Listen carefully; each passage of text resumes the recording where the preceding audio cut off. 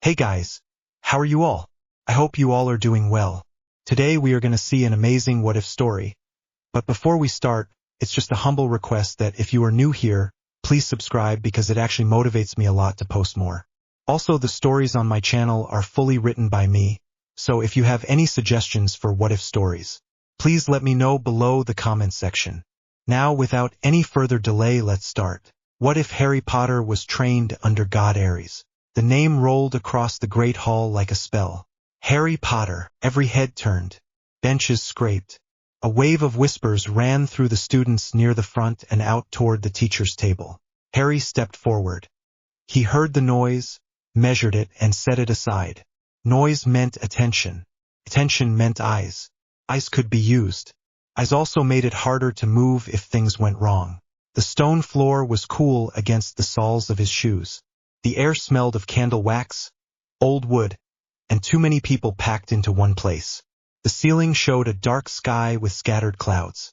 For a short moment he let his gaze slide over it, then took in the doors, the distance to the staff table, the length of the path back to the exit. The boy they stared at was shorter than some of the other 11-year-olds, but his body was not soft. His shoulders were square. His forearms were tight with lean muscle. Small pale scars crossed his knuckles like thin lines of chalk.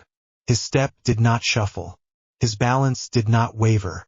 Ronald Weasley watched from the line of first years, mouth open. "He does not look like a kid who grew up in a cupboard," Ron muttered under his breath. Hermione Granger nudged him with her elbow. "Shush, you do not know that he did," she whispered, eyes fixed on Harry. "He just looks very fit. Maybe he had sports. Or something." Harry heard both of them. His hearing had been trained on harsh wind and shouted orders. This room was easy. He did not react. No glance, no twitch. He just kept walking toward the funny old hat on the stool. He could feel eyes from the staff table. A long, pale face with greasy dark hair studied him without blinking. Another figure in bright robes watched him over half-moon glasses. Expression light and kind on the surface, weight and calculation behind the smile. Harry had seen that mix before. He sat. The stool was slightly uneven. He adjusted without thought, shifted his weight, found the point where he could push off in any direction with one smooth movement. The hat dropped over his eyes, dark, cloth against his forehead. The murmur of the hall cut down to a dull hum. Then a voice. "Well now, this is not what I expected," the voice said inside his head. "Hello, Mr. Potter." Harry did not flinch. He had heard voices in his head before. "Identify," he answered in his mind. The word was clipped. ARES had drilled that tone into him. Short words. Clear words. "I am the Sorting Hat," the voice replied, amused. "I read your mind and your nature. Then I say where you belong. That is the custom." Harry let out a faint breath. Task understood. The hat was silent for a moment. He felt it sink deeper, searching. "Oh my," it whispered. "This is not an abused child with simple fear and simple courage. This is training. This is structure. This is violence that knows why it exists." Harry felt his jaw tighten. A brief flash of memory pushed forward. Sand under his feet. A wooden spear in his hands. ARES walking in front of a line of small bodies. Eyes hard, voice cold as he spoke of victory and loss. He shut the memory down. "Do not dig there," Harry thought. "That ground is not for you." The hat hummed. "You try to push me out. Interesting. You do not like being read. Almost no drift in your thoughts. Almost no daydreams. Only plans and counters. You are brave, yes, but not in the loud way these tables cheer for. You consider risk. You accept it. You would walk into fire if the result made sense. Sifted more. Cunning, definitely. Clear sense for weakness in others. You mark every point to strike. That is a very solid core for one house." Harry knew which one it meant. Slytherin, he thought. Yes. The hat sounded pleased. You would rise there very fast. You would build networks. You would turn that sharp mind into real power. You would also cause an impressive amount of fear. You do not fear being seen as unpleasant. He felt the faint push as the hat leaned toward that choice. It saw ambition in him. It was not wrong. ARES had not raised him to be content with the bare minimum. Another set of impressions floated up. A long table with warm red banners. Students who ran toward danger instead of away. Friends who backed each other in fights. Names on walls. The word Gryffindor carried images of movement and fire and reckless joy. The hat caught those too.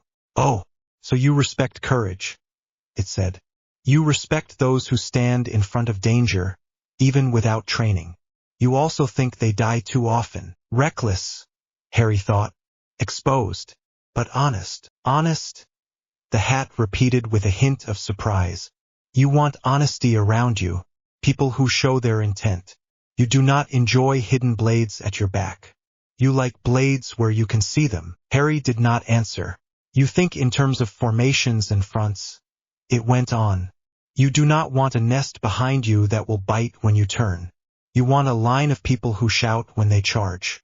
You want them loud. You do not hate Slytherin. You simply do not trust them to see you as anything but a tool or a rival." He could feel the pull in his chest. He thought of ARES. The god had stood over him as he lay in the dust, lungs screaming, arms shaking from drills. Stand. Harry had stood. Fight. Harry had fought. Win. He had won. Or he had passed out and then he had done it again until he did win. ARES had never hidden what he wanted. Harry opened his mind just a little wider. He let the hat feel that need. "I need people who run at the front," he thought. "Not people who wait behind." The hat grew quiet.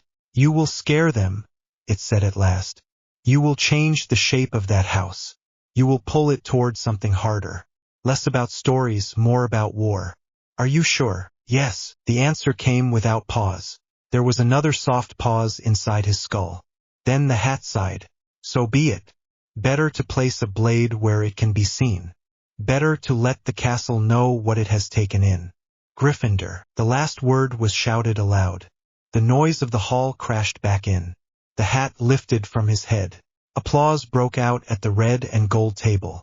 A few students stood up and clapped over their heads. Ron whooped. Harry stepped down from the stool. He did not smile. He did not raise his arms. He moved to the Gryffindor table with the same measured walk, eyes scanning, body neat and compact, each step ready to pivot into something else if he had to. He slid into a space beside Ron and across from Hermione. Ron leaned close at once. "Blimey," Ron said. "You did not even look scared." "I was not in danger," Harry replied. His voice was calm. "It is still a lot of people staring," Ron insisted. "You know, pressure." "You did not even fidget." Harry tore off a piece of bread, more to have his hands busy than from hunger. "They have no weapons in their hands," he said. "They sit. They talk. They watch. That is not pressure." Hermione studied him. "You sounded very certain," she said. "When the hat shouted, 'Some people take longer.' Did you argue with it?" "Yes," Harry answered. Ron blinked. "You can do that." Harry nodded. Hermione frowned. "What did it want?" "Slytherin," Harry said. Ron almost choked on his drink. "You are joking." "I am not joking," Harry said. Hermione looked from Harry to the Slytherin table, then back to him. Her gaze lingered on the line of his shoulders, the way his hands did not shake even now, the old marks on his skin.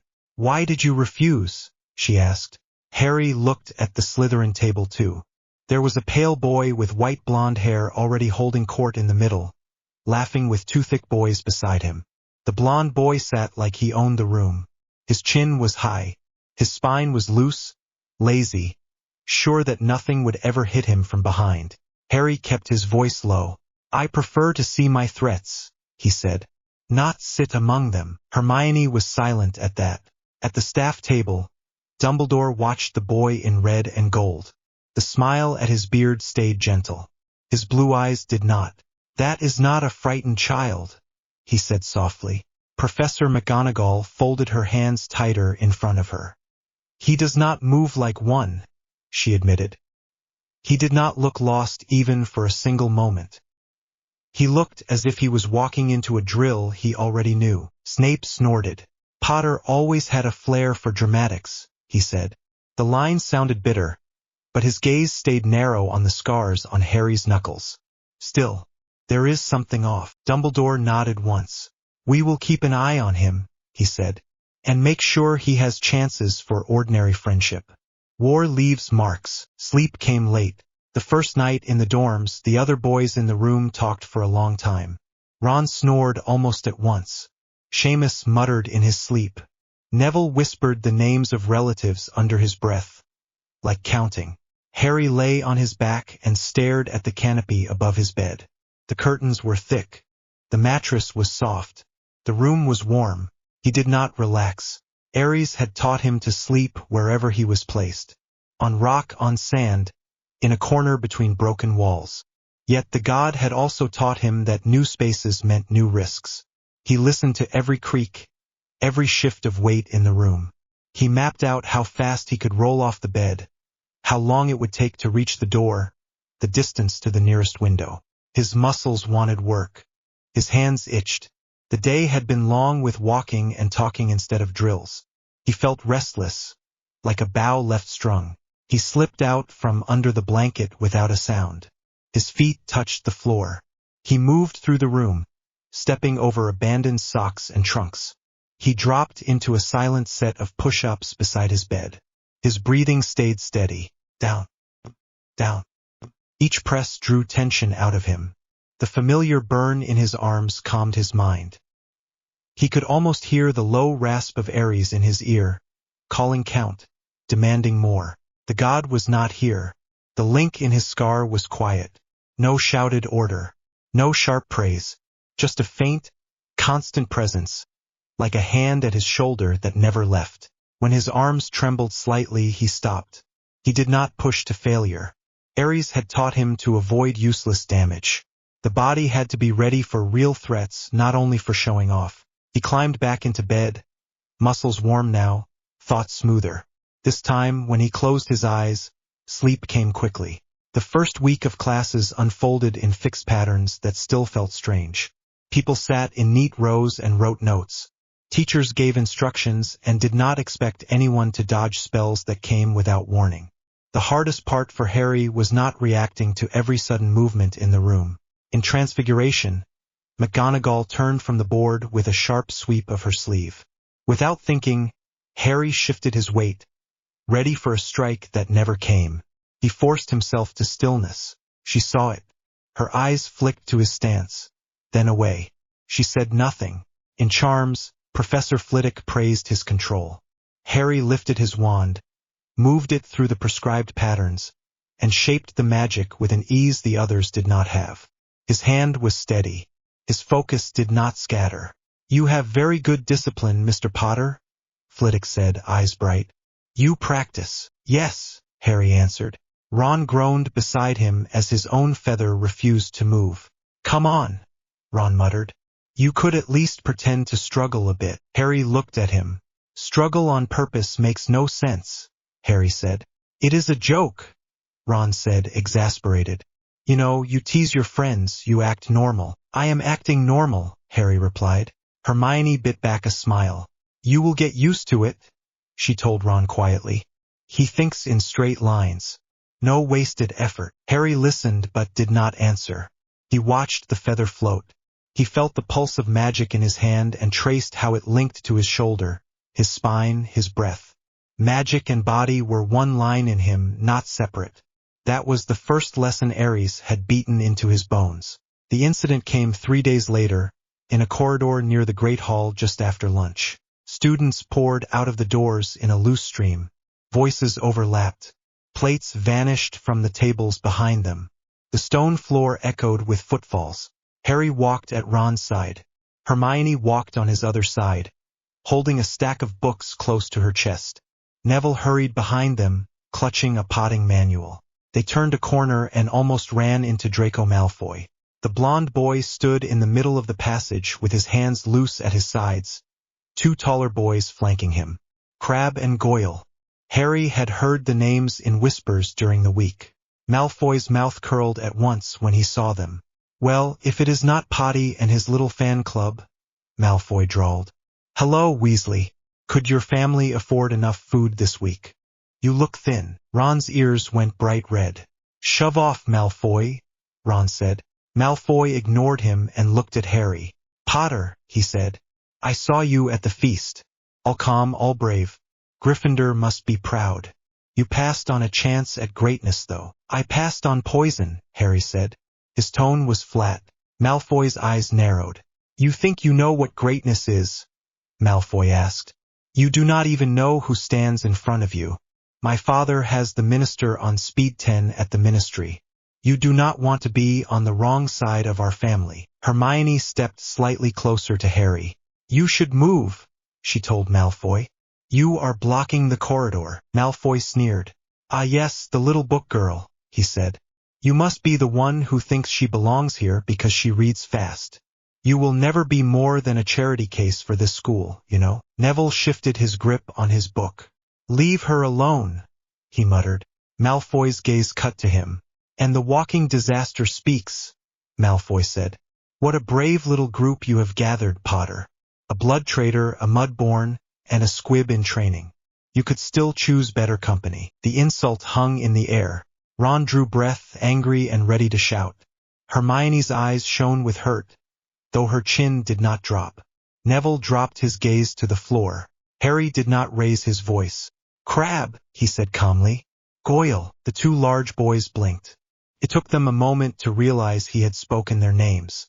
"You stand with him because he tells you what to do," Harry said. "Look at his feet." They did, confused. "His stance puts his weight on his heels," Harry went on. "If I push him from the front, he goes straight back. If I pull his arm, he falls forward.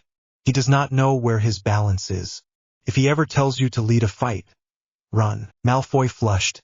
"You have no idea what you are talking about," he snapped. Harry's eyes did not change. "I am talking about what happens when people stop using words and start using bodies," he said. "Move aside." Malfoy stepped forward instead. "What if I do not?" he asked. "What if I teach you your place? You may think you are special, Potter, but you are in my school now." A small circle was forming. Other students slowed, sensing something about to break. Murmurs rose. Ron's hand went toward his wand. "Ron," Harry said quietly, without looking at him. "Do not draw." Ron hesitated. "He is asking for it. If you draw, this becomes a formal duel," Harry said. "Rules. Limits. That would slow me down." Malfoy's lip curled. "Listen to you," he said. "You really think you are dangerous, do you?" He reached out and jabbed a finger at Harry's chest. Harry moved. The world sharpened. He saw the line of Malfoy's arm, the bend of his elbow, the soft part of his wrist. He saw Crabbe's weight shifted to his right leg, Goyle leaning a little too far in, ready to rush. His left hand snapped up, not to hit but to catch. Fingers closed around Malfoy's wrist. He did not squeeze hard yet. He pulled, small and precise, turning Malfoy's own momentum. At the same time he stepped in, his right foot sliding between Malfoy's feet. Malfoy lost his balance at once. His heel skid on the stone. Harry twisted his hips. The motion sent Malfoy over his extended leg. There was a brief instant where Malfoy hung in the air, eyes wide. Then his back hit the floor with a hard crack. Air burst from his lungs in a raw grunt. Before Crabbe could react, Harry pivoted. He let Malfoy's wrist go and shifted his grip, fingers sliding to Malfoy's sleeve. He planted one knee beside Malfoy's ribs and one hand on the blonde boy's shoulder, holding him down. Crabbe lunged. Harry's free hand shot out. He struck Crabbe dead center on the thigh, just above the knee, knuckles driving into the muscle. Crabbe yelped as his leg folded. His knee hit the stone. Goyle swung a slow, heavy punch. Harry tracked the path of the fist. He released Malfoy's shoulder for half a heartbeat, pushed off his planted knee, and let his body roll over the punch rather than back away. His hand caught Goyle's wrist, turned it sharply, and guided it past his own head. Goyle overbalanced and stumbled, slamming into the wall with his shoulder. The entire exchange took less than 3 breaths. Silence slammed down over the corridor. Harry ended with one hand pressing Malfoy's wrist flat to the floor above his head. His knee pinned Malfoy's upper arm. His weight was controlled, steady, enough to keep the boy still, not enough to break bone by mistake. Malfoy stared up at him, pale. "Get off me," Malfoy rasped. Harry looked down at him. His own breath came slightly faster now. There was a faint burn in his arms from the rapid movement. You pushed first, Harry said. You tried to use your status as a shield and your friends as weapons. You did not think what would happen if your target pushed back. Footsteps cut through the stunned quiet. What is the meaning of this? Professor McGonagall's voice sliced through the circle. She strode forward, tartan robes swaying, eyes sharp behind her glasses. Students parted at once. Harry eased his weight off Malfoy and stood. He stepped back 3 small paces, hands open at his sides to show he was not about to strike again. Malfoy scrambled up, face flushed now with both anger and shame. He attacked me, Malfoy shouted at once. He jumped me out of nowhere. I was only talking. Crabbe and Goyle limped into place, trying to look fierce and failing. McGonagall looked from Malfoy to Harry, then at the positions of the 3 boys, the way Crabbe held his leg, the way Goyle rubbed his shoulder. Her gaze dropped to the thin marks on Harry's hands. Mr. Potter, she said. Explain. Harry met her eyes. Malfoy blocked the corridor, he said. He insulted my friends. He moved to start a fight. I ended it. You could have walked away, McGonagall said. No, Harry replied. Turning my back on an active threat leaves my spine open. That is not acceptable. There was a ripple through the watching students at the phrasing. Hermione swallowed. McGonagall's mouth tightened. Detention for all involved, she said crisply. And 10 points from Gryffindor and Slytherin. I will not have students brawling in the corridors like street fighters. Mr. Potter, Mr. Malfoy, come with me. The rest of you clear this area. Ron shot Harry a worried look as the crowd began to break. Hermione hesitated, then touched Harry's sleeve once.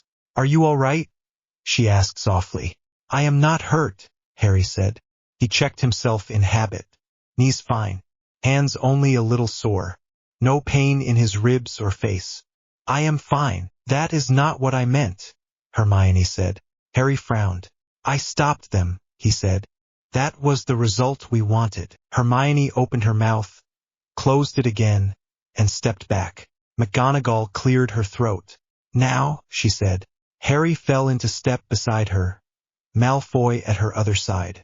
At the far end of the corridor, unseen by the students who rushed back to class, Dumbledore stood in the shadow of a doorway.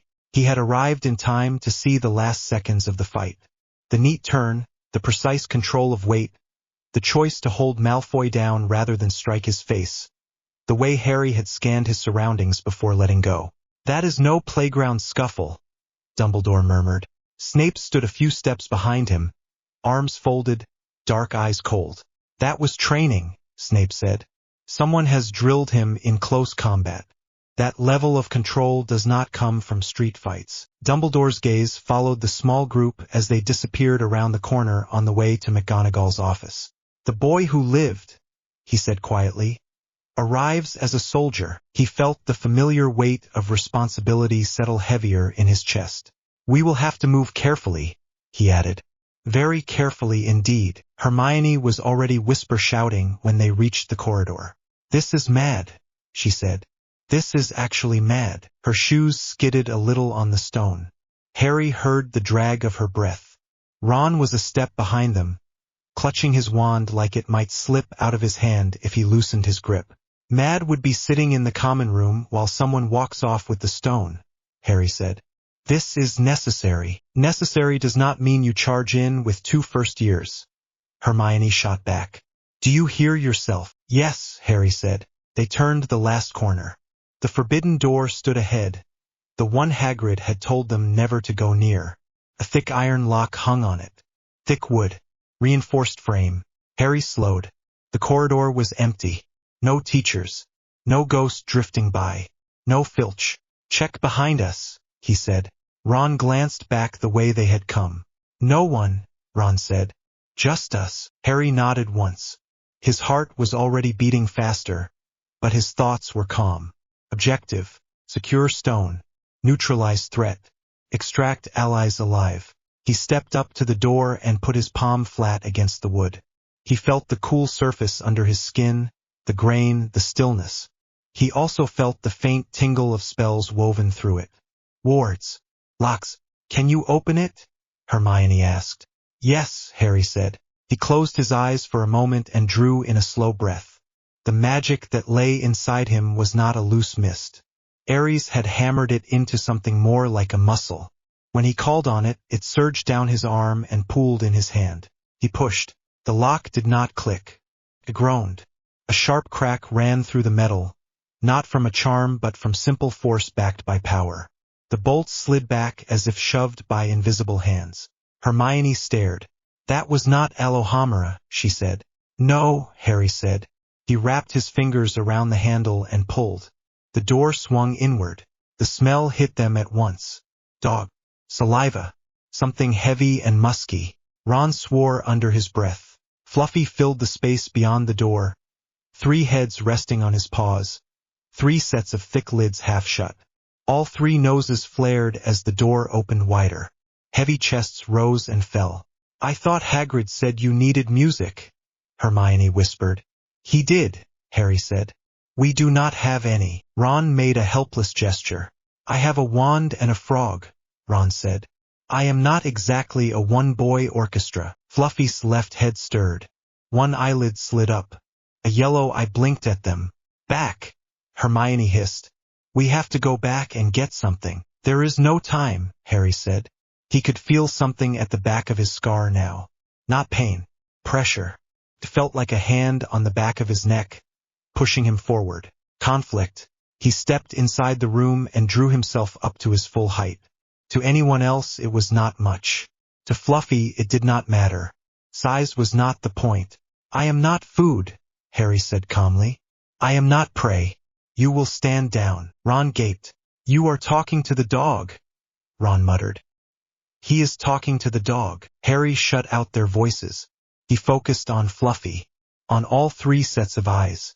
He let his magic rise again, but not in the way he had used on the door. This time he let it pool behind his eyes, behind his voice. Whispers of Phobos. ARES had stood once in front of a line of half-grown children who could barely hold a spear straight. He had told them that fear was a weapon before it ever reached the enemy. You made it in your own chest, then you threw it at theirs. Harry met the gaze of the middle head and did not look away. He let the weight of every fight he had trained for sit in his stare. He let the memory of bruises, of shouted orders, of the knowledge that you either won or came back with broken bones, fill his face. Sleep, Harry said. His voice dropped low. You do not want this fight. Stand down. Now. For a breath, nothing happened. Then all 3 heads shuddered. The middle one pulled back a little, as if something invisible had struck its mind. The right head let out a faint whine. The left one lowered back onto its paws. The huge body shifted. Muscles loosened. The great dog's chests rose and fell slower. An uneasy sound rumbled in its throats, then faded. Fluffy's eyes slid shut. Hermione stared, white-faced. You did not cast a spell, she said. I did, Harry said. Just not one you know yet. Ron let out a shaky laugh. Remind me never to get on your bad side, he said. Stay close, Harry said. Move fast. Do not touch the teeth. They moved past the slumbering guardian. Harry kept his attention on the dog until they reached the edge of the open trapdoor. Only then did he let his gaze drop. A black square in the floor. Ron peered down and swallowed. That is a long way, Ron said. We do not know what is down there. Something that will try to stop us, Harry said. I will go first. Hermione grabbed his arm. You always say that, she said. As if the rest of us are ornaments. We chose to come too. I know, Harry said. That is why I go first. If something breaks me, you still have a chance to get out. Hermione's fingers tightened. That is not a normal sentence to say, she said quietly. It is a normal sentence in a war, Harry said. He pulled free, then dropped through the hole. Air rushed past him. His body adjusted at once. He tucked his limbs, ready to roll when he landed. Instead of stone, thick coils slammed around his chest and legs. The impact knocked the breath out of him. A hiss filled his ears. Something damp and strong squeezed tighter. Devil's snare. In class, Hermione had answered every question about it. Harry had listened to her talk about light and stillness. That was one way. It was not his way. He felt the plant pull at his arms, trying to pin them. His heart thumped faster. His lungs burned. Distantly he heard the muffled cries as Ron and Hermione dropped and were grabbed as well. The plant tightened. It wanted them still. It wanted them passive. No. Harry stopped fighting with his muscles. Instead, he clenched his fists as much as he could. He dragged air into his lungs in a short, sharp breath and pulled magic down from the place behind his scar. Heat gathered in his chest. It spread along his arms like a rush. His skin prickled. "Harry," Hermione gasped. "Do not struggle, you have to relax. It hates movement, you have to stay still." "I am not staying still," Harry grated. His voice came out strangled, but it was enough. He opened his hands as far as the vines would allow and pushed the gathered power outward. Fire burst from his skin. Not a neat jet from his wand, but a ring that flared out from his body. It roared through the coils of the plant. The air filled with the harsh smell of burning sap. The devil's snare reacted at once. The parts that touched him shriveled and fell away. The rest recoiled, jerking back from the sudden pain. Harry fell free, hit the ground in a crouch, and rolled to take the impact. His palms stung. His eyes watered from the smoke. He coughed and got his bearings. The room was wide and low, full of retreating tendrils. "Hermione," he shouted. "Ron, I am here." Hermione coughed back. She was half tangled, half released. Flames licked at the edges of the plant around her. Harry ran to her, grabbed one of the thicker coils and tore it away. His hands were still hot from the magic. The plant hissed and shrank from his touch. Ron dropped free a second later with a choking yell. He hit the floor and rolled, coughing. "Warn a bloke next time," Ron wheezed. "I nearly suffocated and then everything was on fire. It was this or cut you out piece by piece," Harry said. His chest heaved. His arms shook slightly from the sudden burst of power. Hermione pushed singed hair out of her face. "You could have died," she said. Her voice shook a little. "If you misjudged that, you could have burned yourself alive." "I did not misjudge it," Harry said. "You cannot say that," Hermione protested. "We have never seen you do that before. You just decided to explode." "It was needed," Harry said. He forced his hands to unclench. The trembling did not stop at once. Hermione noticed. Her eyes dropped to his fingers, then up to his face. "You are shaking," she said. "Later," Harry said. "We move." He scanned the far wall. There was a door. "On your feet," he said. "Next room." The door led to the key chamber. Rows of floating metal keys whirled through the air, beating fragile wings. A broom lay on the floor, waiting. The old logic of the test was clear. "One of those opens the door," Hermione said, breath still uneven. "We are supposed to fly up, spot it, catch it, all that." Ron squinted up. "This is like the worst version of Find the Pebble," he muttered. "We do not have time for this." Harry studied the space. The air was full of flashing shapes. The far door gleamed. He thought about Quirrell, about the stone, about the way Dumbledore was away from the castle tonight. All the gaps lined up in his mind. "Agreed," Harry said. "We do not play the test." He stepped forward and raised his wand. "Back up," he said. "Cover your ears." Hermione opened her mouth, closed it when she saw his eyes, and pulled Ron back toward the wall. Harry drew in a deep breath. He focused not on fire this time, but on impact.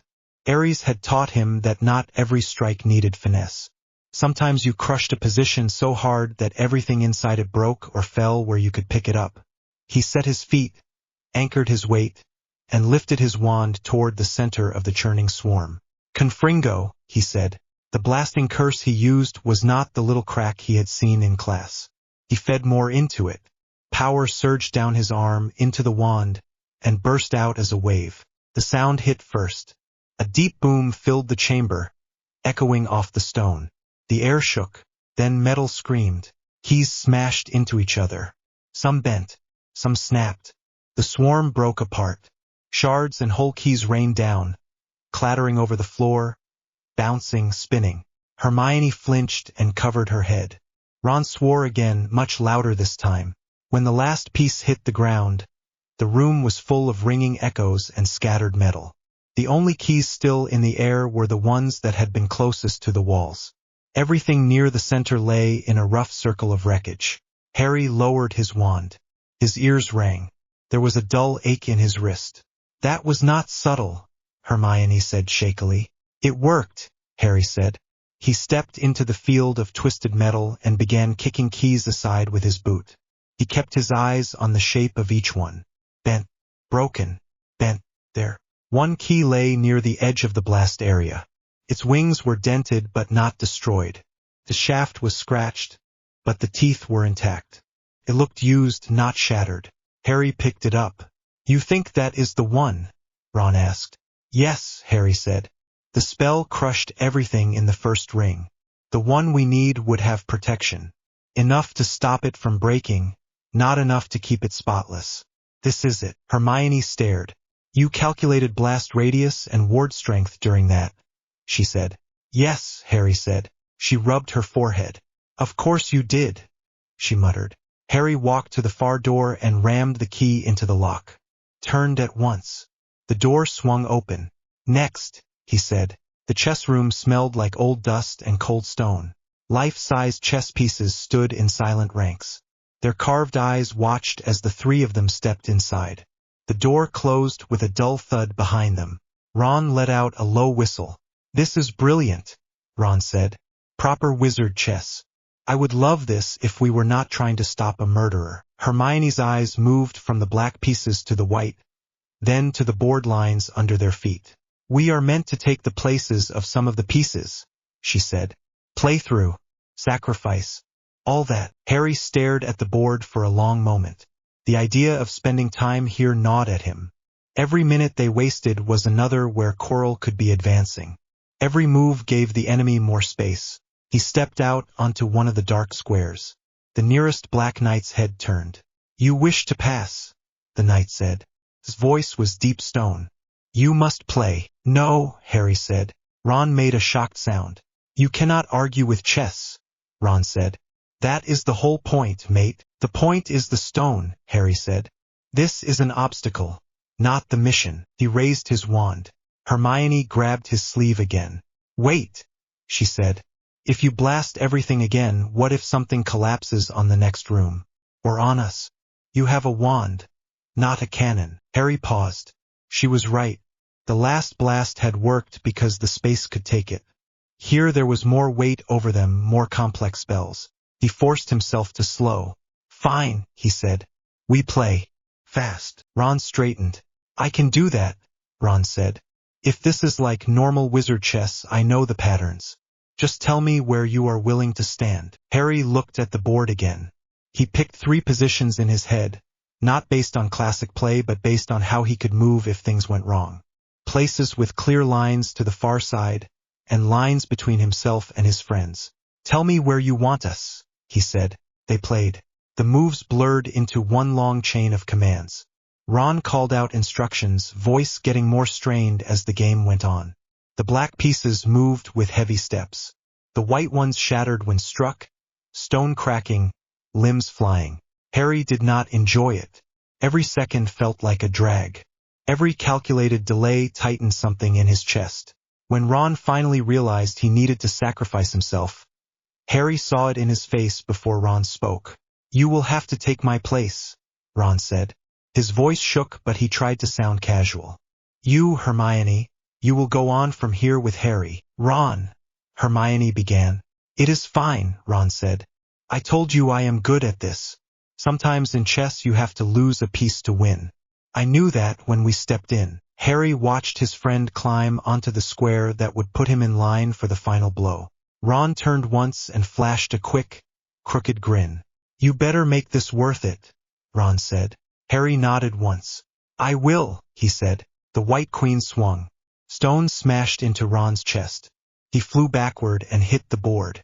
His head bounced off the surface with a sick crack. He went still. Hermione screamed his name. Harry did not move. If he ran to Ron and broke formation, the board might react. The test might reset. or it might attack them all at once. He forced his legs to stay locked. His palms were slick with sweat. "Checkmate," he said through his teeth. The Black King bowed.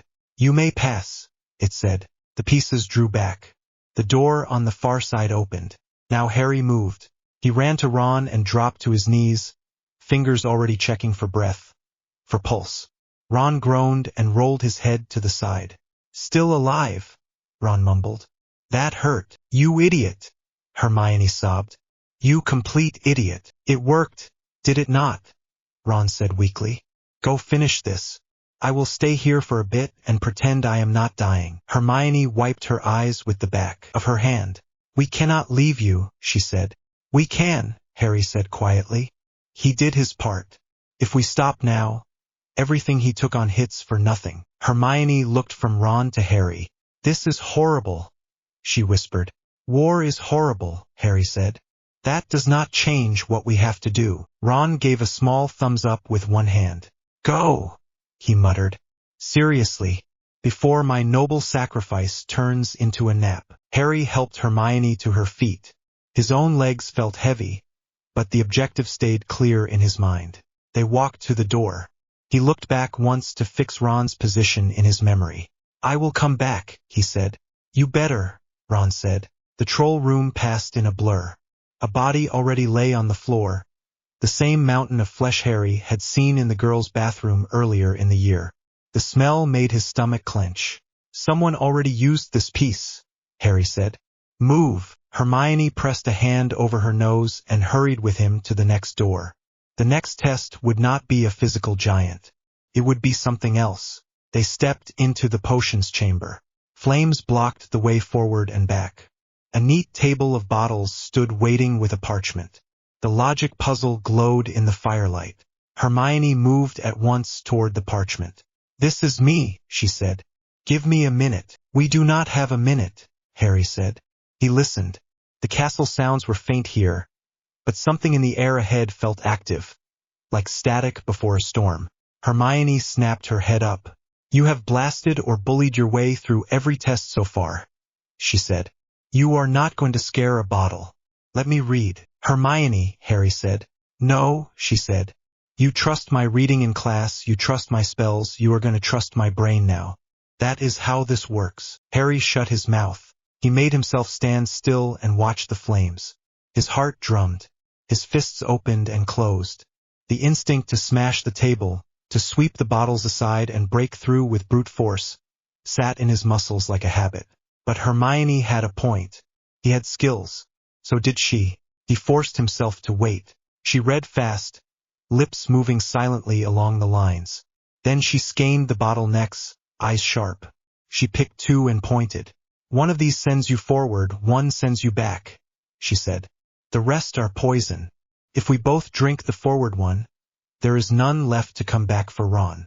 Someone has to stay and drink the backward one later." Harry did not hesitate. "You stay," he said.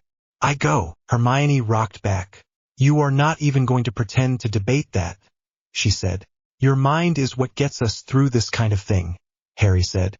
"If something goes wrong ahead, I will be fighting. That is me. You are better here." She stared at him for a long second. "You keep deciding who lives where," she said. "Yes," Harry said. "That is what a front line does." She picked up the bottle that would send someone forward and pressed it into his hand. Her fingers brushed his knuckles. "Come back," she said.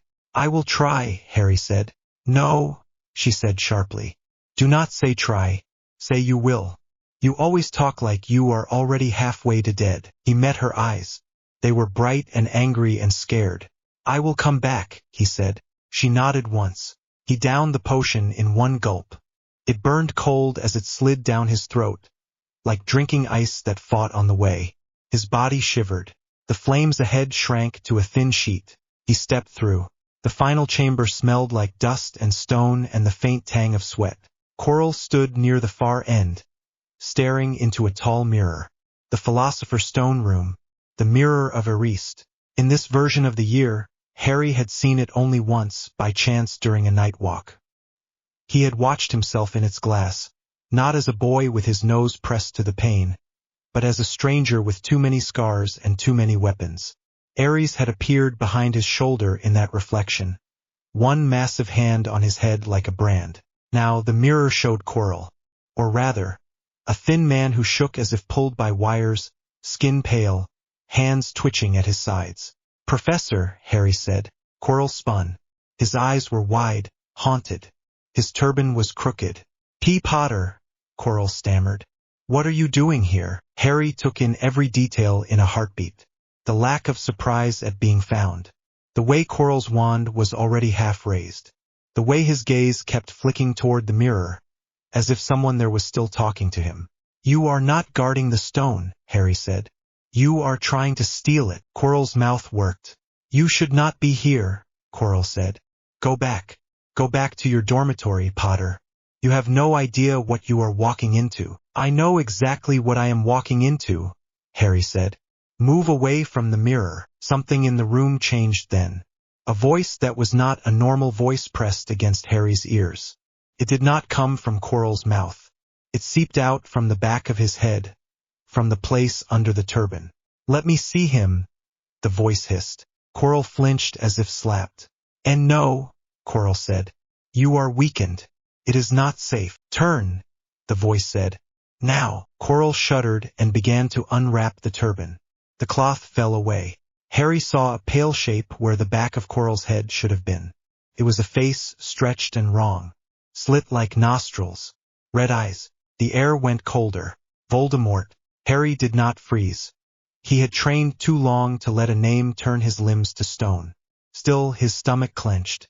Every story he had overheard, every whispered word about that night, pressed at the back of his mind.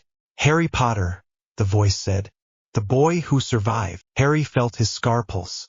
For a second he felt not one pressure but two. The cold hatred from the thing on Coral's skull. The steady iron weight of ARES in the scar itself. Conflict. "You are weaker than the stories," Harry said. His voice came out flat. The red eyes narrowed. "You dare," Voldemort said. "Look at yourself. A child. Barely a man. You cannot understand the power that stood over your crib." "I understand enough," Harry said. "You came to kill a baby and failed. That is not strength. That is incompetence." Voldemort's rage rippled across Coral's thin shoulders. "Get the stone," Voldemort snarled. "Use the boy. Kill him. I will drink his blood if I must." Coral raised his wand. "Bind him," Voldemort said. "Expelliarmus," Harry snapped. Coral's wand jumped from his hand before he could finish his own spell. Harry caught it with his free hand and tossed it aside. Coral reacted faster than Harry had expected. He lunged forward, hands reaching with surprising strength. Harry met him halfway. This was not a school duel. This was a fight. He stepped inside Coral's reach, deflected one grasping hand with his forearm, and drove his elbow into Coral's ribs. Bone thudded under the blow. Coral gasped. Harry grabbed the front of Coral's robes with one hand and swung him around, slamming him back against the base of the mirror. The glass trembled. Voldemort screamed through Coral's mouth. "Fool!" Voldemort spat. "You think you can beat me with punching and shoving. I have walked with giants. I have torn into mines. I have killed." "Good for you," Harry said. He did not let the voice work on him. He did not give it room. He drove his knee into Coral's thigh. His other hand pinned Coral's wrist hard against the stone. Coral struggled. His fingers scrabbled at Harry's arms. "Use magic," Voldemort snarled. "Burn him. Snap him. You are trained for this." Harry felt power gathering under his skin again. The same deep surge he had used on the devil's snare. He let it rise, but this time he focused it through his hands, not out in all directions. "ARES," he thought, not as prayer but as anchor. This enemy does not get back up. The pressure in his scar flared. For a moment the world narrowed to Harry's grip on Coral and the thin line of contact between his palms and the man's robes. He pushed. Heat poured out of him. His hands glowed, not with light, but with an intensity that made the air around them shimmer. Coral screamed. It was a raw animal sound. His robe charred under Harry's fingers. His skin blistered. The smell of burning flesh hit Harry's nose and made bile rise in his throat. Voldemort howled, a higher, thinner sound, full of rage. "Stop!" Voldemort hissed. "Stop! He is a shell. You need me. We are tied." "We are not tied," Harry said through his teeth. "You do not own me." He pushed harder. Quirrell's struggles weakened, then turned jerky. His fingers clawed at Harry's wrists, then slipped. The body under Harry's grip started to shake in small, violent spasms. Harry held on. His own muscles screamed. His breath came in harsh pants. Sweat ran down his back. The red eyes on the back of Quirrell's head burned brighter, then flickered. The pale face seemed to thin, to stretch, as if the thing inside was being torn. For a heartbeat, Harry saw something like smoke, dark and twisting, rip away from the skull. It shrieked as it tore loose and shot across the room. It slammed into the far wall, then vanished through it. Voldemort fled. What was left was Quirrell. Harry released the flow at once. His hands dropped. He stumbled back a step. Quirrell sagged against the mirror and slid down. His eyes stared, blank and glassy. His skin was blackened where Harry had held him. His chest did not rise. Harry's stomach lurched. He staggered to the side and bent double. He retched onto the stone. Nothing much came up, just sour spit and the remains of the potion. His hands shook so hard he could not get them to stay still. "You did it," a faint voice said. Harry jerked his head up. Dumbledore stood near the door. Harry had not heard him arrive. He must have come while Harry was locked on Quirrell. The headmaster's face was pale under his beard. "You saved the stone," Dumbledore said. "You drove him out." Harry looked from Quirrell's body to the mirror, then to Dumbledore. "Quirrell is dead," Harry said. His voice sounded flat to his own ears. "I killed him. You stopped a man who was trying to return the darkest wizard of our age to full strength," Dumbledore said quietly. "I do not expect that to comfort you much, but it is still true." Harry stared at his own hands. The skin was red. Small blisters were forming on his palms where the heat had run wild. His fingers twitched. "I burned him," Harry said. "I held on until he stopped moving. I could feel him stop." Dumbledore took a step closer very slowly, as if approaching a wild animal. "Harry," Dumbledore said, "look at me." Harry dragged his eyes up. "You showed courage," Dumbledore said, "and terrible power. We will have to speak about that later. For now, the stone is safe and you are alive. That is what matters." "That is not all that matters," Harry said. His vision blurred for a second. He blinked hard. He could still smell the burnt skin, feel the way Quirrell had twitched under his grip. The room tilted. He heard Dumbledore call his name again, sounded far away now. The mirror swam in front of him. Then everything went black. When he woke, the light was softer. He lay in a bed. The smell of antiseptic potions and clean sheets filled his nose. The hospital wing. His arms felt heavy. His hands ached with a deep, throbbing pain. He tried to flex his fingers and hissed when they protested. "You are awake," a quiet voice said. He turned his head.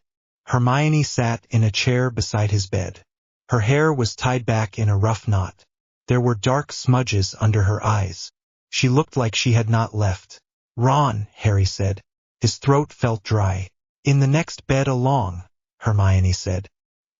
"He has a bump on his head and a bruise the size of a plate on his chest. But Madame Pomfrey says he will be fine." Harry let out a breath. "Good," he said. Hermione leaned in. "And you," she said. "What you did was not fine." Harry frowned. "We stopped him," he said. "The stone is safe." "I know," she said. "Dumbledore told me the basic story. Not everything, but enough. He said you saved the school." Harry looked at his bandaged hands. "That is the line," he said. "Saved the school." Hermione watched his face. "Harry," she said, "tell me the rest." He stayed silent. "Please," she said. "I saw your hands when they brought you in. I saw the way you were unconscious and still clenched your fists like you were holding something. If you do not say it, it will just sit in your head and chew at you." Her voice shook a little, but she forced it steady. Harry closed his eyes. "I held on," he said quietly. "He was in front of me. Voldemort was on the back of his head. I grabbed him and I did not let go. I pushed power through him until his body gave up. I felt everything. The way his ribs moved under my elbow. The way his skin cracked. I knew exactly when he stopped being alive. I did not stop before that. His breath hitched. I did that, he said. With my hands. Hermione's hand moved. She rested it very lightly on the back of his wrist, above the bandage. You did that to stop the man who put a monster on his own head, she said. To stop the monster itself. That does not make it pleasant. But it is not random. You did not just lose control and hurt whoever was there. I could have, Harry said. I wanted to make sure he could not get back up. That feeling does not go away right after you win. It sits there. It wants more. Hermione's fingers tightened a little. Harry, she said. Look at me. He turned his head. You are not ARES, she said. You are not some war thing he made and then forgot was human. You hate that you had to do that. I can see it. You are lying here shaking and you are not crying because you think the god of war would be disappointed. He let out a small, rough laugh that turned into a cough halfway through. You make it sound simple, he said. It is not simple, she said. But it is true. Dumbledore looked at you like you were a weapon when you were out. I saw it. I am not going to do that. You are my friend first. Even if your training is terrifying. He stared at her. I burned a man to death, he said. You saved us from someone who would have killed a lot more, she said. You are allowed to be wrecked about it. The words hung between them. Harry felt his muscles finally start to unclench. His hands still hurt, but the sharp edge of panic eased a little. He realized he was trembling. Hermione noticed. She shifted her chair closer. Is it all right if I stay? She asked. Until you fall asleep, he swallowed. The part of him ARES had built wanted to say no, to send her away, to keep the ugly part of this alone. Yes, he said instead. His voice came out soft. She smiled, small and tired. Good, she said. Because I am not leaving anyway. She kept her hand on his wrist, thumb moving back and forth in tiny strokes over the bandages. The contact was light, but it was real. The sounds of the hospital wing drifted around them. Soft footsteps, the clink of glass. Ron's snore from the next bed along. Harry's eyes slipped shut. The last thing he felt before sleep pulled him under was the weight of that small, warm hand, and the faint sense that for the first time since ARES had picked him up from the ruin of a house, someone was watching him without expecting him to stand and fight at once. Sources, the containment game, the staircase would not stop moving. Stones slid under Harry's feet as the spiral carried him higher through the tower. The walls turned and the torches smeared into streaks of light. His balance was fine. His stomach was not. His right hand still ached.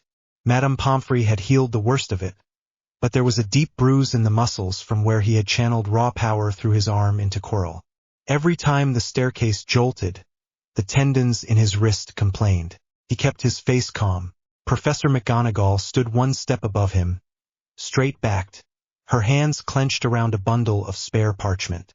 She had said very little after appearing at the common room fire and asking him to come with her. Just that the headmaster wished to speak with him. That had spread through Gryffindor fast. By the time Harry left the tower, half the house had gone quiet and stared at him. The rest had whispered the words Stone and Voldemort and nearly died. Ron had gone pale. Hermione had gone ashen, then stubborn. She had followed all the way down to the moving staircase until McGonagall turned and told her firmly to return to class. Hermione had ignored the order just long enough to catch Harry's eye. You are not alone, she had said. Her voice had shaken. Her chin had not. Now she was gone. The staircase gave a last shudder and locked into place. The Griffin statue slid aside. McGonagall stepped off first and rapped once on the oaken door. Enter, Dumbledore's voice called. She opened the door, looked back at Harry, and nodded him inside. She did not follow. Harry walked into the office. The door shut behind him with a soft click. The room smelled of parchment, smoke, and something sharp that bit at the back of his nose. Instruments on delicate brass stands clicked and spun and let out little sighs of steam. A silver device near the far wall puffed out a thin green mist that formed tiny shapes before fading. At the raised desk, Dumbledore sat in his usual chair. Blue eyes in a lined face, long beard, half-moon glasses, the picture of frail wisdom that wizards like to see. Fawkes watched from his perch near the corner, feathers ruffled, head tilted. Harry stopped in front of the desk and clasped his sore hand behind his back so Dumbledore could not see the faint tremble. "Harry," Dumbledore said, tone warm. "Thank you for coming." "You asked," Harry said. "You are the headmaster." A tiny smile tugged at Dumbledore's mouth, just for a moment. It did not reach his eyes. "Please sit." One of the chairs in front of the desk slid back on its own. Harry lowered himself into it, keeping his weight ready so he could stand fast if he needed to. The wood was smooth and solid under his palms when he rested them on the armrests. Dumbledore leaned back. His robe rustled. "You have had quite an eventful first year, I suppose. The staff are very concerned." "About the stone," Harry said. "Or about me?" Dumbledore folded his hands. They looked thin, but there was no weakness in the way he linked the fingers together. "Both," he said, "though for somewhat different reasons." Harry watched his eyes. He had spent years under a god who never hid what he wanted. ARES had been harsh, angry, impatient, but always direct. This old man was nothing like that. There was softness here that felt like fog on a battlefield, blocking the view. "You broke through several layers of protection," Dumbledore said. "You faced Professor Quirrell. You faced what lived in him. You survived." "I did what had to be done," Harry said. His voice came out flat. "That was good." Dumbledore studied him for a long breath. "Madame Pomfrey reports severe magical exhaustion. Some burns. A concussion. She tells me you insisted you were fine within an hour." "I could stand," Harry said. "So I stood." "ARES," a memory whispered in the back of his mind. The god had towered over him on the black sand of the training ground, arms folded across his chest. A much younger Harry had been on his knees, chest heaving, vision doubled. "Can you still move?" "Yes." "Then you are not finished." In the office, Harry kept his gaze steady. "Most children," Dumbledore said gently, "would be frightened, Harry. Terrified, even. You held the flesh of your possessed professor in your hands as he died. You watched the shade of Voldemort flee. How do you feel about that?" Tired, Harry thought. Cold. Angry. Relieved. The honest answers were simple. None of them were safe. "It is over," he said instead. "That is what matters." "Does it?" Dumbledore asked. Harry did not respond. "There is more to life than victory," Dumbledore went on. "More to you than the battles you win." There it was. The first move. Soft words. Gentle tone. The same shape underneath. "You believe I see nothing else," Harry said. "I believe," Dumbledore said slowly, "that you have been forced to see far too much of conflict, and far too little of ordinary childhood. That can twist a person, even when their intentions are good." Harry thought of the pocket world ARES had carved out of raw magic. A sky that never stayed the same color for more than an hour. Sand that cut his bare feet. Training dummies that broke bones if he misjudged a turn. He thought of the voice that had shouted and the hand that had dragged him back to his feet every time he fell. Absolute victory. No retreat. No surrender. "People keep calling me a child," he said. "Voldemort did not care. The curse he sent into the back of my head was not smaller because I am small." Dumbledore's eyes flickered. The air in the room shifted, just a little. "There are truths to what you say," Dumbledore said. "Still, your age matters, Harry. Not to your enemies, perhaps, but to those who care for you." "Do you?" Harry asked. "Care for me?" Dumbledore did not answer at once. Harry watched his pupils. They narrowed in thought, then softened. "I care for all my students," Dumbledore said. "And for you in particular, yes. I watched you as a baby. I placed you with your family." Harry kept his face empty. Inside, muscles that had nothing to do with his body tightened. "That was not my family," he said. The words left before he could weigh them. "Your mother's blood, Harry," Dumbledore said quietly. "There were protective charms that needed that blood. I did what I thought best at the time." Harry felt something move just behind his scar. Not the sharp surge that came before battle. A slower twist. Old anger. "Say you were wrong," ARES had once told him. Voice a growl while the boy stood shaking after a drill. Admit when your judgment failed. Then adjust your strategy. That is strength. Dumbledore did not say he had been wrong. He just watched Harry with that sad, heavy gaze that expected forgiveness without price. You are strong, Dumbledore said. Stronger than any first year I have ever seen. You are brave. You are clever. You are also tired and hurt, whether you care to admit it or not. He leaned forward. The candles pushed small shadows across the lines on his face. I do not believe anyone can carry what you carry without help, he said. Without people around them who love them, not for what they can do in a fight, but for who they are when the wands are lowered. Harry saw Hermione sitting beside his bed, knees drawn up, hands wrapped around a book she had not turned a page in for an hour. Ron pacing at the end of the bed, muttering about chess and nearly dying and how he was not doing that again, all while clearly ready to do that again. The pictures were clear. The labels were different. Love is not a shield, Harry said. It does not stop curses. It does more than you think, Dumbledore answered. Your mother's sacrifice protected you once. Your friend's loyalty helped you make it to the stone. You do not have to stand alone. And yet you sent me under the school with no staff to guard me, Harry said. Dumbledore opened his mouth, then closed it again. For the first time he looked slightly wrong-footed. I believe, he said after a moment, that you were never truly alone. Help was ready, should things have gone further wrong. You gambled, Harry said. On me. Dumbledore did not deny it. Harry drew a slow breath. The office felt smaller, warm and close and crowded with things he did not trust. What is it you want, Headmaster, he asked. You did not call me here only to tell me I am tired. There. Clear line. Demand the objective. ARES would have approved.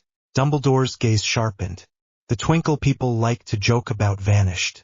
I want to understand, Dumbledore said. I want to know what was done to you. How you learned to fight like that. How you can stand in front of Voldemort and not break. Because if I do not understand, I cannot protect Hogwarts from what you are becoming. Harry's jaw tightened. His hand throbbed. The scar on his forehead pulsed once, hard enough that his vision blurred. You think you can contain me, Harry said softly. I think I must try, Dumbledore replied in the same tone. I fear, Harry, that you are a blade. A very sharp blade. We need you to cut through great evil. But if that blade is not held carefully, it can also cut those it was meant to save. A weapon is only as dangerous as the one who holds it, Harry said. You said that yourself when you spoke of wands in your speech. And who holds you, Dumbledore murmured. Harry did not answer. The silence stretched. Fawkes let out a soft, sad note. Dumbledore breathed out. His shoulders dropped slightly. I will not force you to tell me everything, he said. Not yet. But I will offer you something. A way to guard your mind. You faced an enemy who tried to enter your thoughts through your scar. Others may try. I would teach you how to defend yourself. Occlumency, Harry said at once. The word came with the memory of ARES talking about mind shields and information as territory. Dumbledore nodded. Quite.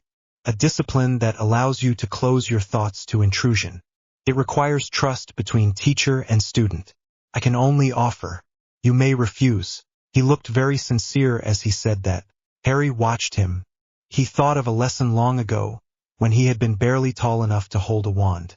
ARES had taken him to the edge of a cliff and told him to jump. Harry had refused. ARES had smiled.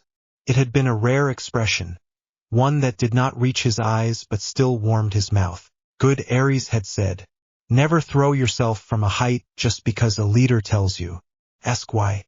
Ask who benefits. In the office, Harry kept that memory as a shield. If someone teaches you to open your mind, ARES' voice murmured inside him. Ask yourself if they also gain a path in. Will you enter my mind during these lessons, Harry asked. Dumbledore did not pretend otherwise. Yes. Carefully. Gently. Only to help you learn how it feels. You would know I was there. Liar, Harry thought at once. Not because he believed Dumbledore was cruel. Because this man was a strategist. Strategists did not ignore free information. He let his face shift. Just a little. Enough to show doubt. Enough to feed Dumbledore's belief that he was still a boy who hesitated. I will think about it, Harry said. That is all I ask, Dumbledore replied. The warmth in his tone returned. but the sharpness in his gaze had not faded. In the meantime, Harry, I would like you to spend more time with your friends. Play a little more chess with Mr. Weasley. Study with Miss Granger. Visit Hagrid. They ground you. That is important. You want anchors, Harry realized. Pieces you can move. I already spend time with them, he said. Good, Dumbledore said. Enjoy what is left of your first year. Exams are over. The danger has passed for now. Harry stood. Danger never passes, he said quietly. Dumbledore's fingers twitched against the desk. For a fraction of a second, Harry saw it. The recognition. The worry that did not belong to an old, harmless headmaster but to a general who knew exactly what that sentence meant. Thank you for your time, Harry added, polite. Headmaster. He turned and walked out before Dumbledore could answer. The door closed behind him. The corridor outside felt colder. McGonagall was gone. The staircase waited. Harry did not step onto it at once. He leaned his shoulder against the stone wall, drew a slow breath, and let the office words settle. A blade, containment, occlumency, anchors, two enemies, he muttered. One obvious. One who thinks he is on my side. His scar pulsed again. This time the pain did not stay at the surface. It dragged. The corridor vanished. He was small again, bare feet on cold black sand. The sky above him was wrong. The color shifted every heartbeat. Clouds appeared and vanished without moving. His chest heaved. His skin was slick with sweat. His arms shook so hard that the wooden practice spear juddered in his hands. The tip dipped toward the ground. ARES towered in front of him. Broad shoulders. Bronze skin lit by a harsh, sourceless light. Dark hair tied back. Eyes that saw battles instead of people. Pick it up, ARES said. Harry blinked. The spear was already in his hands. He had dropped it at some point. He did not remember. I cannot, he said. His voice had been higher then. Thin and scraped raw. My hands hurt. ARES stepped closer. The sand shifted under his boots. Can you move your fingers? Harry forced his grip tighter. His knuckles popped. Pain shot up his arms. Yes, he said through his teeth. Can you stand? He shifted his weight. His knees locked. Every muscle in his thighs screamed. Yes. Then you can fight, ARES said. The enemy will not stop because you are tired. Victory does not care that you are a child. Stand ready. The god raised one arm. A shape tore itself out of the air behind Harry. It was not a man. Not exactly. It had too many joints in its arms, and its skin looked like it had been stitched together from shadows and smoke. Two eyes glowed red. A mouth opened and let out a sound that made the tiny hairs on Harry's arms stand up. Again, ARES said. The thing lunged. Harry planted his feet and moved. The spear felt like it weighed as much as he did. His hands slipped on the shaft. He twisted his body, forced the tip up, and drove it toward the thing's chest. He felt the moment of contact, the bend in the wood, the give in whatever counted as its flesh. The creature shrieked. ARES snapped his fingers. The thing burst into dust and vanished. Harry staggered. The spear slid from his grasp. He fell to one knee, then both. His vision blurred at the edges. His heart hammered hard enough that his ribs hurt. ARES watched him for a long moment. You lasted longer, the god said at last. You adjusted your footing. You kept your eyes on its chest, not its face. Remember that. The face lies. The body does not. Harry swallowed. His throat felt as dry as the sand under him. Can I rest? He whispered. ARES crouched down until his gaze was level with Harry's. There was no kindness in it. There was no cruelty either. Only assessment. You may rest when you win, ARES said. Not before. You want peace, you earn it by taking victory so completely that no one dares rise again. Harry stared at him. His arms trembled. His vision flickered. I am trying, he said. I know, ARES replied. His hand came down sudden and firm on Harry's shoulder. Felt like being hit by a boulder. It also kept him upright. You are my champion. You will learn. You will not break. The scar on Harry's forehead burned like a brand. The world snapped. He was back in the corridor outside Dumbledore's office. His knees had buckled without him noticing. One hand was braced on the floor. His breath came fast and harsh. Sweat ran down his back under his school robe. Harry, Hermione's voice. Not in the memory. Here. Now. He turned his head. She was halfway up the staircase, fingers white around the rail, brown eyes wide. Hermione, he said. His voice sounded rough. She scrambled up the last few steps and dropped down beside him without waiting for an invitation. Her bag hit the floor with a thud. Ink bottles clinked inside. What happened? She demanded. I came to wait for you because Professor McGonagall looked worried, and then you just slipped out of the office and went sort of gray and sat down, and then you were on the floor and you did not answer when I called, and Hermione, he said. Slow down. She shut her mouth with an audible click, then sucked in a breath. Sorry. He pushed himself upright. His legs shook once before holding. Hermione watched, ready to grab his arm if he fell. I am fine, Harry said. You are not, she shot back at once. You are pale and sweaty and your scar is red. Did he do something? Did Dumbledore try anything? Harry blinked. That she went there first told him more about her than any exam score. He wants to teach me to block my mind, Harry said. He called it occlumency. Her eyes lit up despite the situation. Mental shields. That is in magical theory at the end. They say it is very advanced. It is incredible that he wants to teach you already, and also incredibly suspicious, and I cannot decide which one is more important. Suspicious, Harry said. There is nothing incredible about it. She frowned. Harry, he is the greatest wizard of the age. You cannot just decide he is plotting because he looks at you funny. He did more than look, Harry said. He wants anchors near me. He suggested you, Ron, Hagrid, that I should spend more time with you. That is not advice. It is placement. Placement, she echoed. Pieces on a board, Harry said. He thinks you can soften me. Hermione stared at him. Then she shook her head. Her curls jumped. That is ridiculous, she said. Even if he wants you to have friends, that does not mean he is using us. Adults can care about children, you know. That is a thing. Maybe, Harry said. She groaned under her breath. You are impossible sometimes. So I have been told, he said. Hermione reached up and pressed her fingers lightly against his scar. He did not flinch, but his stomach clenched. Does it hurt? She asked.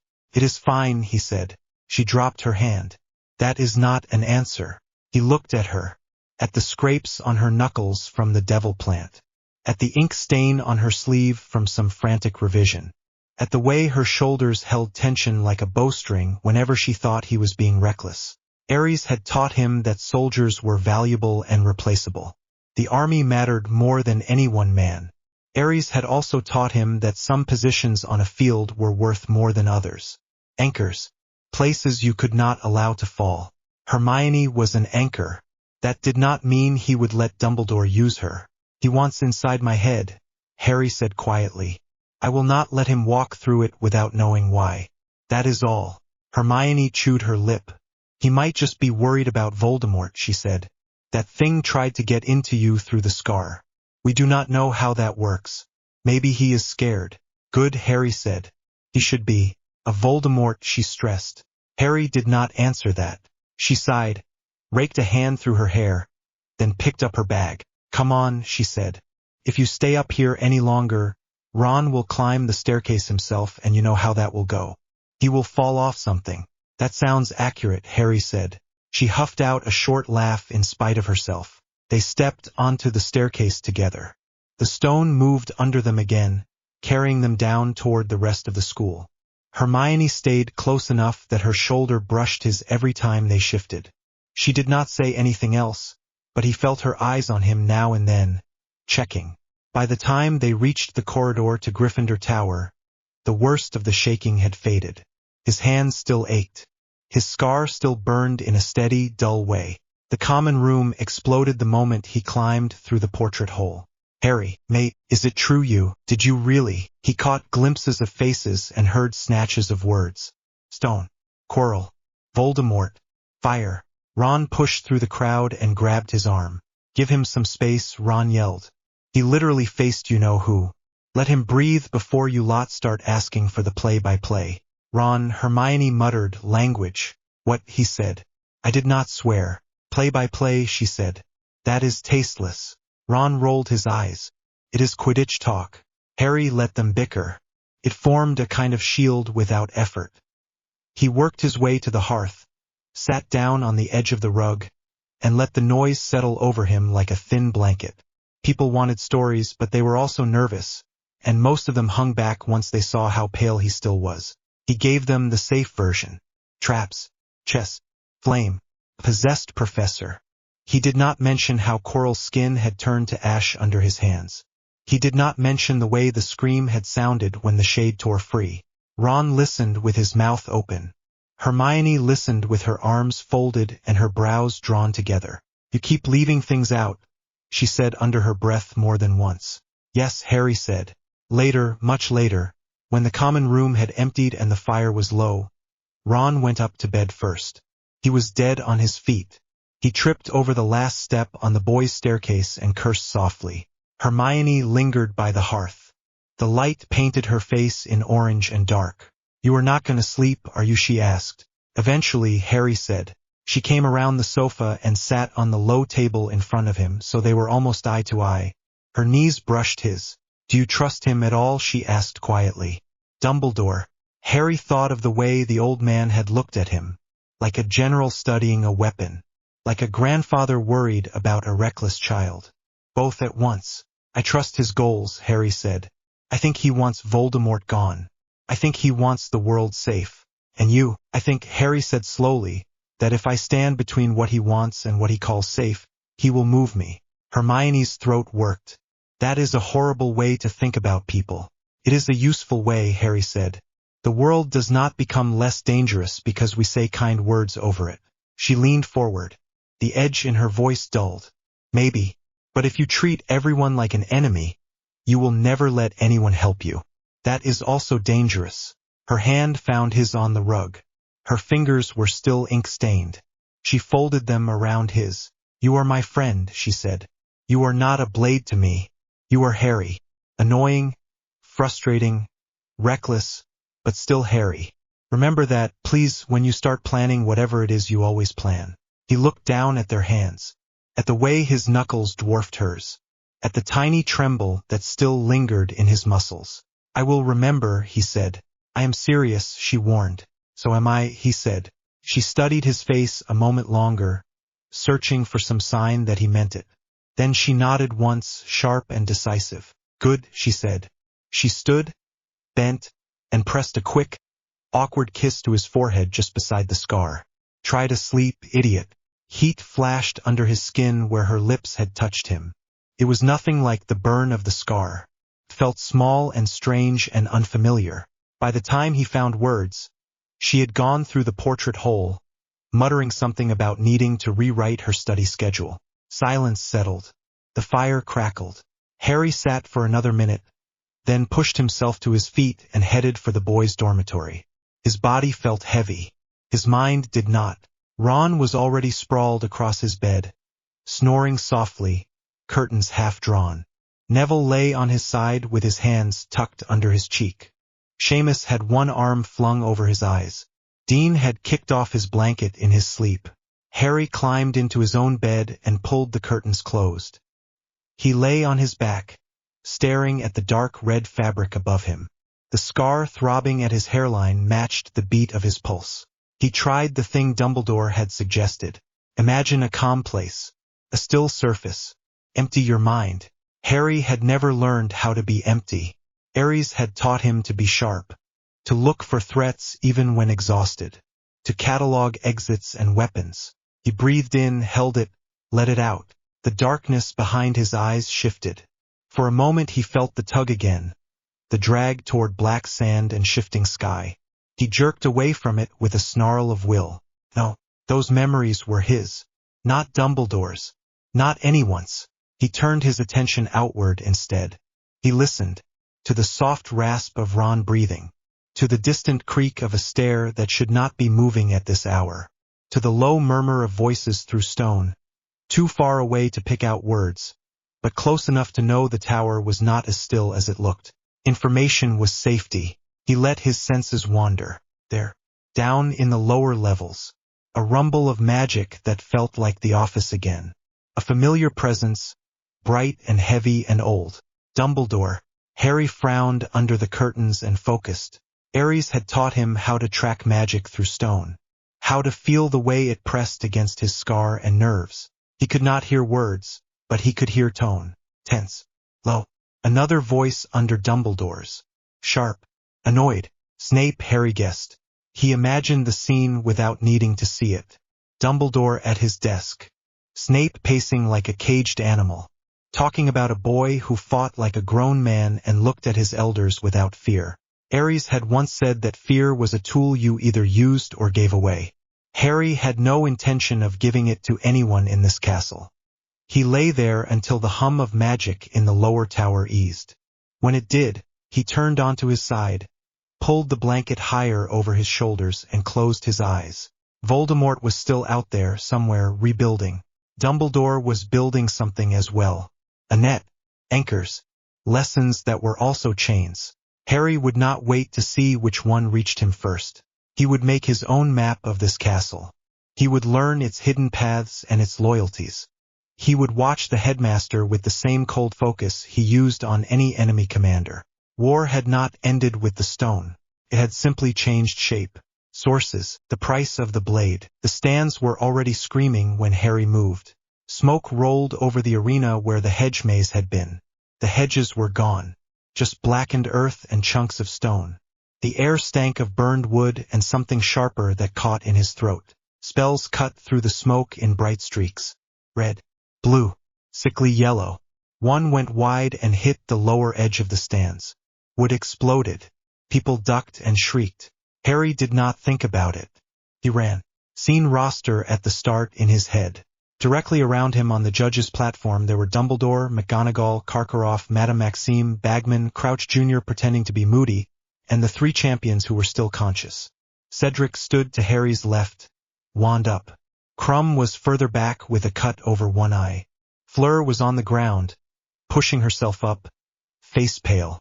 Behind them there were rows of students and visiting families. Hermione and Ron were somewhere in that crowd. He did not take his eyes off the field long enough to search. The first Death Eater appeared out of the smoke with his mask off. That told Harry enough. This was not a warning. It was meant to be a statement.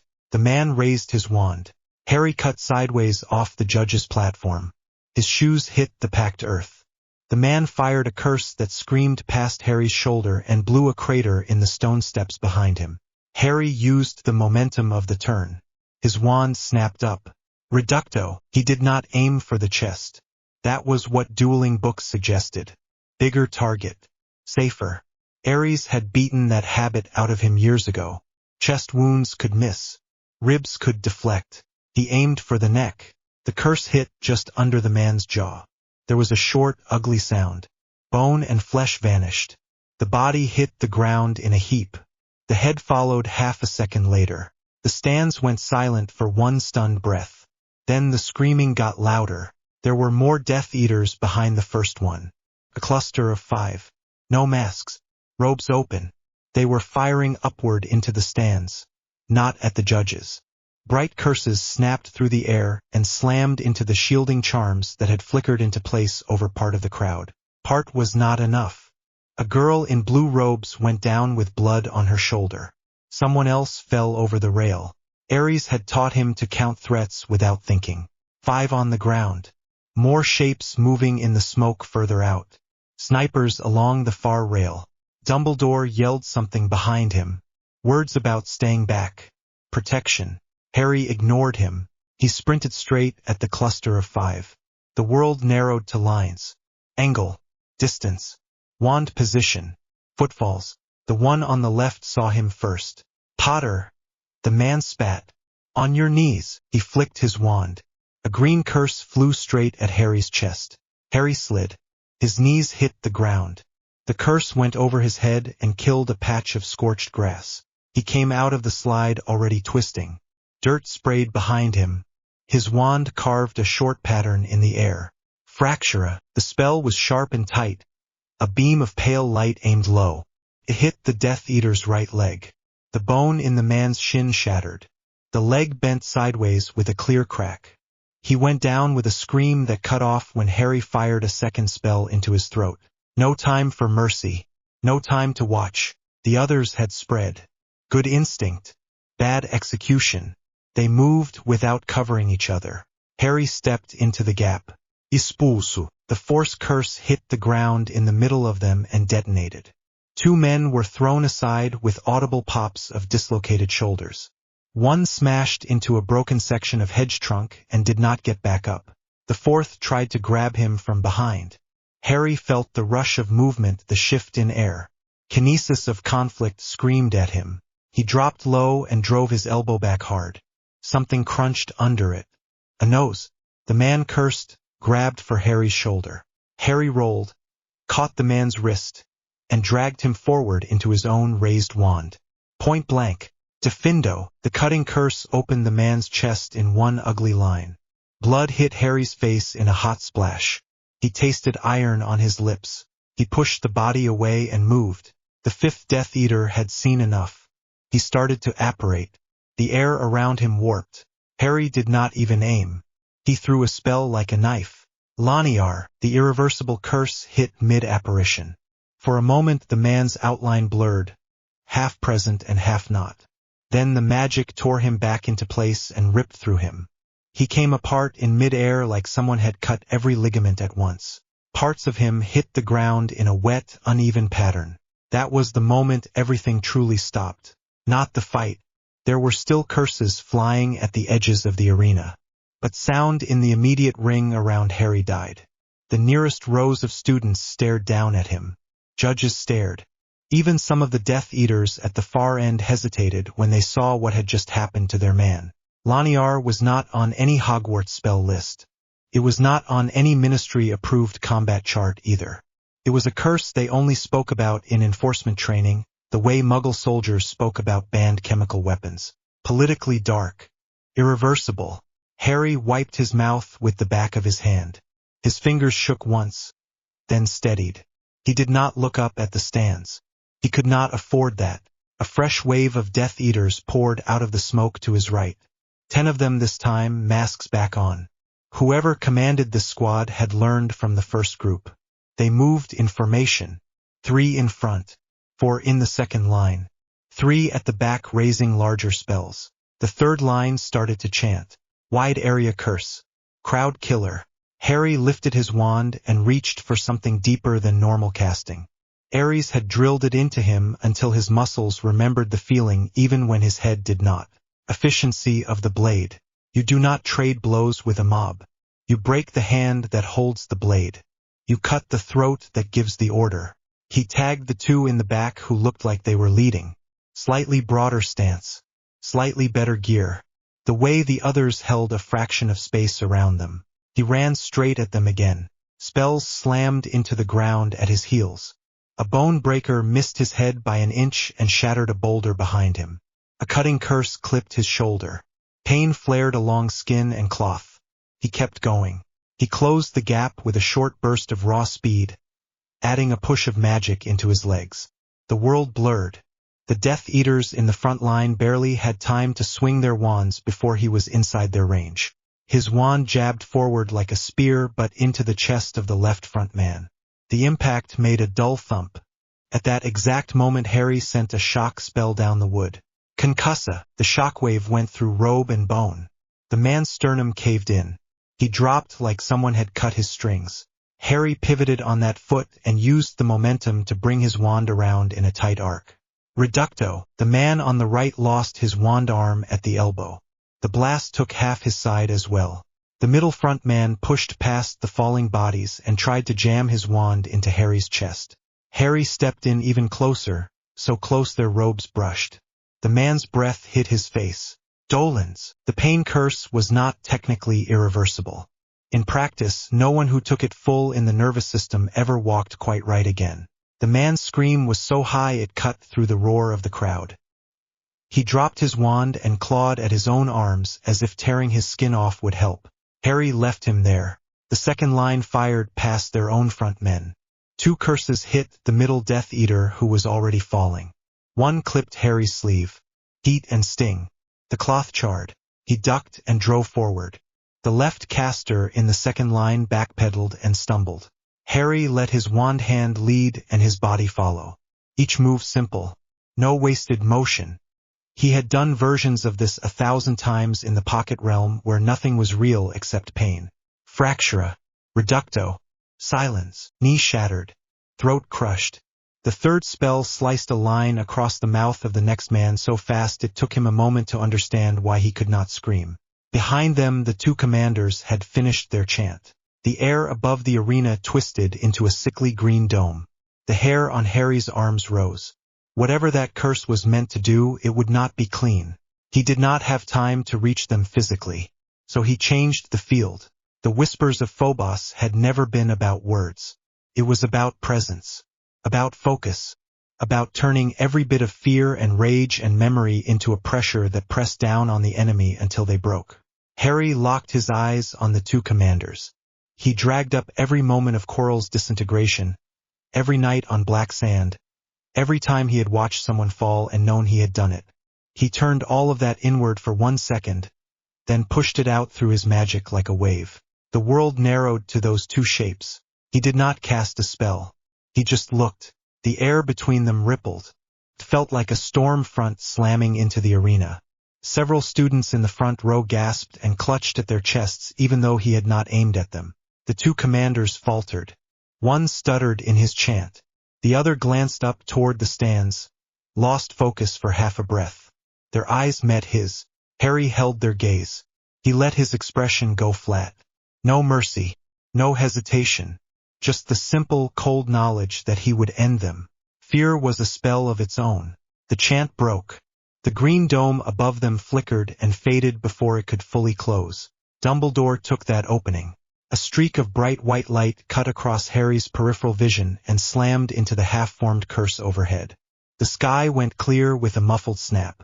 The Death Eaters staggered. Harry did not smile. He stepped in and finished it. Laniar, the first commander, tried to throw up a shield. It shattered like glass under a hammer. Flesh followed. The second tried to apparate. Harry changed his aim at the last second and sent Reducto into the man's chest. The body vanished in a burst of red and gray. Silence slammed down again. The smoke was thinner now. Most of the active Death Eaters lay on the ground. Some were dead. Some wished they were. A few on the far edge of the arena were already fleeing, disapparating with loud cracks that echoed like gunshots. Harry stood in the center of it all, chest heaving, wand steady. Blood ran down his left arm from the cut on his shoulder.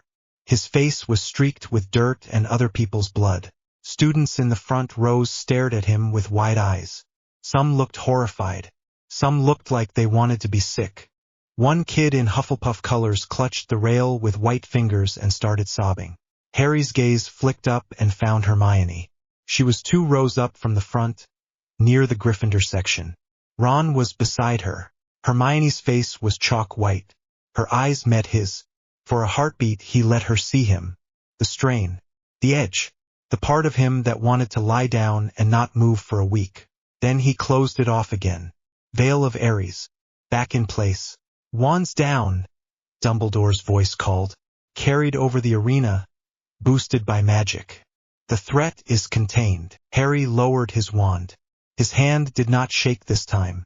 They could not see his legs from this angle. His knees felt like they were made of water. The political fallout started before the first body was cold. They moved everyone into the castle, using side doors and secret corridors to avoid letting reporters see too much. It did not matter. Someone would talk. Someone always talked. For now, Harry sat on a wooden chair in a small chamber near the staff room while Madame Pomfrey patched his shoulder. The room smelled of dust and healing potions. A single lantern burned on the wall. Scene roster in his head again. Himself, Madame Pomfrey, Dumbledore, McGonagall, Snape, Minister Fudge, Percy Weasley, red-faced and flustered. Note parchment clutched in his hands. 2 Aurors he recognized from the World Cup last year. Shacklebolt and Tonks. Tonks had blood on her temple and a tear in her robe. Shacklebolt had a line of dirt across his cheek. They stood near the door watching, not speaking. Madame Pomfrey finished fastening the bandage. She checked his pulse, clucked her tongue, and shot Dumbledore a sharp look. He should be in the hospital wing, she said. Not in a meeting, Fudge puffed up. This is not some routine disciplinary hearing, Poppy. We have a boy who just used restricted combat curses in front of half the European magical community. He also prevented mass casualties, Shacklebolt said quietly. Fudge rounded on him. No one is disputing that. But you saw the field. There were bodies in pieces. Harry stared at the wall over Fudge's shoulder. His jaw was tight enough that his teeth hurt. Madame Pomfrey pulled his chin back toward her with 2 fingers so she could peer into his eyes. Headache, bit, he said. Of course it is, she muttered. She flicked her wand. The pain dulled behind a soft, hazy layer. It did not disappear. Nothing did. She stepped back only when Dumbledore cleared his throat. Thank you, Poppy, Dumbledore said. I promise we will not keep him long. You never do, she snapped. Then she gathered her supplies and left. The door clicked shut behind her. The room felt smaller. Fudge took a deep breath, straightened his dark green robes, and fixed Harry with a look that was meant to be kind and came out wary. Harry, my boy, he began. I want to start by saying that the Ministry appreciates your bravery. Harry waited. There was always a but. But, Fudge said on cue, there are certain spells that are absolutely not acceptable for a student to cast. Harry said nothing. Laniar, Fudge went on, voice pinching on the name. Dolans, the sort of thing we use in war tribunals as evidence, not in school. Do you have any idea what those curses do? They stop people from killing children in the stands, Harry said. His voice came out flat. Snape snorted softly from his place by the wall. It might have been a bitter laugh. Fudge went a bit red. That is not the point. It is exactly the point, Shacklebolt said. He pushed off the wall and stepped a little closer, heavy boots creaking on the floor. Minister, those were not ritual sacrifices. He used targeted force on active killers. If he had waited for us to reach the field, we would be counting bodies in the double digits. And if we excuse this, Fudge snapped back. We send a message to every young witch and wizard that the rules do not matter as long as they cry war first. Today it is Death Eaters. Tomorrow it is school rivals. Where is the line? Harry finally raised his eyes from the wall and looked at the man. The line, he said quietly, is necessity. Hermione would hate that answer. ARES would approve it. Fudge frowned. That is not how our legal system works. Harry shrugged with his good shoulder. Then there is a gap between your laws and what it takes to keep people alive. Dumbledore had been silent so far. He watched Harry over his clasped hands. His eyes were very bright behind his glasses. Harry, Dumbledore said at last, when did you learn those spells? Years ago, Harry said. In training. With whom? Harry met his gaze. Said nothing. Snape shifted. You expect us to believe that an unregistered tutor taught you restricted battle curses for fun? No, Harry said. I expect you to believe that I prepared for a war everyone kept telling me was coming. Prepared, Fudge repeated. By mastering magic, even some Aurors cannot cast without side effects. Then your Aurors need better training, Harry said. Tonks coughed, then tried to turn it into a fake cough cover. Shacklebolt pressed his lips together, eyes flicking to Harry with something that looked almost like respect. Fudge noticed none of it. He went back to Dumbledore. Albus, this is exactly what I warned you about, he said. We cannot have a weapon like this walking around a school with children. Harry heard the word, weapon. It landed with a solid thud in his chest. Familiar. Old. ARES had used it with pride. You are my weapon. You are my spear. Hearing it from Fudge tasted worse. Dumbledore finally straightened. He looked older than he had in the arena. Tired. His hands were still steady though. Harry's actions today saved many lives, Dumbledore said. That must be the first fact we accept. And the second, Fudge asked. The second, Dumbledore said, is that his methods are indeed troubling. The words landed heavier than the curses had. Harry kept his face neutral. Inside, something twisted. He had known it was coming. Still hurt. You have been concerned about this for some time, Snape said to Dumbledore, voice slow and soft. There was something almost like accusation in it. About his training, his attitude, his complete lack of fear. Yes, Dumbledore admitted. He turned back to Harry. I meant it each time I praised your courage, Dumbledore said. I do not regret that. You have risked yourself for others again and again. I have also watched you grow more comfortable with lethal force than any student I have ever seen. Comfortable is not the word, Harry said. What would you call it? Dumbledore asked. Necessary, Harry said. Today they tried to slaughter a crowd. You want me to use stunners on that? I want you to remain capable of seeing your enemies as people, Dumbledore said sharply. Not just targets. They are both, Harry said. The room held its breath. Fudge pinched the bridge of his nose. This is exactly what I mean. You hear that tone? He talks like an executioner, not a student. Minister, Shacklebolt said. We brought him here to give his account, not to put him on trial. We may have to do both, Fudge muttered. He looked at Dumbledore. For now, I want him under watch. No solo patrols. No unsupervised movement after curfew. And I want a full list of every spell he knows that is not in the standard curriculum. You want me to catalog my weapons for you, Harry said. Fudge bristled. You will do as you are told. You are a minor. Harry thought of black sand and a god who had never once called him that. Child, yes. Weapon, yes. Minor, never. The word sounded small and weak. Dumbledore raised a hand. We will consider the minister's request, he said. For tonight, Harry will go to the hospital wing. He is exhausted and injured. Further questioning can wait until tomorrow when everyone is calmer. Fudge looked like he wanted to argue. Then he saw the way Shacklebolt was watching him and thought better of it. Fine, he said. But this is not over. He swept out with Percy in his wake, scribbling notes and nearly tripping over his own feet. The two Aurors followed, after giving Harry one last assessing look. Tonks gave him a quick nod that might have meant thanks. The door shut again. That left Dumbledore, McGonagall, Snape, and Harry. McGonagall looked like she had aged 10 years in an hour. Her lips were pressed so tight they had gone white. Potter, she said. Are you aware of what Laniar does to a human body? Yes, Harry said. Then why choose it? Because it cannot be blocked once it lands, he said. And because if that man had finished his curse, we would be sorting tissue samples out of the stands instead of calming shaken students. She flinched, not at the word tissue, at the way he said it. Practical, cold. War has trained your tongue as much as your wand, she whispered. Harry did not answer that. Dumbledore took a step closer. You are trembling, he said. Harry realized he was. His hands looked steady. His legs did not. A faint tremor ran through his muscles from thigh to jaw.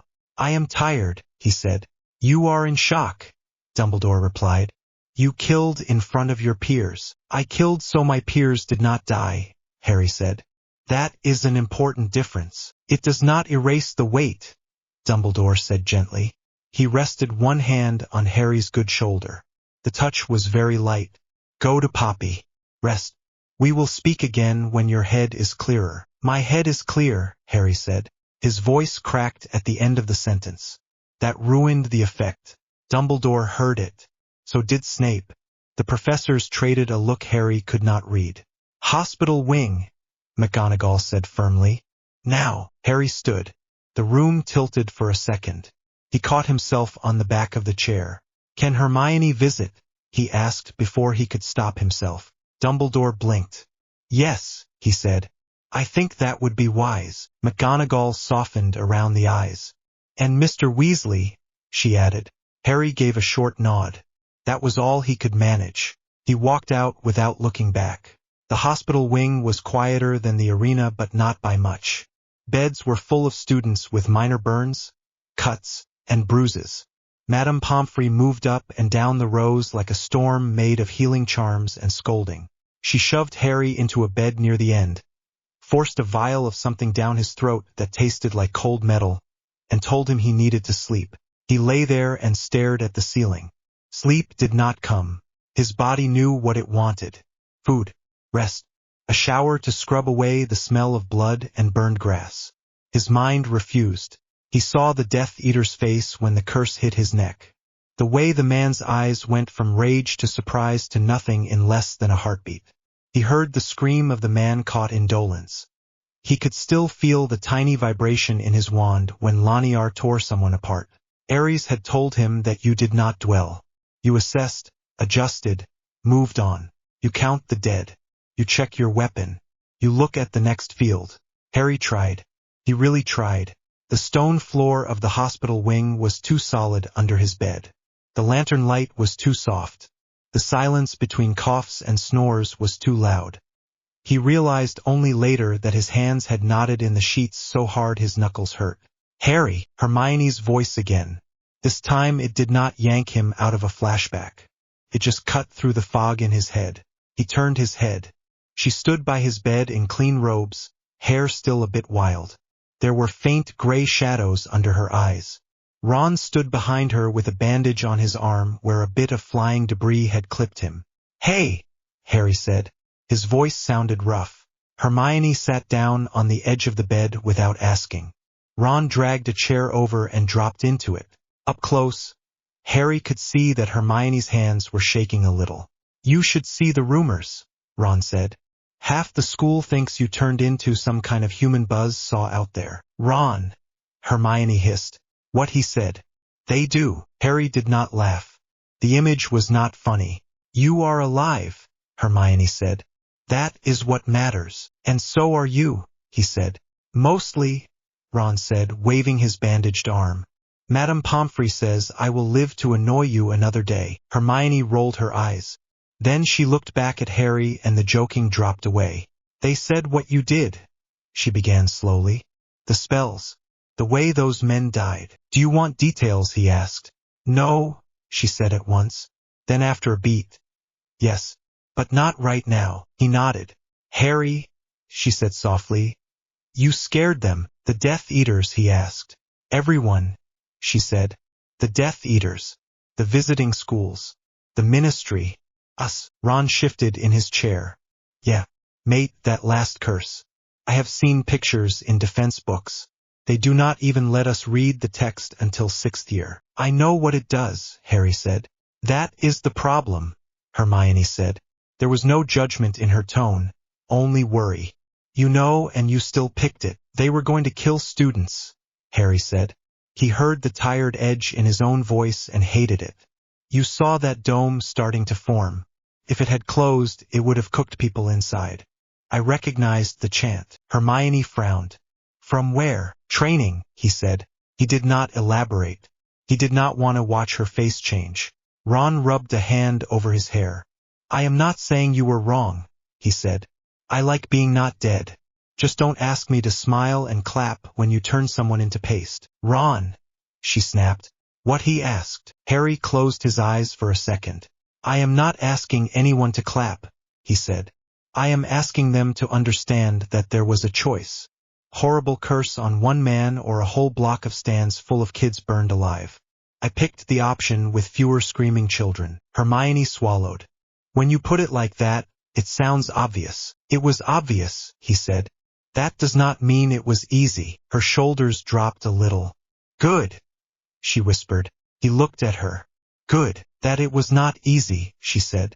"If it ever starts feeling easy, I am going to drag you to Madame Pomfrey myself and tell her to knock you out for a week." Ron nodded. "Same." Harry stared at both of them. Something in his chest untwisted a fraction. "I was shaking," he admitted. The words came out low, almost a mumble. "Out there. Before they pulled me into that room. I did not want them to see it." Hermione reached out and wrapped her fingers around his. Her grip was firm despite the tremor. "We see it," she said. "That is enough." He let out a breath he had not realized he had been holding. "They are going to put chains on you after this," Ron said bluntly. "Metaphorical ones. Rules. Watchers. Probably someone shadowing you in the corridors. Mom always says that when someone in power gets scared, they make more rules." Hermione shot him a look. "This is not the time for your mother's sayings." "It is exactly the time," Ron said. "You need to know what they are going to do so you can plan the part where you ignore them." Harry actually smiled, just for a second. "Already thinking about it," he said. "Course you are," Ron said. Hermione sighed. "Of course he is." She leaned over a bit more, studying his face as if checking every line for cracks. You look awful, she said. Thank you, he said. She hesitated, then bent and pressed her lips to his cheek. It was quick and awkward, but it sent a strange warmth through his skin that had nothing to do with bandages or blood. Ron made a strangled sound. Right? I am going to go find food before I say something stupid. You already did, Hermione said without looking away from Harry. Ron rolled his eyes and slouched off between the beds. The ward grew quieter as students drifted away or fell asleep. Madame Pomfrey dimmed some of the lanterns. Outside, the castle settled into late evening. Harry could hear faint wind at the windows and the distant murmur of voices in the corridors. Hermione stayed. She shifted so she was sitting sideways on his bed, back against the wall, knees near his hip. Their hands stayed linked on the blanket. They called you a weapon, she said softly after a long pause. I heard, he said. You are not, she said. You are a person who knows how to fight. That is different. Dumbledore would disagree. Fudge already had. ARES would call the distinction sentimental. Harry looked at their joined hands, at the way hers were smaller, at the tiny ink stain near her thumb that had survived even the panic of today. Sometimes, he said slowly, it feels like I am both. Hermione squeezed his fingers. Then we hold on to the part that is human, she said. The part that cares, that shakes after, that hates what he has to do. He did not argue. He did not tell her that ARES had always said that caring was a weakness enemies would exploit. He lay back against the pillow and let his eyes close for a moment. The images were still there behind his lids, but they were fainter with her hand on his. He knew this was just the first time the world had seen what he could do. The first public use of the blade ARES had forged. There would be more. Each one would take another piece of him with it. For now, he let the weight sit on his chest without trying to lift it. Outside the hospital wing, in offices and corridors and crowded common rooms, people argued about him. Hero, monster, weapon, child. Inside, in the narrow space carved out by one bed and one chair, Hermione held his hand and refused to let go. It was not peace. It was enough for tonight. Sources, interlude of intimacy. By the third day, people had learned how far to stand from Harry in the corridors. Not the younger ones. First years still crashed into each other and squeaked apologies without looking where they were going. But the older students and most of the visiting ones had worked out an invisible circle around him. 3 steps or so. Enough space that no one brushed his sleeve by accident. He felt it every time he walked through the castle. He felt it at breakfast when he stepped into the great hall and the noise dropped just a little. Not enough to be obvious. Just enough that he could hear the scrape of plates and the clink of cutlery more clearly. Conversations dipped, then picked up again at a lower pitch. Harry took his usual seat at Gryffindor table. The bench on either side of him was empty. Hermione sat across from him. Ron sat beside her. Neville pushed in near Ron, a bit closer than he might have before, chin up like he was daring anyone to comment. Harry did not look up at the rest of the hall. He buttered his toast and took a bite. Tasted like paper. Hermione pushed a bowl of scrambled eggs toward him. You have to eat, she said. I am eating, he answered. That does not count, she said. You have taken 2 bites in 10 minutes. Timing me now, he asked. Yes, she said. Someone has to. Ron shoved half a sausage into his mouth. She has been glaring at the clock since you sat down, he said around it. It is terrifying. Please eat so she stops. Hermione jabbed him with her spoon. I am worried, she muttered. I know, Harry said. He made himself take another bite. The food sat heavy in his mouth. He forced it down, then picked up his pumpkin juice. His hand shook just enough to make the surface ripple. He set the glass down before Hermione could pretend not to notice. From the staff table he could feel eyes on him. Dumbledore, McGonagall, Snape, Madame Maxime. Even Karkaroff glanced over now and then with a look that was part fear and part disgust. Fudge had gone back to the ministry, but he had left behind a trail of rules and orders. Harry had already been called into 3 more short meetings. No solo walks after curfew. No dueling clubs without staff present. No leaving the grounds without escort. None of it stopped the looks. On the other side of the hall, a cluster of Beauxbatons girls whispered together. One of them caught him watching and flinched, then quickly pretended to look at the ceiling. A Durmstrang boy from Crumb's group stared at Harry openly with a strange mix of admiration and horror. When Harry held his gaze for a second, the boy looked away first. "Is it just me?" Ron said quietly. "Or is everyone acting like you are about to blow up the table?" Hermione winced. "Ron, what?" he said. "I am not wrong." Harry put his knife down. The metal scraped the plate louder than it should have. "They are scared," he said. "Of Death Eaters," Hermione said at once. "Of what happened?" "That was an attack, Harry. People were hurt. They are rattled. They are scared of what I did to stop it," he said. "Not just of the attack." Ron glanced around and lowered his voice even further. "Mate, I love you, but you did turn a man into spare bits in front of the whole school." Hermione glared at him again, but she did not argue that part. Harry swallowed. The cut on his shoulder tugged under his shirt when he shifted. Madame Pomfrey had healed it well, but the skin still felt tight and new. "They were going to murder children in the stands," he said. "I chose the faster option." "I know," Hermione said. "Not sure they know," Ron muttered. Across the hall, a Hufflepuff girl turned to her friend and whispered something behind her hand. The friend glanced at Harry and blanched. He could almost hear the stories. He ripped a man apart, he enjoyed it, he did not even flinch. Harry pushed his plate away. His stomach had given up trying. "I am going to the library," he said.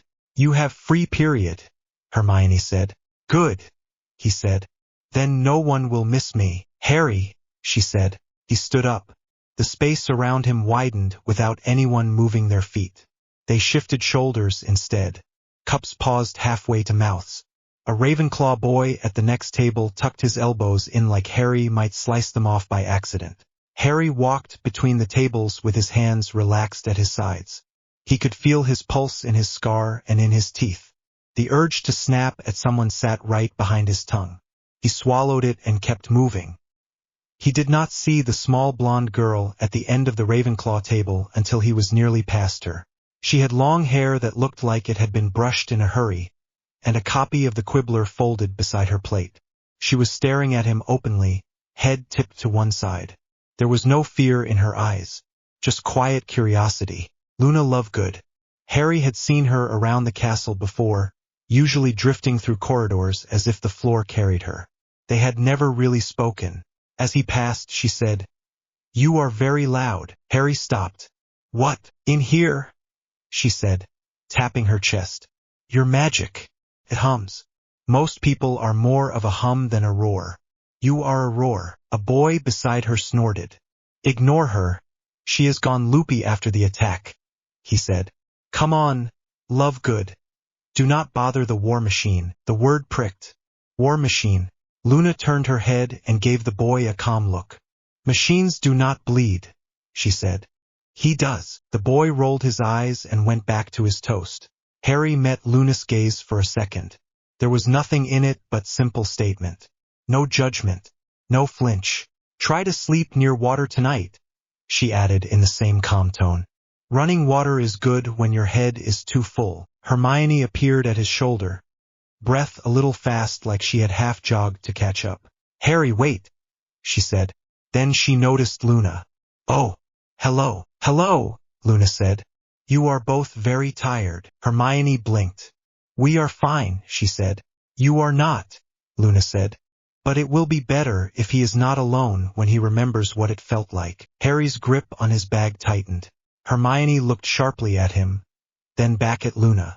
"Thank you," she said slowly.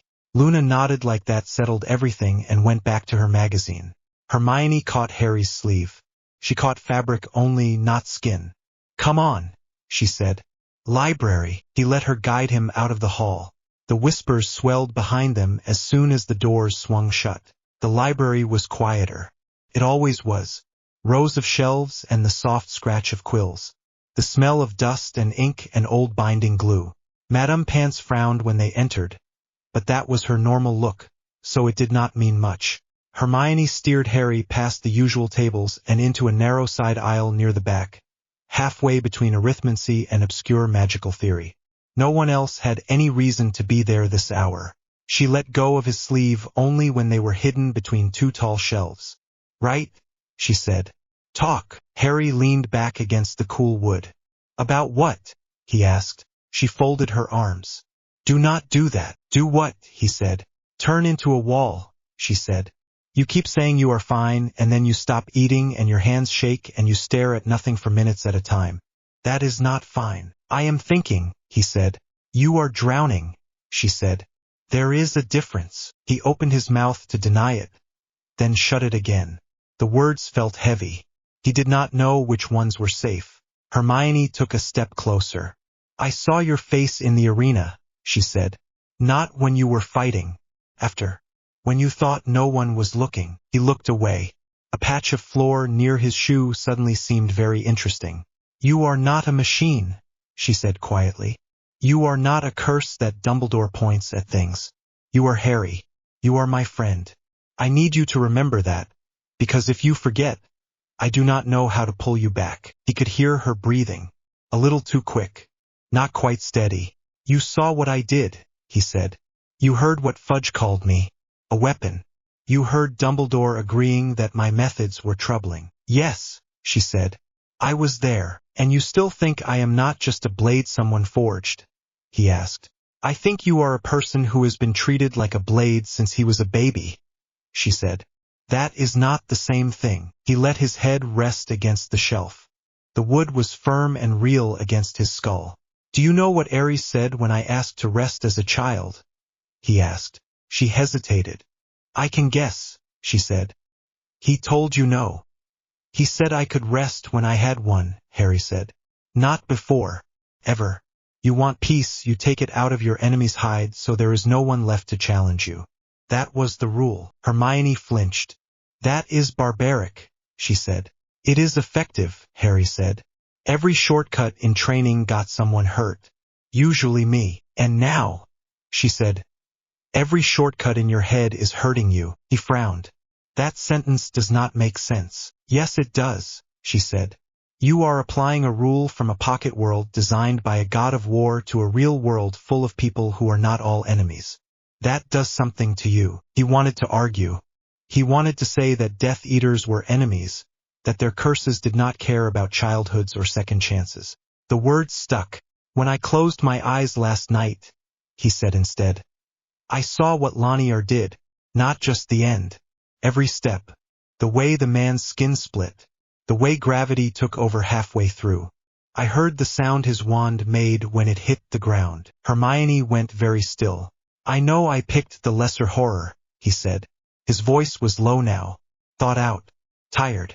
I know what the dome would have done. I still cannot get the image out of my head.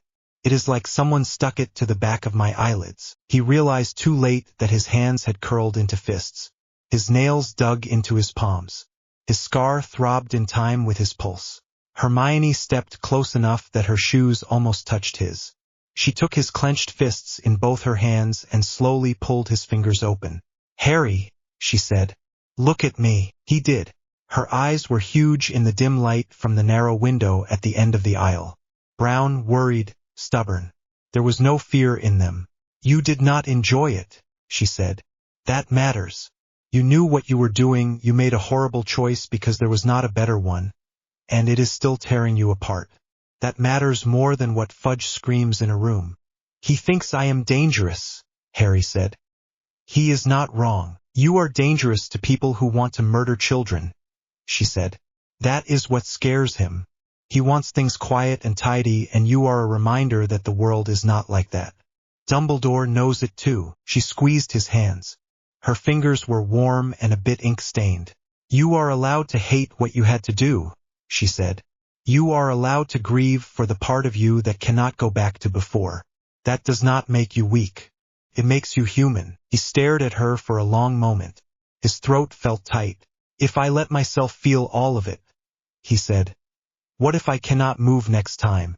What if I freeze when the curse is coming? Then we figure out how to carry it without letting it crush you, she said. You do not have to do that alone. That is what I am trying to say. ARES would have scoffed at that. He would have talked about weak points and hostages. Harry heard that voice in his memory and pushed it aside. How? He asked. The word scraped its way out.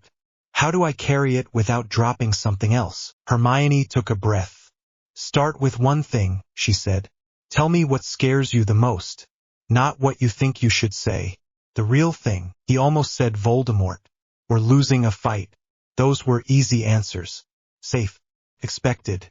Instead, what came out was, I am scared that I will start liking it. Hermione blinked. I know what power feels like, he said. ARES made sure of that.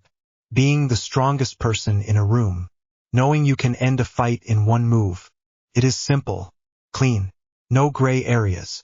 I am scared that if I keep using these curses, and everyone keeps calling me a weapon, there will be a day when I stop feeling sick afterward. When I see fear in someone's eyes and I am fine with it. Maybe even pleased. His voice had gone rough. He did not try to smooth it. Hermione did not speak for a moment. Her grip on his hands tightened enough that his fingers ached. Thank you for saying it out loud, she said finally. That is not an answer, he said. No, she said. But it is a start. Because if you can still say that you are scared of turning into that person, you are not there yet. People who enjoy hurting others do not lie awake worrying about it. He looked away. A patch of sunlight cut through the dust near her shoulder. Dumbledore thinks he can fix it by teaching me to block my mind, he said. A clumsy. He wants me to let him in so he can show me how to shut others out. And you think he will use that to control you, Hermione said. I think, Harry said slowly, that he is a general who suddenly realized the sword he sharpened has its own thoughts. He wants to be sure I am pointed the right way. If he walks through my memories, he can map me. He can find the bits to push when he needs me to stand down. Hermione chewed her lower lip. If you do not learn, someone else might go in without you knowing, she said. Snape is a legilimens. Voldemort is something worse. You cannot leave your mind open. I know, Harry said, which is why it annoys me. He is right about the risk. Again, she sighed. He is very good at that, she said. Being right and still making me want to throw books at his head. Harry huffed a tiny laugh. It was not much, but it cut the tightness in his chest for a second. Hermione watched his face. You are not alone with this, she said. You have me, Ron. Maybe even people like Luna in her own odd way. We are not soldiers you have to protect from the truth. We are your team. Team gets captured, Harry said. Used against you. ARES liked to list every way an enemy could twist ties into chains. ARES is not here, she said. I am. He opened his mouth to argue again and found that he did not have the energy. The fight had burned through layer after layer of him. There was not much left to throw at her stubbornness. You really are impossible, he said. You are one to talk, she said. He let his head fall forward until his forehead almost touched hers. He stopped just short, leaving a small gap. Their breath mixed in the space. I do not know how to be anything but this, he said quietly. ARES training is in everything I do, every way I walk into a room, every thought I have about people. Then we do not rip it out, she said. We add to it. You are very good at war. Fine, keep that. But we stack other things on top until it is not the only thing. Like what? He asked. Like making you help me with arithmancy, she said. And reading things that are not battle manuals. And making sure you eat more than toast. And sitting with me by the lake because I like the sound of the water. Her list was so normal that for a second he did not know how to process it. Those are terrible tactics, he said. They are excellent tactics, she said. You just do not have names for them yet. She hesitated, then leaned in the last bit and rested her forehead lightly against his. Let me be part of your plan, she whispered. Do not shove me to the edge every time it gets ugly. His heart kicked hard against his ribs. He felt every point where their bodies touched. Her hands on his, her forehead against his, the faint warmth of her breath on his skin. He could hear ARES in his head, calling this a fault line, a weak point to exploit. He chose not to listen. Fine, he said. But you understand what that means. I understand that I am already in it whether you like it or not, she said. This just means I know where the exits are. He huffed another small laugh. You and your exits, he said.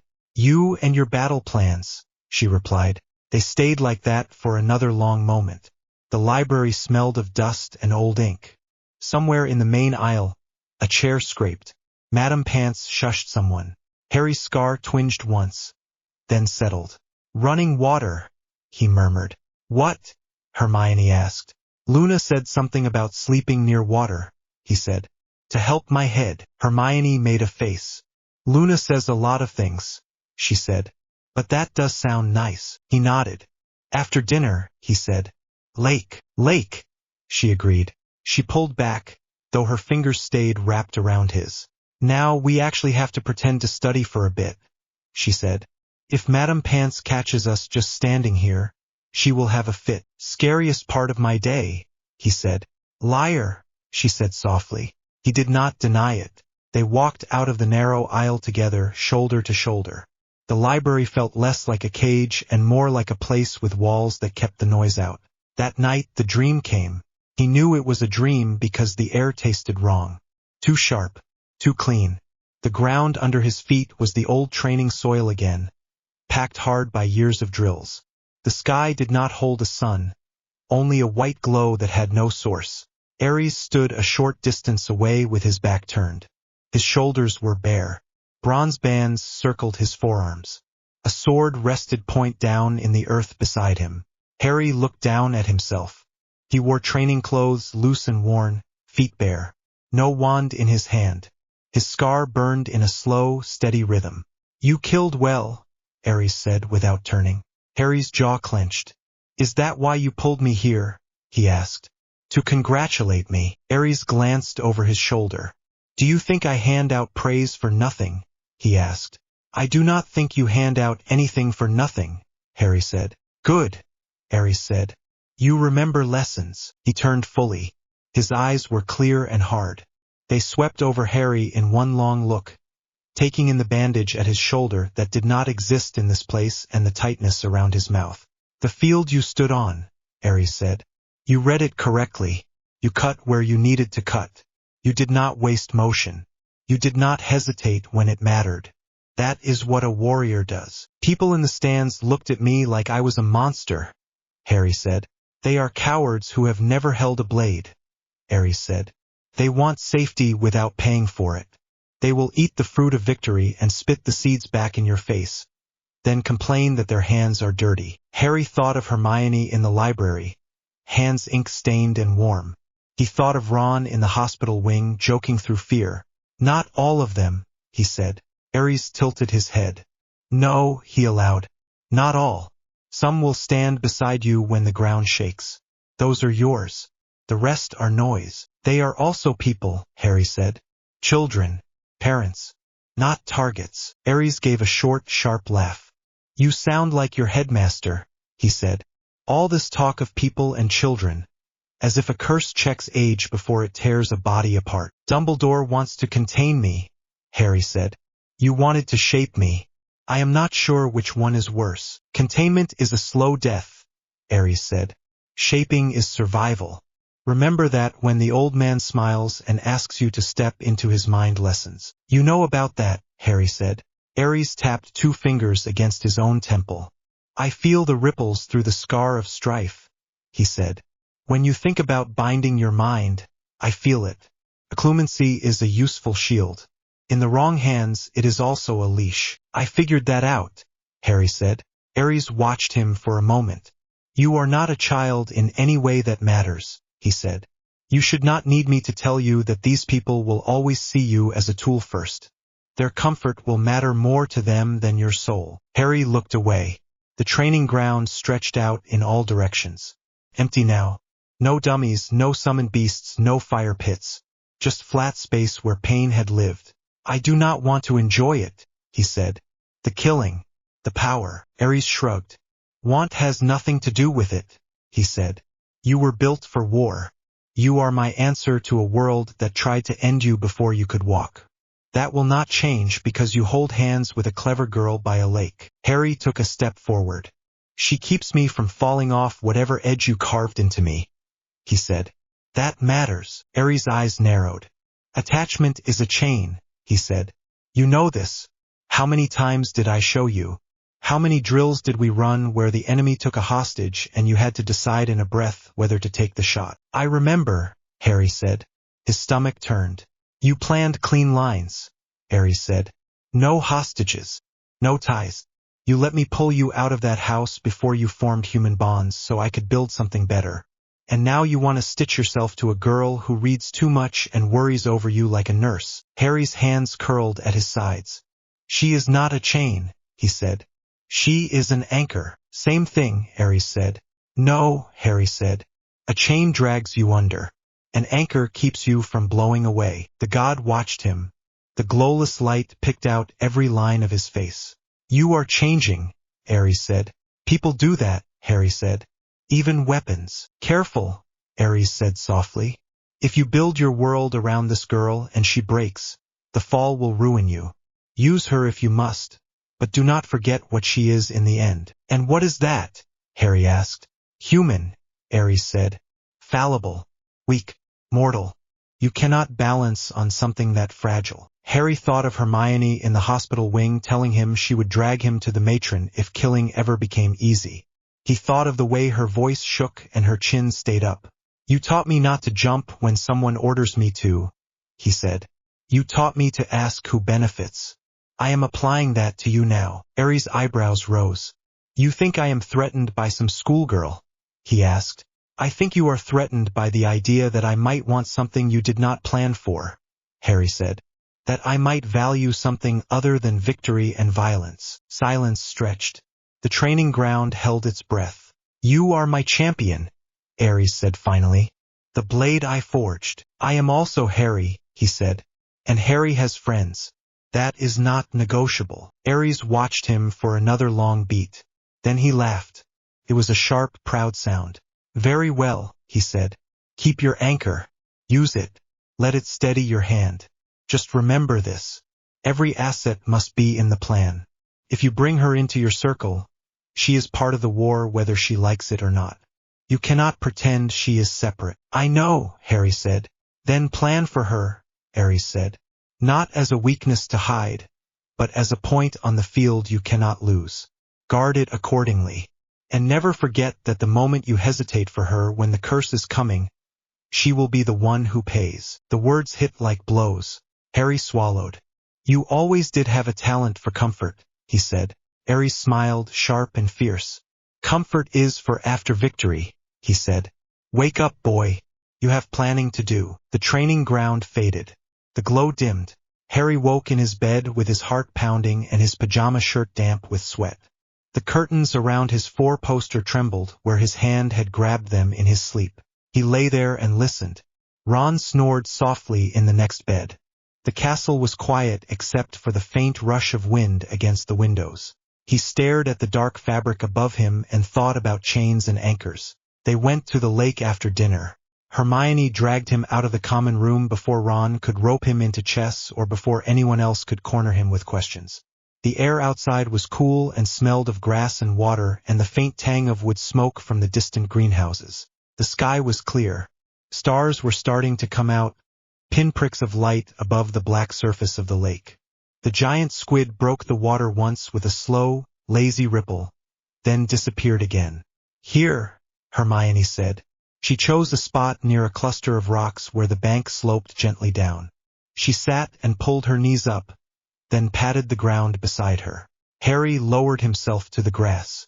The earth was cool through his robes. The constant lap of water against the shore filled the spaces between their breaths. Luna was right about one thing, Hermione said after a moment. It is easier to think out here. You believe in water magic now? Harry asked.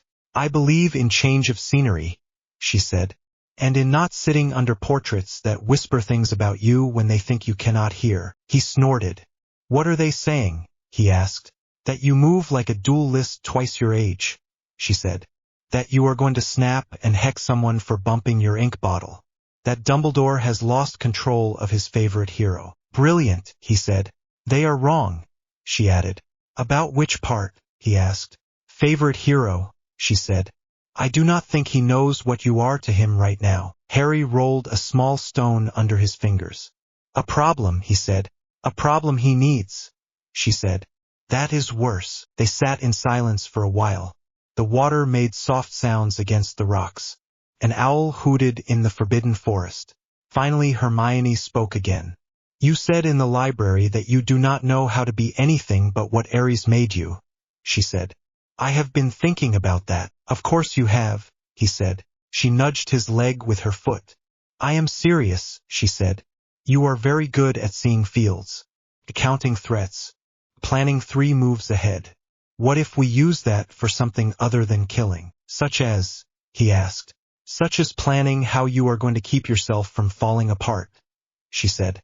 Treat it like a mission, objective, steps, contingencies. He blinked. You want me to make a battle plan for my brain, he said. Your words, not mine, she said.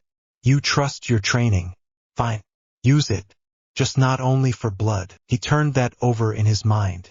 There was something oddly fitting about it. If he could look at himself as another field, maybe it would feel less like he was drowning. Walk me through it, she said. Where do you stand now? Honest answer. He picked another stone and flicked it into the lake. The ripple spread out in wide circles. Half the staff think I am a risk, he said. The ministry is watching me.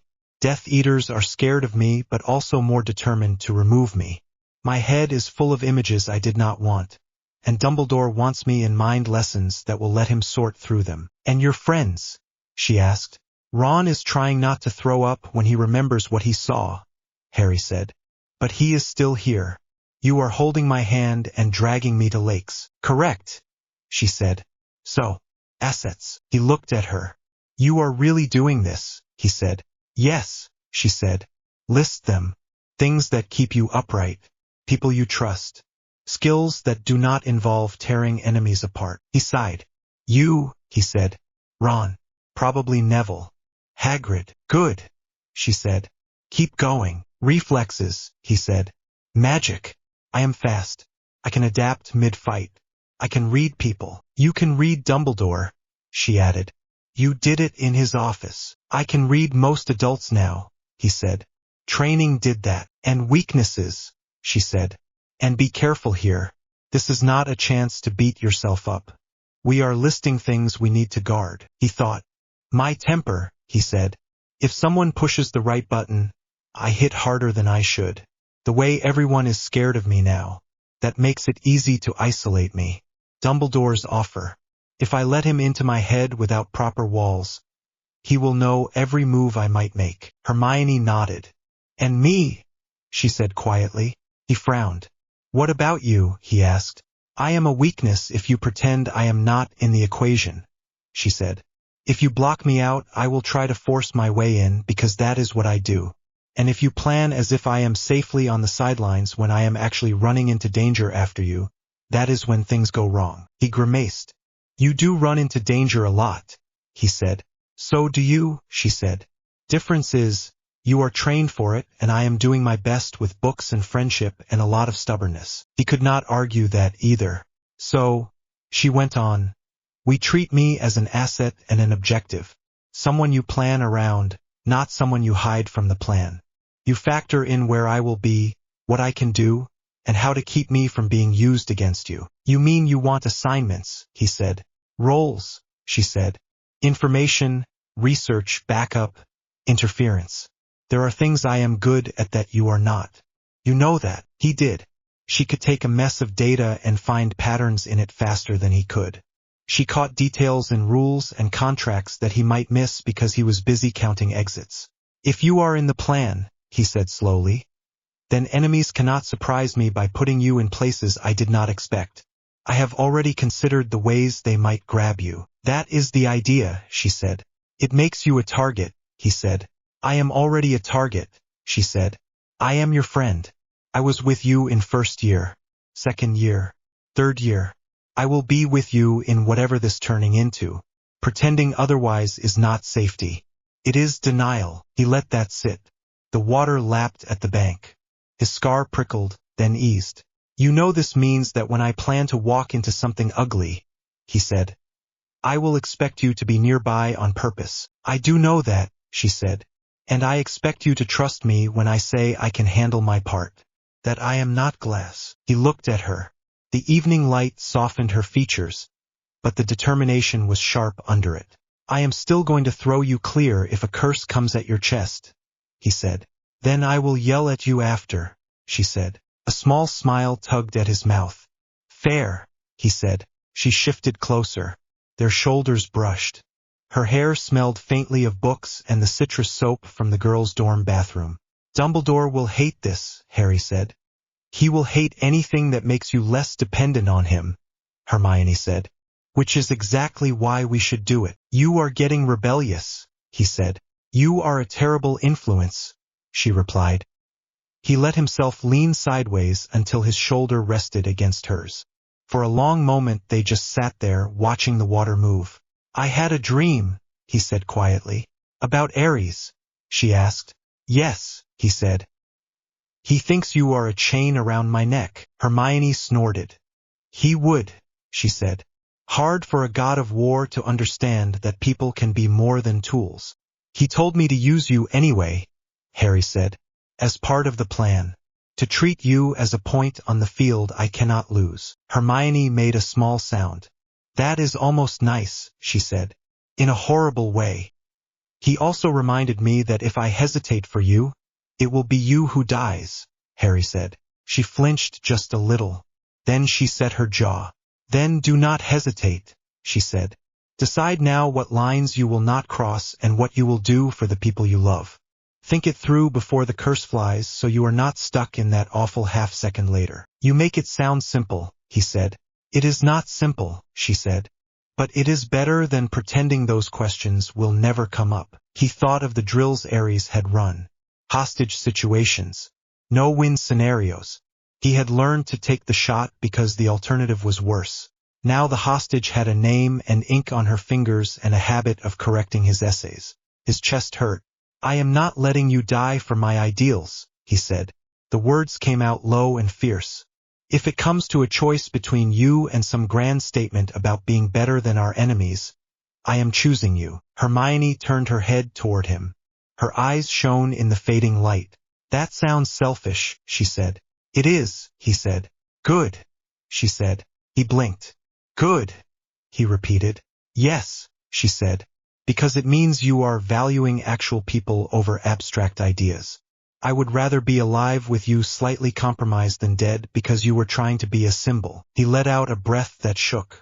Everyone keeps talking about the greater good, he said. Dumbledore. Fudge. Even ARES in his own way.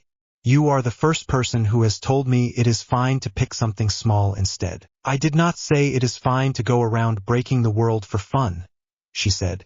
I said that when faced with impossible choices, choosing the people you love is not evil.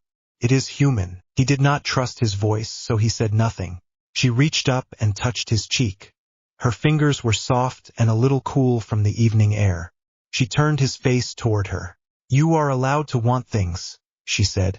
Not just survival. Not just victory. Actual things. Quiet mornings. Books that are not about spells. Sitting by a lake without waiting for an attack. Those feel far away, he said. They do not have to be, she said. We are doing one right now. He swallowed. Her hand slid from his cheek down to his jaw, then to his shoulder. She did not pull. She just rested it there, giving him room to decide. Harry, she said softly. Can I kiss you? His heart slammed against his ribs. For a moment he could not think past the sound of his own pulse. Yes, he said. She leaned in. The kiss was small and gentle, more a question than a claim. Her lips were warm and careful. He felt every fraction of it. The angle of her head. The way her hand tightened slightly on his shoulder. The tiny catch in her breath. He kissed her back, just as carefully. He kept his hands on the grass between them at first, fingers digging into the dirt to ground himself. When they broke apart, they were both breathing a little faster. That was, he started, then trailed off. Nice, she supplied. Terrifying, he said. Then, because her face fell a little, he added at once. In a good way. I am more scared of this than I was of the Death Eaters, and that is ridiculous. She let out a shaky laugh. I am offended, she said. You did not shoot curses at me, he said. I could, she said. You do not know what charms I have been reading. He smiled for real this time. It felt strange on his face, like a muscle he had not used in a while. So, she said, battle plan. Step 1. You let yourself be a person in front of at least one other person. Step 2. You tell that person when you are drowning so she can throw you a rope. Step 3. You do not turn yourself into a ghost to make everyone else feel safer. Step 4, he said. You stay where I can see you when things go wrong, so I do not have to worry about where you are on top of everything else. Agreed, she said. He shifted his hand until it found hers on the grass. Their fingers tangled together. Strategic partnership, he said. Romantic partnership, she corrected under her breath. Both, he said. She smiled, small and fierce. The lake kept lapping at the shore. The stars grew brighter overhead. Somewhere behind them, the castle glowed with warm light and held people who argued about whether Harry Potter was a hero or a monster.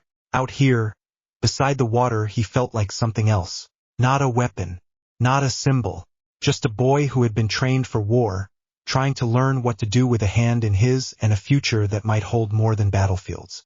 For the first time since the arena, his chest loosened enough that he could breathe without feeling like the air cut going in. It was not peace. The war had not gone anywhere. Dumbledore still schemed. Death Eaters still gathered in shadows. ARES still watched from whatever strange corner of reality he claimed. But Hermione was beside him, fingers locked with his, and he had a plan that counted her in instead of leaving her out. For tonight, that was enough. The first curse hit the doorway and blew it in. Brick dust filled the hall. Old plaster cracked. Harry moved through it before the pieces finished falling. His feet barely slipped on the broken stone. His wand was already up. Someone inside shouted. A chair scraped. Harry flicked his wrist. Stupefy. Red light shot past the splintered frame and caught a robed man square in the chest. The man crashed back over a narrow table. Bottles went flying. Glass burst against the wall. Left, Harry said. Tonks slid past his shoulder, hair a sharp pink in the dim light. She aimed down a side door and fired another stunner. Kingsley followed, broad frame filling the hall as he checked their rear. Remus stayed just behind Harry, eyes scanning, wand steady. His face was tight, mouth drawn. He smelled faintly of smoke and old books. On the floor ahead, the stunned man groaned and tried to roll. Harry put his boot on the man's wrist before he could reach for his wand. Do not move, Harry said. The man froze. Sweat already beaded at his temple. His eyes darted past Harry, searching for a way out. Behind them, from another room, came the muffled thud of bodies hitting wood and Tonks swearing. 2 down in here, she shouted. 1 trussed on the bed, 1 drooling on the floor. Clear on my side, Kingsley called. Kitchen is empty. No side door. Harry kept his gaze on the man under his boot. Thin face, patchy beard, mask half twisted where it had been pulled aside. The black mark on his arm was visible where the sleeve had ridden up. Name, Harry said. The man's throat worked. You cannot do this, he rasped. You have no warrant. I am a loyal citizen of the Ministry of Magic. Harry pressed down harder. Bone shifted under his heel. The man hissed. Wrong answer, Harry said. You were in the alley behind the match. You held the wand that cast the second flame curse. I saw you. The man's eyes widened. You are lying. You cannot prove. Harry kicked the man's wand away. It clattered somewhere under the broken table. We do not need a confession for the ministry, Kingsley said from behind Harry. We just need him alive. He swallowed poison, Tonks called from the side room. That one in here too. Both of them tried to take the quick way out. Looks like someone warned them this might happen. Harry felt the cold thread of annoyance slide under his ribs. Of course they had. Remus stepped closer. Harry, he said quietly, we have enough to charge. Kingsley and I can haul them in. Let the ARES office do their job. The ARES office will sit on them for days, Harry said. Voldemort will move his people tonight. We will lose the trail. Remus flinched at the name. He still was not used to hearing it said plainly. We cannot just start using unforgivable curses because it is convenient, Remus said. That line has to stay in place. Harry looked down at the man under his boot. The man's eyes flicked from Harry to Remus, then to Kingsley. He had the look of someone already planning which story would save his skin fastest. There is a difference between convenient and necessary, Harry said. He raised his wand. Harry, Remus said sharply. The man under his boot started to grin, as though he had sensed hesitation. Harry felt the scar of strife burn. ARES training moved through his muscles like memory. There were tools for every need. Some were messy, some were ugly. All of them were still tools. He aimed directly between the man's eyes. Imperio. The spell left his wand as a pale arc of light and sank into the man with a soft sound. The man's body jerked. His eyes rolled once, then settled. The air in the hall went very still. Harry felt the contact settle over his mind. It was not like the first time he had seen the curse used. There was no pleasant float, no washed-out sense of calm. For him it was a channel. The man's fear and anger pressed against the edges of the spell. Harry shaped it without letting it spill. Breathe, Harry said quietly. The man took a slow breath. His fingers relaxed against the floorboards. You will answer clearly, Harry said. You will not lie. You will not harm yourself. You will not harm anyone else while this spell holds. The man's mouth opened. Yes, he said in a flat tone. Tonks had stepped into the hall. Her face was pale. Her wand was up, but aimed at the floor. Kingsley's jaw was clenched. Remus looked like someone had punched him in the gut. Harry, Remus said again, softer now. Stop. This is not who you are. Harry did not look away from the man's face. Who ordered you to attack the match? Harry asked. Yaxley, the man said at once. He met us at the safe house near the old railway. He gave us the plan and the portkeys. Describe the safe house, Harry said. The man spoke. Names. Streets. The number of steps from the back door to the nearest alley. The pattern of wards. The fact that there was a second exit through a cellar tunnel. Harry pushed the thoughts through the contact piece by piece rather than wiping everything away. He held the man's intent steady so it could not twist free into self-harm. How many more safe houses tied to that one? Harry asked. 4, came the answer. 2 in London, 1 near the coast, 1 in the north. Locations, Harry said. The man gave them. Harry repeated them once aloud so Tonks and Kingsley could catch them. Remus moved a step closer. You are tearing his mind apart, he said. I am not, Harry said. I am walking on it. There is a difference. What about consent? Remus asked. What about choice? Harry finally looked at him. He chose to throw fire into a crowd of children, he said. I am choosing to stop that from happening again. Remus opened his mouth, then shut it. Harry turned back to the man. The contact hummed. He kept his voice steady. Where is Voldemort now? Harry asked. I do not know, the man said. Fear spiked. The spell carried it to Harry like a biting smell. He uses different places. He does not tell us. We only get marks that burn when he calls. Who does he tell? Harry asked. Inner Circle, the man said.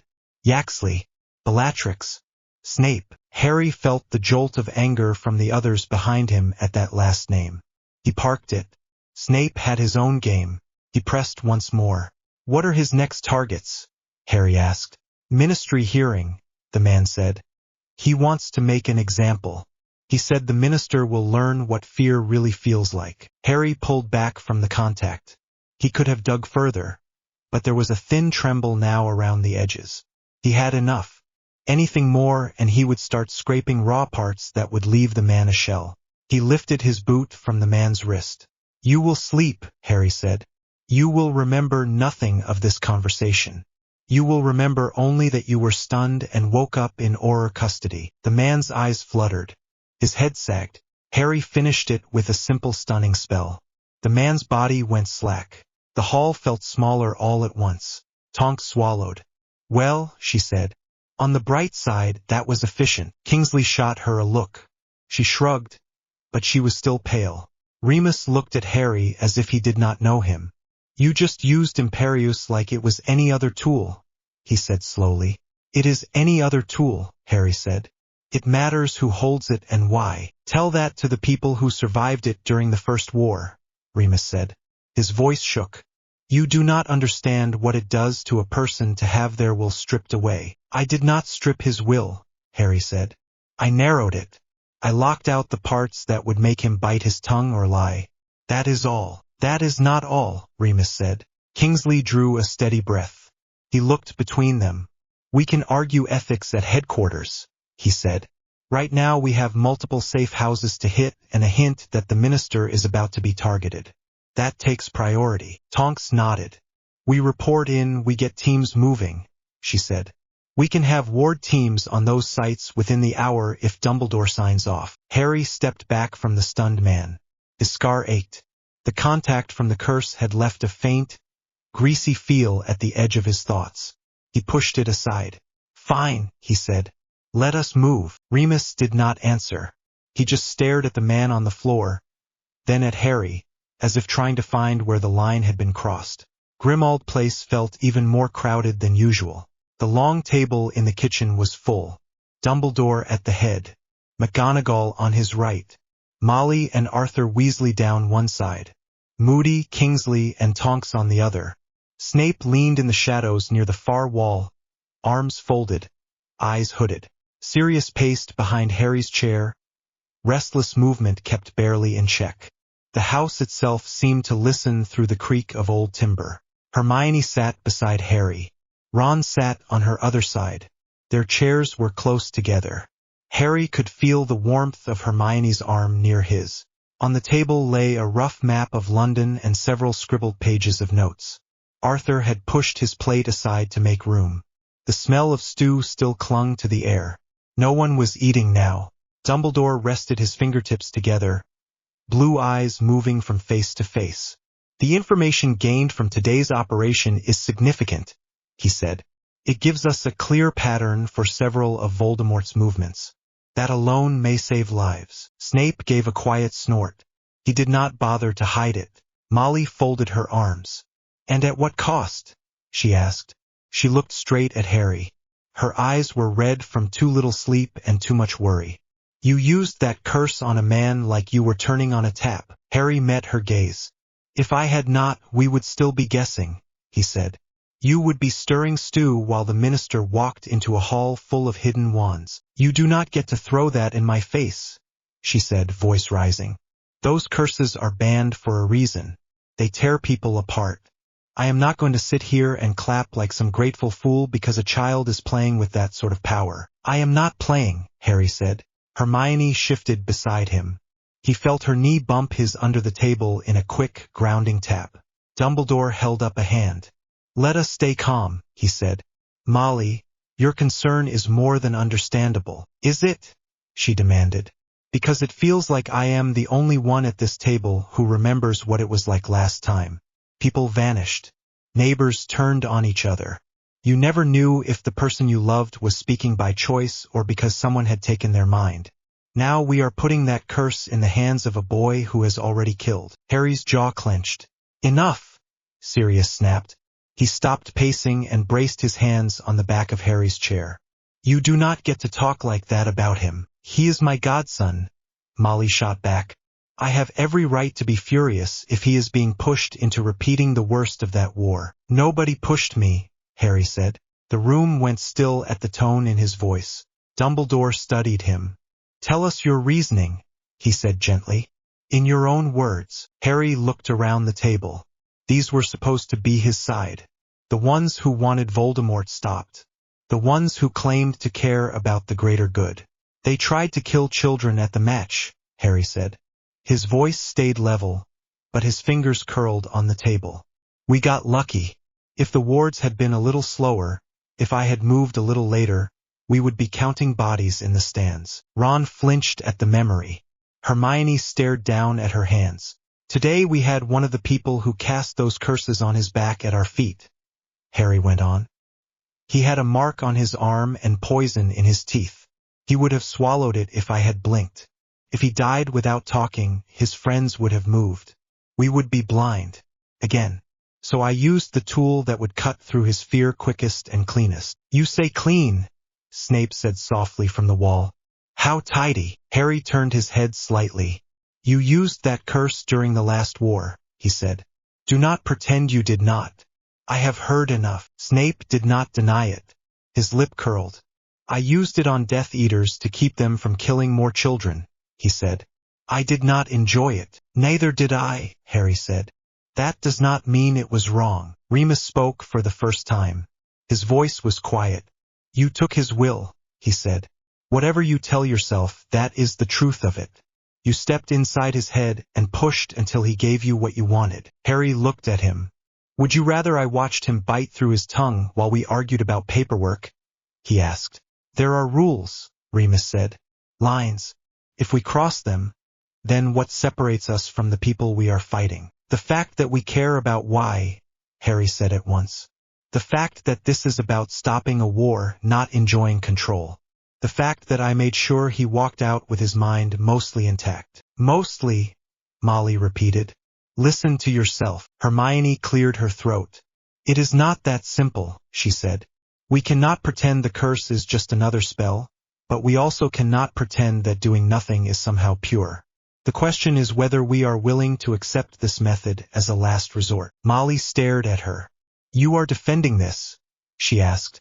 Hermione, you above anyone should know what this does to free will. Hermione took a breath. She did not look away. I am not defending it, she said. I am saying I understand why he made that choice in that moment. I was there when the dome came down at the match. I know what nearly happened. If a mind curse used precisely can prevent another mass killing, we at least have to talk about it honestly. Snape muttered something under his breath about Gryffindor arrogance. Dumbledore tapped his finger on the wood once. The sound cut through the rising voices. The problem, he said slowly, is not only the act itself, but the precedent. If we sanction such use, we give tacit permission for others to follow. If we do not, we may deny ourselves vital information. It is a terrible bind. Harry gave a short, humorless breath. Welcome to my life, he said. Dumbledore looked at him. I am not blind to the burden placed upon you, he said. Nor am I ignorant of the results. Your actions today may well save the minister from an ambush. Then what is this? Harry asked. He gestured at the table. Some kind of formal scolding. That depends, Dumbledore said. Will you agree to refrain from using unforgivable curses unless specifically authorized by myself or another senior member of the Order? The words landed like stones. Hermione stiffened beside him. Ron swore under his breath. Sirius let go of Harry's chair as if it had burned him. Harry stared at Dumbledore. You want to put a leash on me, he said. I want to ensure that we do not slide into the same darkness we fight, Dumbledore said. You are young. You carry the training of a god of war in your veins. That combination, unchecked, is frightening, even to our allies. Then they should harden, Harry said. The world does not get less deadly because they close their eyes. This is not a discussion about their fear, Dumbledore said, pointing at the others. This is about your soul. Harry laughed once, sharp and short. You do not get to talk about my soul like it is your property, he said. ARES already tried that. Silence dropped. Remus pinched the bridge of his nose. Harry, he said quietly, please. We are trying to help you. Are you? Harry asked. Because from where I am sitting, it looks a lot like you want the results without the discomfort of knowing how I get them. You want a weapon that never makes you feel dirty when you use it. Molly flinched. Arthur looked down at his hands. Dumbledore sighed. If you continue on this path without any check, you will lose yourself, he said. I have seen it happen. I will not watch James' son walk that road if there is anything I can do to stop it. Then stop me by arguing better, Harry said. Not by trying to order me. A muscle ticked in Dumbledore's jaw. For the first time, the old man's calm slipped. This is not a request, he said. If you wish to continue to work with the Order, you will abide by our rules. That includes restrictions on the use of certain magic. And if I do not? Harry asked. Then you will not join any operation organized under this roof, Dumbledore said. We cannot risk the reputational and ethical damage. So you would rather I sit in this house and do nothing while you blunder around blind, Harry said. That is your plan. If the alternative is unleashing a young man who believes the end justifies any means, then yes, Dumbledore said. Stop talking about him like he is not in the room, Sirius snapped. Dumbledore did not look at him. His gaze stayed on Harry. The scar of strife pulsed. Harry felt the familiar urge to move, to strike, to remove the obstacle by force. He clamped down on it. He also knew one thing with perfect clarity. I will not take orders on when I am allowed to stop people from killing children, he said. Not from you. Not from the minister. Not from anyone. Then we have a problem, Dumbledore said. Moody shifted. The old Auror had been quiet until now. His magical I word as it tracked Harry. Albus, Moody said, you know as well as I do that the boy is right about one thing. We do not have the luxury of gentle tactics. Impaling our own ethics to match the enemy does not give us victory, Dumbledore said. Sometimes it gives us the chance to live long enough to feel bad about it later, Moody said. Snape sneered. Spoken like a man who has never had his mind taken, he said. A low rumble of voices rose again. Hermione pressed her palm flat on the table. Her arm leaned against Harry's. That small point of contact held him in place. Dumbledore raised his hand once more. We are finished for tonight, he said. Harry, we will speak privately after this meeting. For now, everyone return to your tasks. We will begin preparing contingencies for the safe houses and the possible attack on the ministry. Arthur, Kingsley, you will liaise with our contacts inside the department. The chairs scraped back. People began to break into clusters. Moody and Kingsley bent over the map with Arthur. Tonks muttered to herself and started scribbling ward patterns. Molly fussed over Ron and Hermione, checking them for injuries they did not have. Harry did not move. Remus circled the table and stopped at his side. Sirius hovered behind them, jaw clenched. Come on, Remus said quietly. Let us get some air before that private talk turns into shouting. I am not in the mood for a lecture, Harry said. It is not a lecture, Remus said. It is a conversation. Those two words sound very similar in this house, Harry answered. Hermione touched his wrist under the table. Go, she murmured. If you do not talk now, it will explode later. He glanced at her. Her eyes were worried but steady. Fine, he said. He pushed his chair back and stood. The kitchen felt tighter the moment he did. Snape watched him from the corner, expression unreadable. Dumbledore spoke softly with McGonagall near the far end of the table, but his attention kept flicking toward Harry, flicker quick. Remus led the way out into the dim hall. Sirius followed. The house swallowed them in creaking stairs and old portraits that muttered. They ended up in the drawing room on the first floor, the one they had half cleared of cursed junk. A cold fire sat in the grate, unused. The curtains were drawn. The air smelled of dust and leftover cleaning spells. Sirius closed the door behind them. The latch clicked. The room roster now was simple. Harry, Remus, Sirius. No one else. Remus turned to face Harry. What you did out there cannot continue, he said. No friendly preamble. No small talk. I understand why you did it. I am not saying you are a monster. But this direction only has one end. Harry crossed his arms. He did not lean on anything. I am listening, he said. Remus paced once, then stopped. His hands shook slightly. He rubbed them on his sleeves. I watched friends vanish because of that curse, he said. I saw good people become puppets. The Death Eaters did not need to kill every rebel. They just needed to turn enough of them. You are telling yourself you are different because you are careful, because you pull back before you break them. But that mark on his arm does not change the fact that you stepped inside his mind without consent. Harry frowned. You were in the hall, he said. You heard what he was planning. You heard about the minister. You know what will happen if we go into that hearing blind. I know, Remus said, which is why this is so hard. I am not saying we should never touch that spell. During the First War, there were times when there was no other choice. But those were ARES with oversight and training under orders. Not a boy with a god whispering in his scar. You think oversight changes the weight? Harry asked. That some paper in a drawer somewhere makes it less dark. I think accountability matters, Remus said. Someone to say no. Someone to pull you back when you have gone too far. You have spent your whole life under the voice of a god who tells you to push through pain and take ground.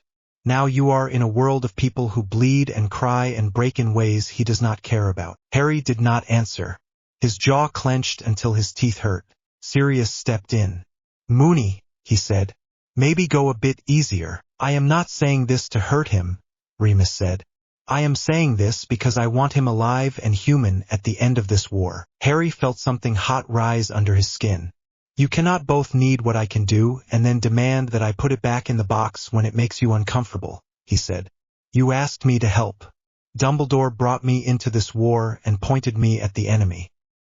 He cannot pretend now that he did not know what he was picking up. Remus looked pained. There is a difference between fighting and becoming the thing we fear, he said. Harry stepped closer.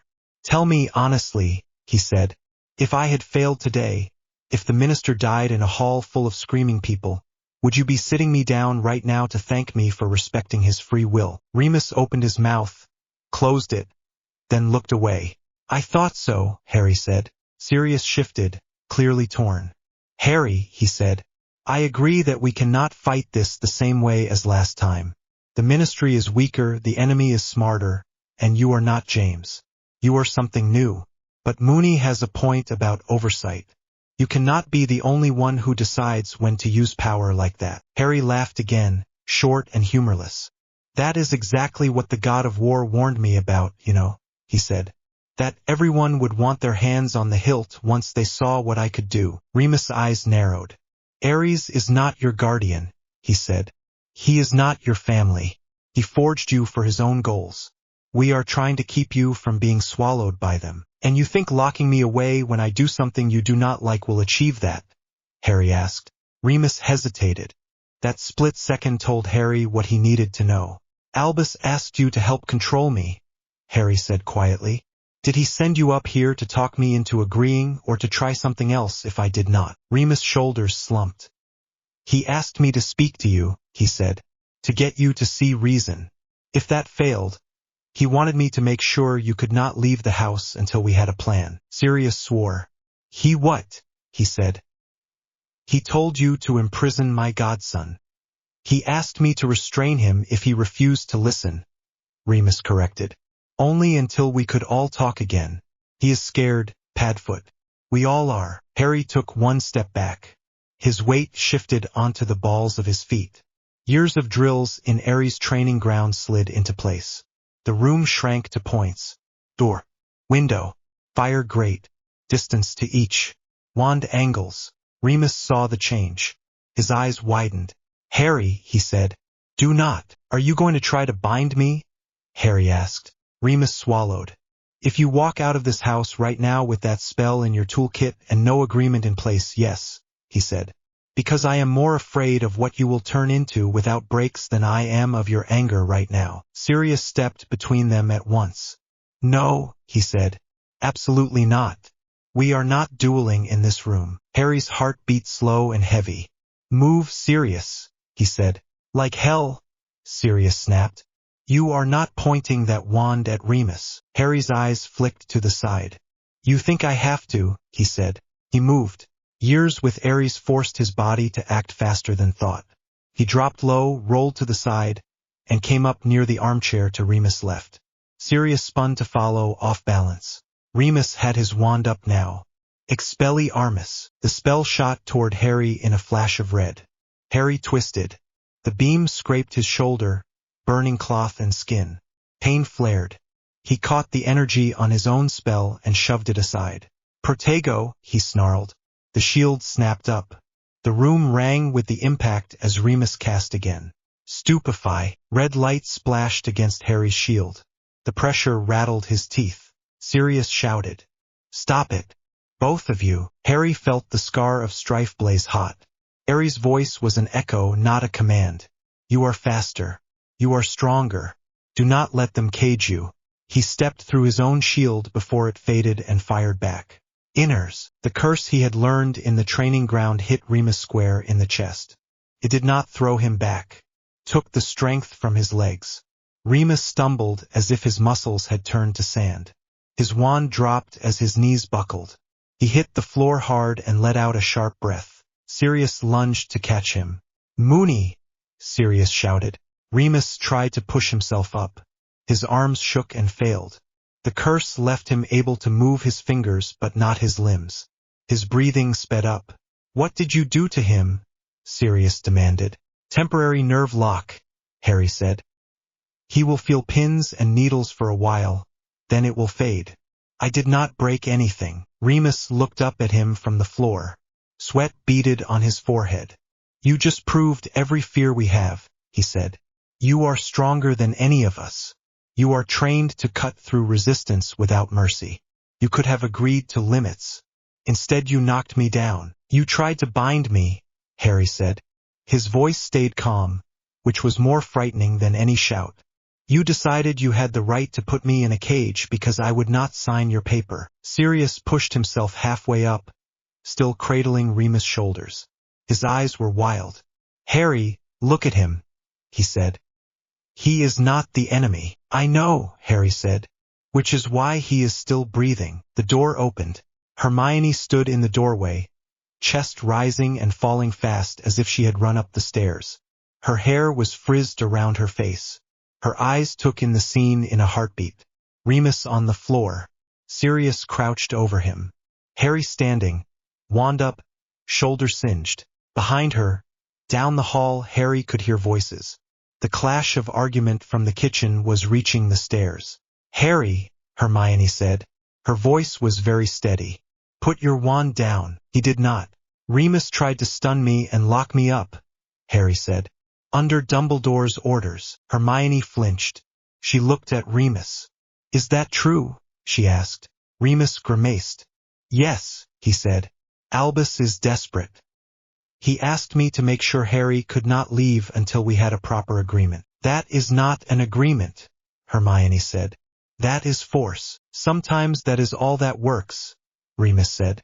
His voice shook more now as feeling started to return to his legs with sharp pricks. "You know what he is capable of. I also know what the others are capable of if they decide his power is more frightening than the enemy," Hermione said. She stepped fully into the room and shut the door behind her. The latch clicked. She crossed the floor and stopped at Harry's side, close enough that her shoulder brushed his arm. Her presence slotted into his awareness like another piece on the field. "The roster now is Harry, Hermione, Sirius, and Remus," she said quietly. "No one else yet. No one has the drop on anyone." Harry almost laughed at the way she turned his own battle thinking into words. "You are making this worse," Remus said through clenched teeth. "I am keeping it from turning into something that cannot be undone," Hermione said. "Harry, look at me." He dragged his eyes away from Remus and met hers.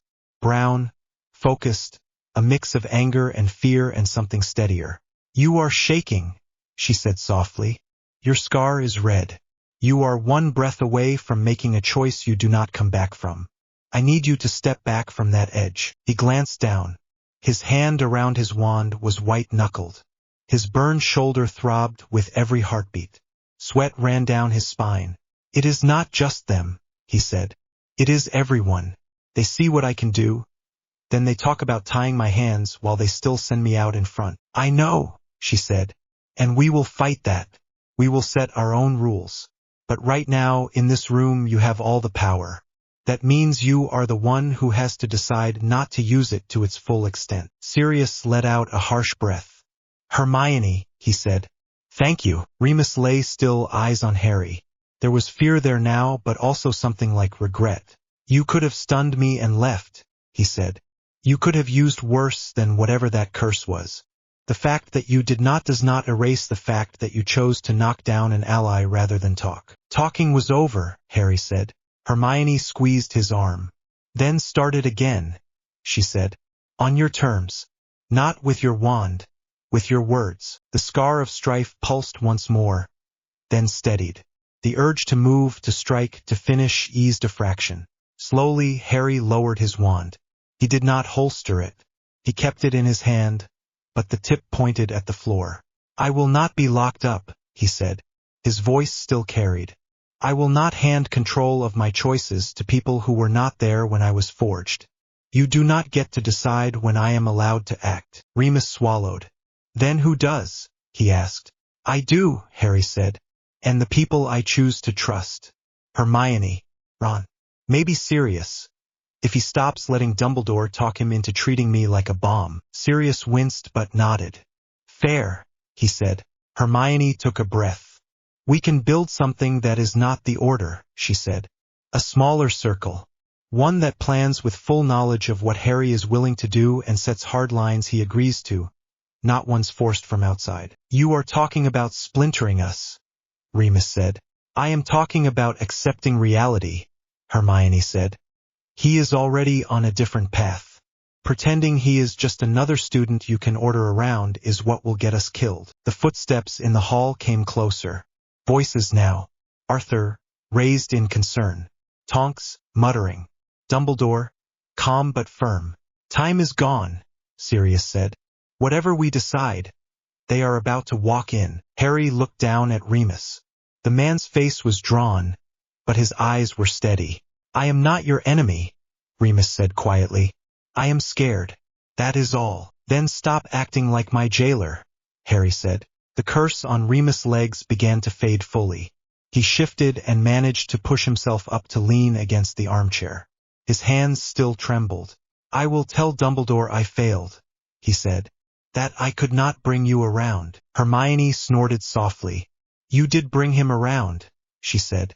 "Just not the way you planned." The door opened before anyone could answer. Dumbledore stood in the doorway, one hand on the knob. Behind him, Arthur and Tonks peered in. Snape lurked further back like a shadow. Dumbledore's eyes flicked over the scene.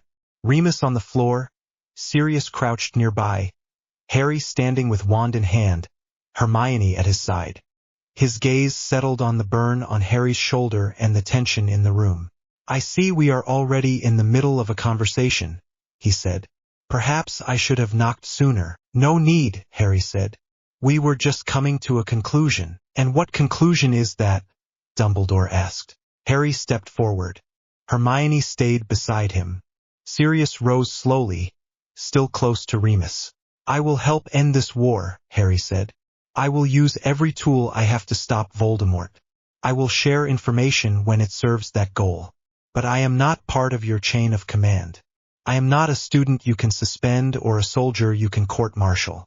If you want my cooperation, you treat me as an ally, not a weapon on a leash." Tonks sucked in a breath. Arthur looked worried. Snape watched with narrowed eyes, something unreadable flickering there. Dumbledore studied Harry for a long silence. The house creaked around them. "You realize," Dumbledore said at last, "that speaking this way will make many here even more fearful of you." "Yes," Harry said. "Better they fear the truth than pretend they hold a control they do not." Dumbledore's shoulders sagged very slightly. "Then we stand at an impasse," he said. "No," Hermione said. "You stand at an impasse with your idea of him. The real Harry has been in front of you this whole time. He just stopped pretending to fit in your box." Dumbledore looked at her. For a moment, something like grief crossed his face. "I always knew you would be his fiercest defender," he said softly. "I had hoped you would also help temper him." "I am doing both," she said. Harry almost smiled. Remus shifted. "Albus," he said, "do not try to force this. We saw where that led. The spell I tried on him barely slowed him. If we push harder, we will only push him away." Sirius nodded. "We back off," he said. "We work with him on his terms, or he walks and fights this war alone. You know he will." Dumbledore closed his eyes for a brief moment, then opened them again. "Very well," he said. "For now we proceed as allies, not commander and weapon. But understand this, Harry. If your choices begin to slaughter innocents or stray into cruelty for its own sake, I will oppose you with everything I have." Harry nodded. "If I ever enjoy what I have to do, I expect you to," he said. They faced each other across the worn rug. The air seemed to thicken between them with all the unspoken things that would not fit into words. Then Dumbledore stepped back. "We have safe houses to hit and a hearing to secure," he said. "Meet me downstairs in 1 hour. We will plan." He turned and walked away. Arthur and Tonks followed. Snape lingered a second longer, eyes on Harry, then slipped into the shadows of the hall. The door shut. The room let out a breath none of them had known they were holding. Harry finally sagged. His burned shoulder throbbed. His legs felt heavy. The curse he had used on Remus had drained more energy than he had admitted. Hermione reached up and touched his arm. "You are trembling," she said. "I just nearly hexed a man who used to eat dinner with my dad," Harry said. "I think that earns a bit of trembling." Remus pushed himself fully upright with Sirius' help. "We all nearly did a lot of things we would regret," he said. "For what it is worth, I am sorry I tried to stun you from behind." Harry snorted. "You did it from the front," he said. "You get a tiny bit of credit for that." A small, strained laugh went around the room. Hermione stepped closer, her shoulder against his again. He could feel her hand slide down his arm until her fingers curled around his. "Battle line just shifted," she said quietly. "The Order knows now that they cannot contain you. That changes everything." "Does not make me less dangerous," he said. "To them," she said. "Not to us." She leaned up and pressed a quick kiss to his cheek. It was brief, soft, but it anchored him more firmly than any ward. "We are still here," she said. "On your side. That is what matters." Harry looked at Remus and Sirius. Both men watched him with a mix of fear, respect, and stubborn affection. "Then we plan," Harry said. "On all fronts." Outside, the old house groaned around them. Somewhere far away, Voldemort moved pieces on his own board, unaware that the blade forged in a different realm had just slipped further out of everyone's grip. Harry tightened his fingers around Hermione's hand. They had crossed a line. There would be no going back. War in marble halls. The Ministry was never quiet. Even this early, the atrium hummed. Fires flared green in the long row of fireplaces. Witches and wizards stepped out, dusted soot from their sleeves, and hurried across the shiny floor under the golden statues. The air smelled of smoke, parchment, and the faint metallic tang of magic woven into the walls. Harry stood just inside the main line of security wards and watched the flow. Scene roster his mind supplied. Front, near the wand inspection desk. 2 lines of ministry clerks, one for visitors, one for staff.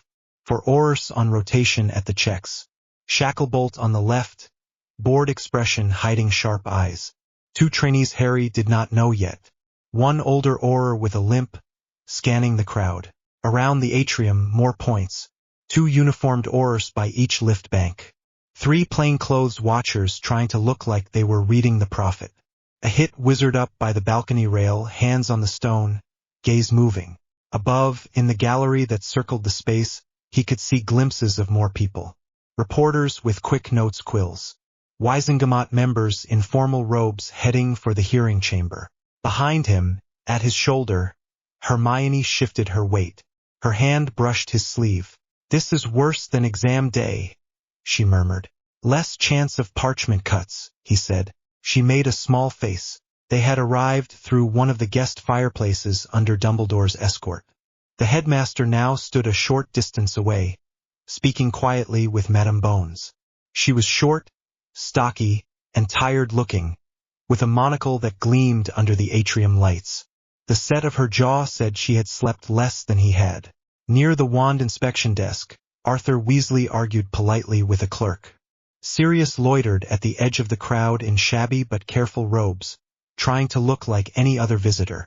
He failed. Sirius never really blended anywhere.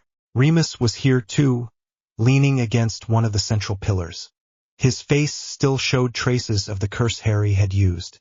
A faint tightness around the eyes. He caught Harry's gaze once, then looked away. Tonks and Kingsley both wore Auror robes and pretended they did not know Harry at all. Their eyes gave them away. Harry stepped up to the inspection desk when it was their turn. The Auror behind it was a narrow-faced woman with a scar along her jaw. "Name," she said, Harry Potter, he said. The murmur that rippled through the line behind them told him the people there had been paying attention after all. The Auror held out a hand. Wand, he passed it over. She laid it in a shallow groove on the desk and touched the tip of her own wand to it. The groove lit for a moment, showing color and wood. Holly, phoenix feather, 11 inches. The Auror read. Her eyes flicked up to his scar, then back down. Registered to Harry James Potter. No record of alteration. She hesitated, then placed the wand back on the desk rather than handing it straight to him. Security notice, she said, voice going slightly louder.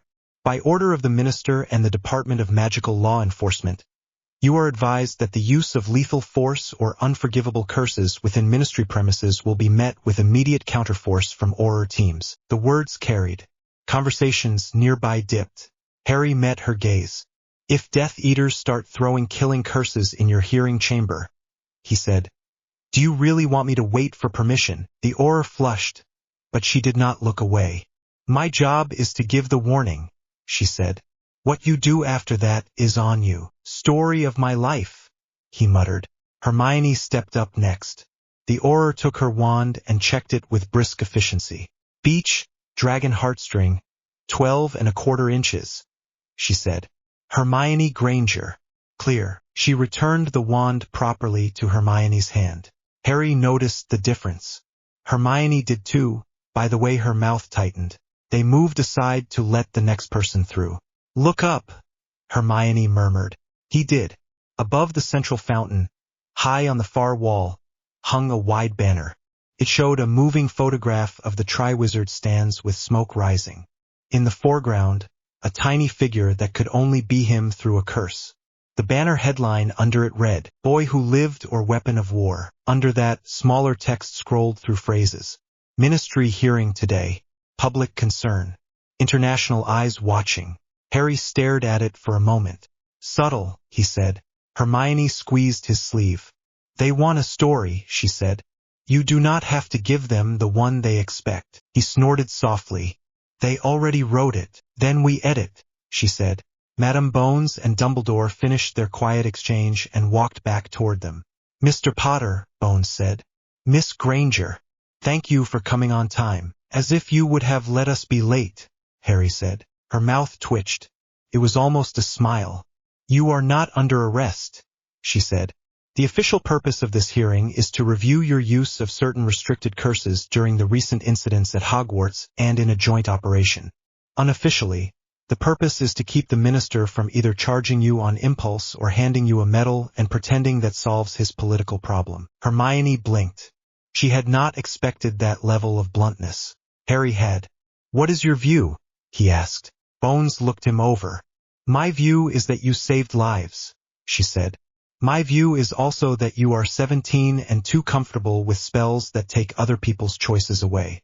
Both can be true at once. That sounds familiar, Harry said. She nodded once. I will be asking hard questions, she said. Do not lie to me. I can work with ugly truth. Pretty lies get people killed. He nodded back. Understood. Dumbledore watched the exchange in silence. Blue eyes thoughtful. We should get to the chamber, he said. The Wizengamot does not enjoy waiting, especially when they have reporters in the gallery, Hermione muttered. They took the lift. It rattled down, metal grate vibrating under their feet. The old voice announced floors as they passed. Hearing chamber, it said at last. The doors slid open. The corridor beyond was lined with Aurors and members of the Wizengamot. Their purple robes and silver fastenings caught the torchlight. Harry recognized a few faces. Madame Longbottom. Thickness. A tall witch with sharp features he had seen once in The Prophet. He scanned for threats. No masks. No marks. That meant very little. Death Eaters did not always dress for the part. Hermione walked at his side. Chin up. Dumbledore and Bones went ahead. Sirius and Remus followed behind, close enough to reach him if needed.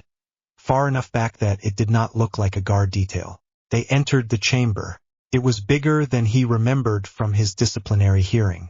High walls, dark stone, seats rising in tiers around a central pit. The ceiling was bewitched to show a soft, cloudy sky, but the room still felt heavy. The middle of the floor held a single wooden chair with chains coiled on the arms. Harry looked at it and did not move. Bones followed his gaze. "We are not using that," she said. "That is for criminal trials. This is a review hearing. Sit at the table." She gestured instead to a long table placed a little off-center.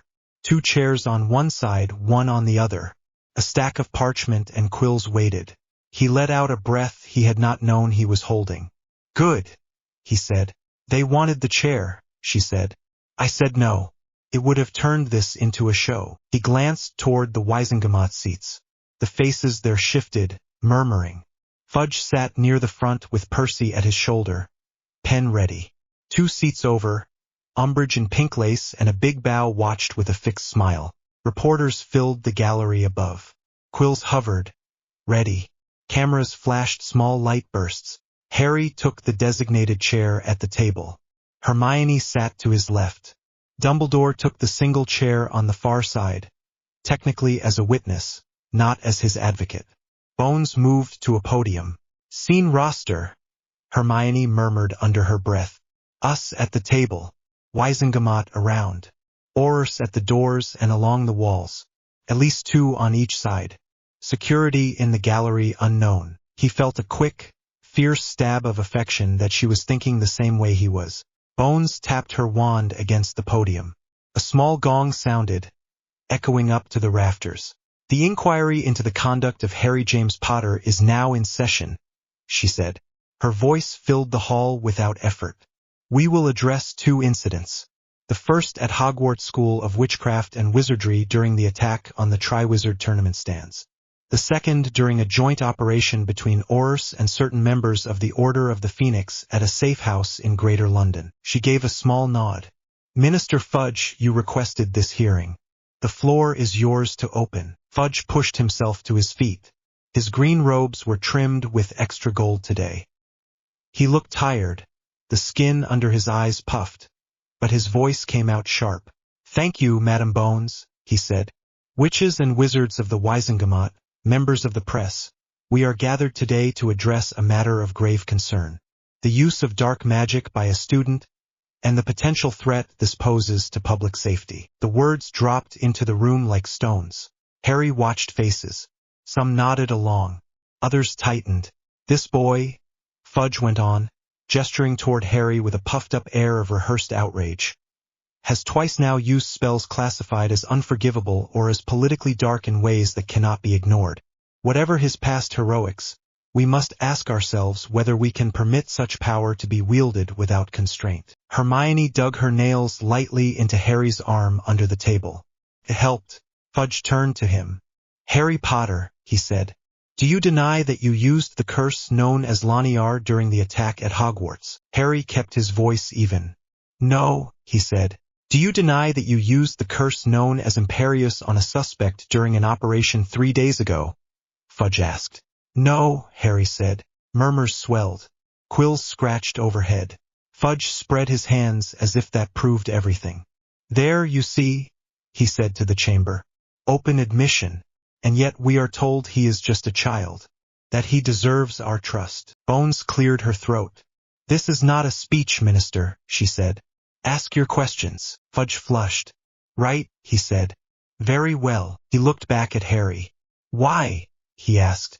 "Why did you choose to use Laniar in a children's sporting event?" Harry let the words hang for a beat, then answered. "Because a group of Death Eaters were about to finish a wide-range curse that would have killed dozens in the stands," he said. "I chose a spell that could not be easily blocked and would end the threat in one hit." "Do you understand what that curse does to a body?" Fudge demanded. "Yes," Harry said.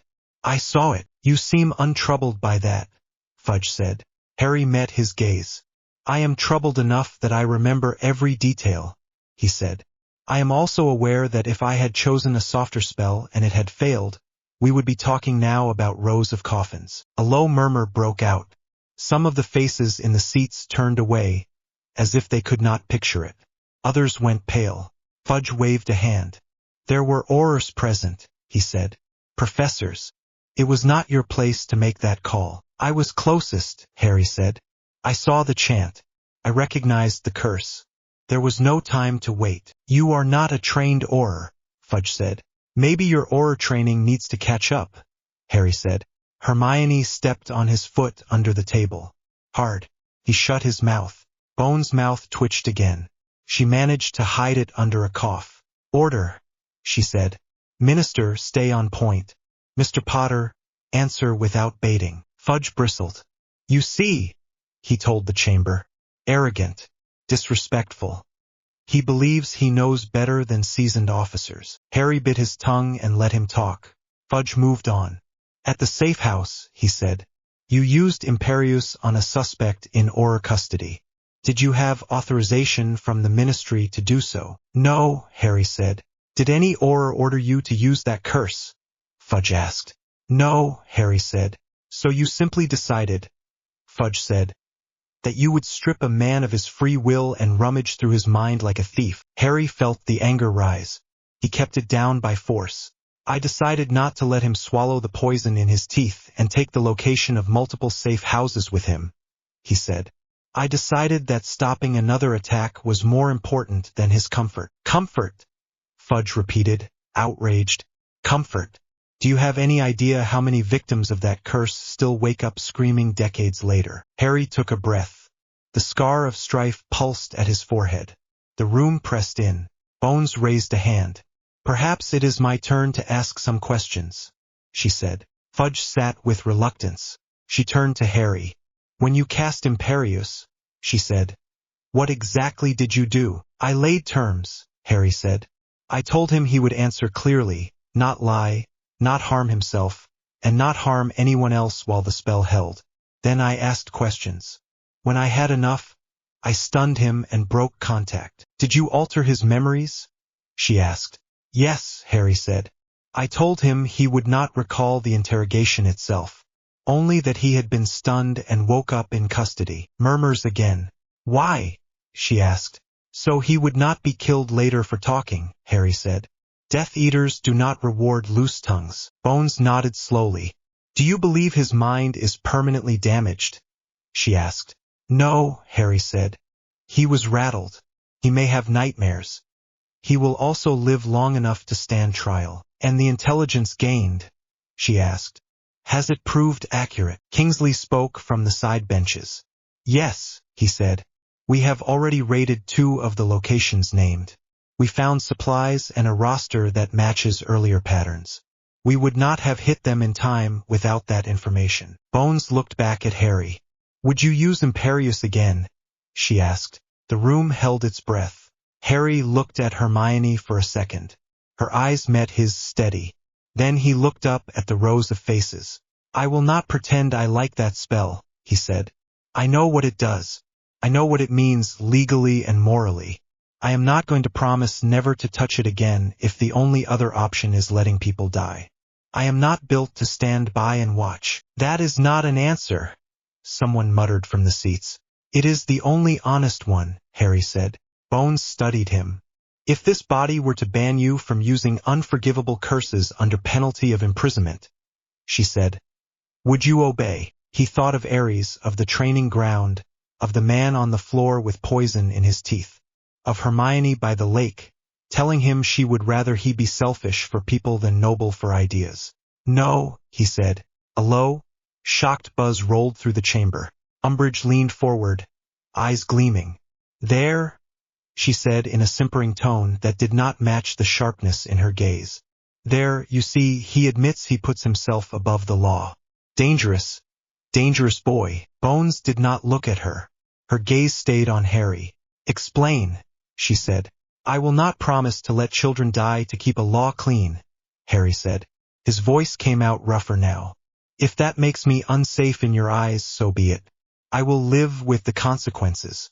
I will not live with knowing I let a curse fly because I was afraid of a cell. Hermione's grip under the table tightened. Bones looked up at the gallery, then at the Wisengamot seats, then back at Harry. You understand, she said slowly, that you are making it very hard for us to defend you. Yes, he said. Good, she said.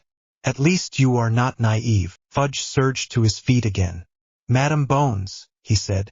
Surely this shows we cannot allow this boy to walk around with a wand.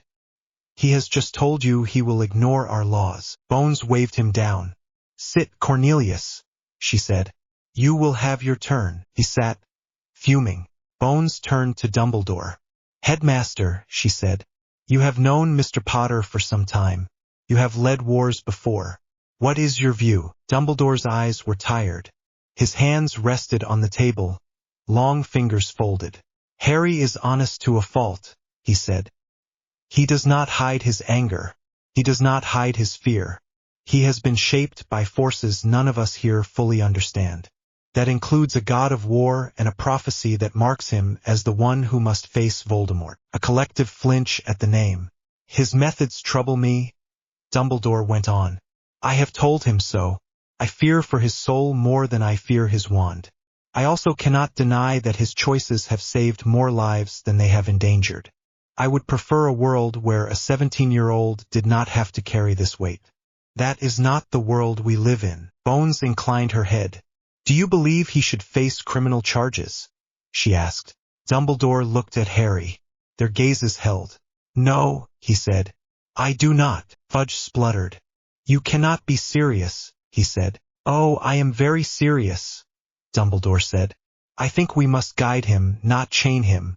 If we attempt to bind his hands with laws written for calmer times, we will either drive him to work alone or lose the war while we debate ethics. And if his actions drag us into darkness, Fudge retorted. Then we hold him to account, Dumbledore said. But not now. Not like this. Bones sighed. We are circling the same point, she said. Fine. We will retire to consider recommendations after this session. For now, we will move to the second part of the hearing. Security notices. We have credible information of an attempt on the minister's life during the upcoming full session of the Wizengamot. The words changed the air. Fudge went still. What? He demanded. That is the first I have heard of this, Umbridge said brightly, though a flicker in her eyes suggested otherwise. Bones raised an eyebrow. Perhaps you should talk to your security briefers, she said. The intelligence came from Mr. Potter's interrogation. It has been confirmed by 2 independent sources since. Harry made a mental note. 2 independent sources. That meant Snape had backed it or something close. Bones tapped the podium. We will be adjusting protocols accordingly, she said. This hearing is part of that. We need to understand what happens when Death Eaters create panic and Mr. Potter is in the room. That is all. She was about to say more when the scar of strife burned. It was not the slow pulse of anger or the steady throb of stress. It was a sharp jolt, like hot metal pressed to his skin. Harry's head snapped up. Get down, he said. He did not wait to see if anyone moved. He threw himself sideways, shoulder into Hermione, dragging her off her chair. The first explosion hit the far wall of the chamber where the stone met the ceiling. Stone shattered. Dust and fragments rained down. The bewitched sky flickered and went black. A shockwave rolled across the room. People screamed. Hermione hit the floor under him with a soft cry. He shielded her head with his arm. The blast slammed into his back. Pain flared down his spine. The second blast came from the entrance doors. They blew inward in a shower of wood and iron. Figures stepped through the smoke. Masks on. Robes black. Scene roster changed fast. At least 10 Death Eaters in the doorway. 2 more on the balcony level, firing down into the gallery. One near the upper left arch, wand raised, clearly started the first blast. The ARES at the walls were already moving. Wands up. Shields snapped into place around clusters of people. Harry rolled off Hermione, pulling her up with him. His ears rang. His shoulder burned where stone had scraped him. You all right? He shouted over the noise. She nodded, eyes wide but focused. Fine, she yelled back. Go, he went. He sprinted toward the center of the chamber. A killing curse shrieked past his left side and turned a Wizengamot seat into dust. Someone cried out in pain where a splinter flew. Harry's wand was in his hand. He did not remember grabbing it. Protego, he snapped, throwing up a shield around the cluster of people nearest him. A curse hit it and sprayed sparks. Above, One of the masked figures in the gallery aimed at the stunned group of reporters huddled behind the rail. Harry flicked his wand up. Fractura, the curse hit the man's wand arm. Bone snapped. The wand went flying. The man stumbled and vanished back into the smoke. Another Death Eater at the door raised both hands. Avada Kedavra. The green curse streaked straight toward the minister, who stood frozen near his seat, mouth open. Harry did not think. He moved. He jumped off the edge of the central floor, hit the stone hard, rolled, and came up running. Concussa! He fired at the ground in front of the curse. The shock wave kicked up dust and debris, skewing the angle of the killing curse just enough that it flashed past Fudge's shoulder instead of through his chest.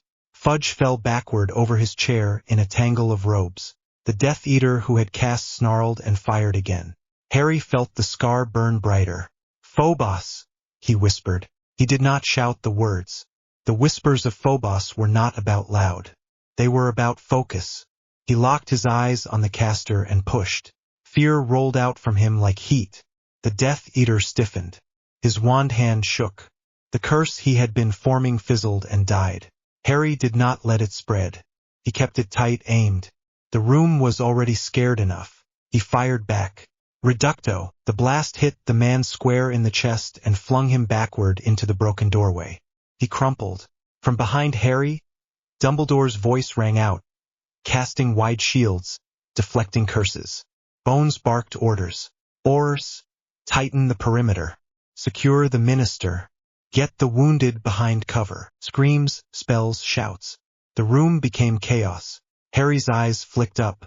The gallery Death Eaters had switched targets. One of them aimed down at Hermione, who had moved behind the fallen table and was dragging another stunned witch to safety. His chest clenched. He raised his wand. Defindo! He sent at the man's wand, slicing it in half. The pieces fell. The man swore and ducked. Stun spells flew up from ARES along the walls, catching one of the balcony attackers in the chest. He toppled over the rail and hit the floor with a sickening thud. Harry moved. He cut through the center of the chamber using fallen benches as cover. A stray spell scorched his sleeve. Another cracked the stone at his feet, showering him with chips. An oar near the left door went down with a cry. A Death Eater stepped over him, wand swinging toward a group of Wizengamot members huddled behind a half-broken wall section. Harry slid. He dropped to one knee, skidding on stone dust, and fired up. Dolans! The pain curse hit the Death Eater in the ribs. The man shrieked and dropped his wand, clawing at his own chest. Harry hated the sound. He used the time it bought. Stupefy! He followed, dropping the man limp. He did not look to see if anyone was judging that choice. He had no spare focus to care. Another curse sizzled past his ear. He ducked behind a broken bench as stone shattered. Sirius appeared at his side in a burst of motion, hair wild, eyes blazing. Nice of them to save us travel, Sirius shouted. Who needs a war out there when we can have one in here? You take left, Harry yelled back. I will cut through the center. Always wanted to redecorate, Sirius said, and dived toward a cluster of attackers, blasting as he went.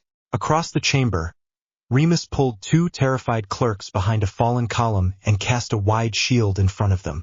His wand hand shook, but the shield held. Harry saw Kingsley at the far door, dueling 3 Death Eaters at once. His movements were controlled and efficient, a contrast to Tonk's more chaotic style near the other entrance. She slipped on a bit of debris, swore, rolled, and came up firing. The air was thick with dust and spells. His lungs burned. He felt the attack shift. This was not just a smash and kill strike. There was pattern. Death Eaters at the doors pinning the oars. Others on the balcony herding the Wizengamot away from exits. One more figure near Fudge, moving with slow purpose through the chaos. Harry focused on that last one. The man moved with a confidence that did not fit a random follower. Tall, broad-shouldered, mask slightly different with darker trim. Yaxley. The man raised his wand. Minister Fudge, he called over the noise. The Dark Lord sends his regards. Fudge scrambled backward on hands and knees, face white. Yaxley aimed at him with almost lazy care. Harry felt it like a drawn bow. He was too far to reach them in time with his feet. Dumbledore was engaged on the other side of the room, deflecting a volley of curses aimed at a cluster of cowering staff. Bones held a ward line near the right entrance. No one was close enough. Harry lifted his wand. The first spell on his tongue was not stunning or cutting. It was the one that would stop Yaxley cold even at this distance. Imperio. He could feel it, ready. The shape of the magic. The way it would slide through and clamp down. He could force Yaxley's arm down. Make him miss. Make him drop the wand. And he saw in one sharp flash what it would look like. Dumbledore's face. Bones' face. The ARES. The Wizengamot. The reporters in the gallery. Harry Potter saving the minister's life with an unforgivable in front of the entire ruling body. ARES' voice whispered from the scar. Use what works. There is no audience on a battlefield. Only bodies. Hermione's voice from the lake cut through it. You are not a symbol. You are a person. Choose the people you love. Choose what you can live with. His wand hand shook. Then he saw something else. The statue in the atrium. The fountain. The way its charm sent water pouring in endless streams. Water. Accio fountain water, he shouted. The spell roared out of him harder than usual. He could feel it strain. It reached past the walls, past the corridor, into the atrium outside. For a heartbeat, nothing. Then the doors at the back of the chamber bulged. A wave of water crashed through them. The fountain outside exploded under the force of the summons. Jets of conjured water tore free and surged down the corridor like a burst pipe. They smashed into the hearing chamber, flooding the lower level in a rush that knocked people off their feet. The wave hit Yaxley from the side just as he finished the first syllable of the killing curse. He went down with a shout, his aim skewed. The green light blasted harmlessly into the ceiling, gouging stone. The water kept going. It swept across the central floor around pillars, up onto the lower tiers. It soaked robes and scattered ash. Harry almost lost his footing. He flung a quick anchoring charm at his boots and rode the surge, teeth gritted. People screamed again, this time in wet shock. ARES grabbed onto whatever they could. A few Death Eaters went under and came up spluttering, their masks askew. Harry used the chaos. He slogged forward through the rising water, legs braced. Yaxley tried to stand. His mask was gone, washed off by the wave. His hair hung in wet strands. Harry fired. Expulso. The blast hit the floor at Yaxley's feet. Stone erupted. Yaxley went down again, thrown into the fallen minister's podium. Stupefy, Harry snapped, and the man finally went limp. The water settled into a knee-deep pool around them, sloshing with every movement. Papers floated. Quills bobbed. Someone had been thrown halfway up the lower bench and clung there, coughing. Keep your feet, Bones shouted. ARES pushed them back. Take them alive if you can. The fight shifted again. The Death Eaters had lost their formation.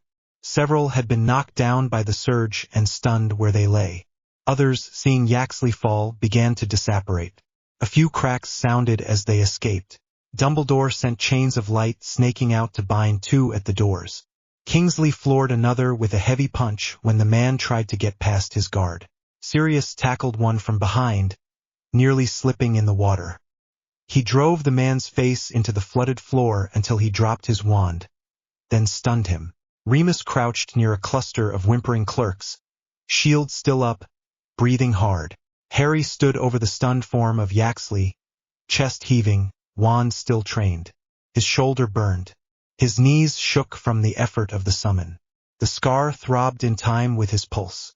Fudge sat against the bench behind him, soaked, robe plastered to his chest, eyes wide. For a long second, they just looked at each other. I told you, Harry said between breaths. You should have listened to the security brief. Fudge opened his mouth. No sound came out. The room slowly steadied. The last curses flickered out. The ARES moved through, binding, checking, lifting. Madame Bones barked orders, voice hoarse but controlled. Seal the exits, she shouted. Get medics in here. I want every Death Eater we have conscious and secured before we move them. Madame Pomfrey arrived with a team of healers from St. Mungo's. She waded through the water as if it was nothing, wand already flicking diagnostic charms. Hermione splashed over to Harry. Her hair was plastered to her cheeks. There was a bruise forming on one knee where she had hit the floor. "Are you hurt?" she demanded. "Only where the floor tried to eat me," he said. "You, bruised," she said. "Whole." She glanced down at Yaxley. "You nearly used it," she whispered. "Yes," he said. "But you did not," she added. "Barely," he said.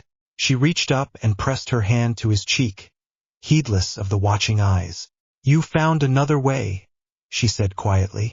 "Remember that." He let out a breath he had not realized he was holding. Bones waded over to them. Her monocle was gone, washed away. Her hair hung in wet curls. She did not seem to notice. "Mr. Potter," she said, "remind me never to ignore you when you say get down." "I will try to make it more polite next time," he said. "Do not," she said. "Shout faster instead." Her eyes flicked to Yaxley. "You stunned rather than killed," she said. "Interesting. He knows things," Harry said. "I thought you might want to ask him questions. Possibly with oversight this time." "I appreciate the concession," she said dryly. Fudge struggled to his feet behind them, still shaking. "This is an outrage," he spluttered. "Attack in the heart of the ministry. In my own hearing chamber." "Exactly what we warned you about," Bones said. "Perhaps now you will stop pretending the situation is under control because it makes you feel better." Fudge flushed. "We must inform the public," he said. "We must show them this was contained." Harry thought of the reporters in the gallery, some still clutching their quills, others helping injured colleagues. "I reckon the public will hear about it," he said.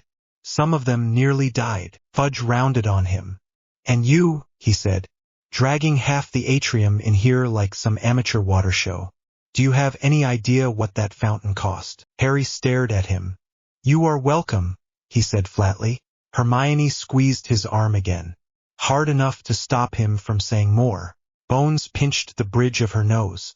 "Minister," she said, "now is not the moment to complain about plumbing. Go with Arthur. Let him get you dry and checked. You can hold your press conference when you do not look like a drowned cat." Fudge puffed up, but he went. Arthur guided him toward the exit, murmuring something soothing. Umbridge climbed down from her seat, sodden and trembling, and followed, her eyes never leaving Harry. Harry met Bones' gaze. "So," he said, "do I still need to answer questions about whether I will act if people are in danger?" Bones let out a short breath that might have been a laugh. "We have more than enough on record," she said. "I suspect the hearing just changed tone." In the gallery, a reporter with a wet quill called down, "Harry, did you summon that water?" Hermione shot him a look. "Do not answer," she said. He did not. Bones raised her wand. "This session is suspended," she called. "We will reconvene when the chamber is dry and repairs are in place." The Wisengamot members began to file out, muttering to each other. Some gave Harry a wide berth. A few paused to look at him with something like wary respect. Madame Longbottom stopped at the edge of the pool and peered down at him. "You remind me of someone," she said. "Frank," he guessed. Her mouth tightened. "A little," she said. "He never knew when to stop either." She turned and left. The healers worked. The ARES carted off stunned Death Eaters. The water slowly drained as ministry maintenance charms kicked in. Within an hour, the floor was merely damp instead of flooded. The broken bits of ceiling lay in neat piles at the edges, ready for repair. The air still smelled like stone dust and spell smoke. Harry stood at the side now, leaning against the cool wall, exhaustion creeping in around the edges. Hermione stayed close. Tonks wandered over, hair back to its usual messy purple. "Well," she said, "that was dramatic, even for you." "Blame the Death Eaters," he said. "Oh, I do," she said. "But the bit with the fountain was all you. Going to be telling that story for years." Kingsley joined them. "You changed the field," he said simply. "Good call. We would have lost more if you had not broken their line." Remus approached more slowly.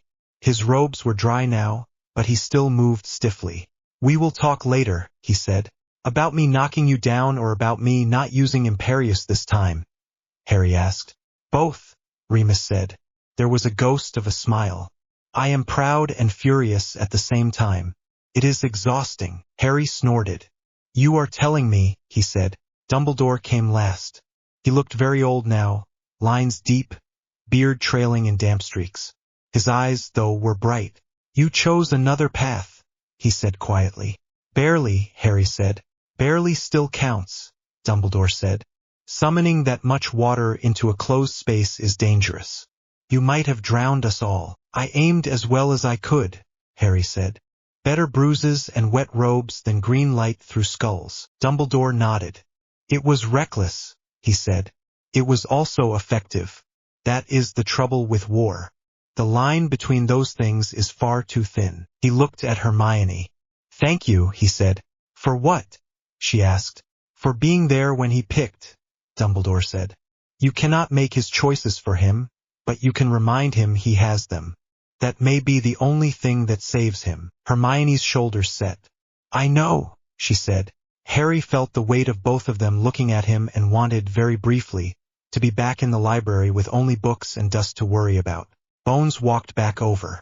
She held a towel in one hand where she had dried her hair. Here is what will happen, she said without preamble. We will not be charging you for the use of Laniar at the match. We will not be charging you for Imperius at the safe house. In exchange, you will stop short of using any unforgivable within ministry grounds unless and until there is no other defense against immediate mass death. That is not a law. It is an understanding. Harry considered. You want me to promise, he said. I want you to know where my line is, she said. If you cross it, I will come after you myself. But I am not going to pretend I can write a neat rule that will cover every horror ahead. He almost smiled. You are the first person today who has not tried to hand me a leash, he said. Bones shrugged. You are clearly incapable of being leashed, she said. I am not stupid. I am trying for something closer to a truce. He nodded. All right, he said. I can live with that. Good, she said. Because we still need you. She glanced at Hermione. Both of you, really?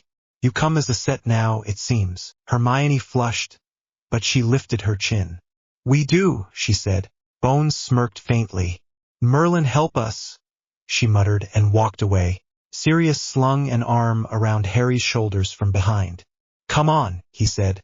Let us get you home before someone remembers they wanted to shout at you about property damage. Already did, Harry said. Then they can shout again tomorrow, Sirius said. Tonight you eat and sleep and try not to dream about fountains. Harry let himself be steered toward the fireplace bank. Hermione walked on his other side, hand brushing his every few steps. As they crossed the atrium, he saw the ruined fountain. The statues were cracked and toppled. The wizard and witch lay on their sides, wands broken. The goblin and centaur were half buried in stone. The house elf figure had lost its head. Water no longer flowed. The gilding was chipped. Workers had already started to clear it. Someone had hung a new banner over the damage. The old headline had been replaced. Boy who lived stops ministry massacre. The photo this time showed a blurred figure in the hearing chamber, wand raised, water crashing around him. Harry stopped. For a second he just stared. You did that, Hermione said quietly. We did that. Together. It will not last, he said. They will find another angle. Another word for me. Then we do not live by their words, she said. We live by what we can look at in the mirror. He looked at the broken statues, at the workers, at the banner. He thought of ARES, of the training ground, of blood on black sand, of Hermione by the lake, ink on her fingers and stubbornness in her spine. The scar of strife throbbed, but the pain was duller now. War in marble halls, he muttered. What? Hermione asked. Nothing, he said. Just my life. She slid her hand into his. Our life, she corrected. He let out a slow breath. Right, he said. They stepped into the green fire together. The war was not over. The lines were not any clearer. If anything, they were worse. He had chosen not to use Imperius today and had still nearly drowned a room full of people. Death Eaters had walked through the heart of the Ministry as if it were nothing. Fudge would spin. Dumbledore would worry. ARES would wait. But Hermione's hand was solid in his, and Madame Bones had offered something that almost looked like respect instead of fear. For now, that was enough to move forward. The Horcrux hunt. The house was quiet in the way old places got quiet. Not empty. Never empty. Grimmauld Place held too many footsteps in its floorboards and too many whispers in its walls for that. But after the Ministry attack, after the water and the smoke and the screaming, the silence felt heavier. Harry sat at the long kitchen table with a cup of tea gone cold under his hand. The map of Britain lay spread between him and Hermione. Ink marks dotted the coast and the inland hills. Some were Auror ink, neat circles with dates and case numbers. Others were Hermione ink, smaller, sharper notes, lines of research crammed into the margins. In the center of the map, a small black circle sat near a jagged line of coast in the north. Hermione tapped it with the tip of her quill. "This is the one that repeats," she said. "Every time we cross-reference Yaxley's statements with known Death Eater movements, this place shows up. Not often, carefully spaced, which makes it more suspicious." Harry ran his thumb along his cup. "Describe it again," he said. She flipped through the open notebook beside her. No diary structure, just raw notes, dates, names, bits of testimony Arthur had pulled from Ministry files. Snape comments written in a different hand, sour and tight. "Yaxley called it the Shrine," she said. "Never by a normal address. No number, no lane, just that. The first mention is from the year after Voldemort fell. He was still weak. He used it as a place for rituals to repair himself. Rituals that needed soul anchors," Harry said. Hermione nodded. "Later mentions are always coded," she said.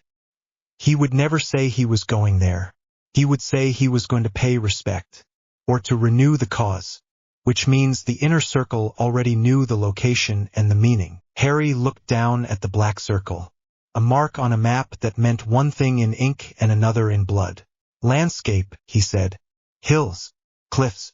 What are we walking into?" Hermione slid a parchment across to him. A rough sketch. She had done it from old survey records and Yaxley's half-smug, half-terrified answers under Bones' questions. "Old fort," she said.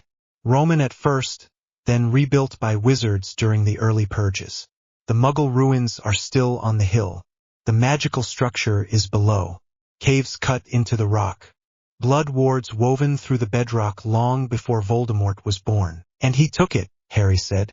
"Of course he did," she said. "He loves old names and old stones. It makes him feel like part of something bigger." Harry studied the drawing, the fort outline, the narrow path down to a cliff ledge, the symbols she had marked for ward layers, based on Yaxley's description and Snape's corrections. "How sure are we," he asked, "that this is a Horcrux site and not just a meeting hall?" Hermione took a breath. "Yaxley said," she started, then stopped, annoyed with herself. "Sorry, that is not enough.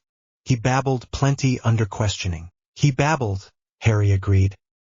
"He also gave up 2 safe houses that matched our independent checks. He was not lying about everything." "I know," she said. "Still, I wanted more than his word. So I went through every mention of ancient dark magic sites the department has flagged in the last 20 years.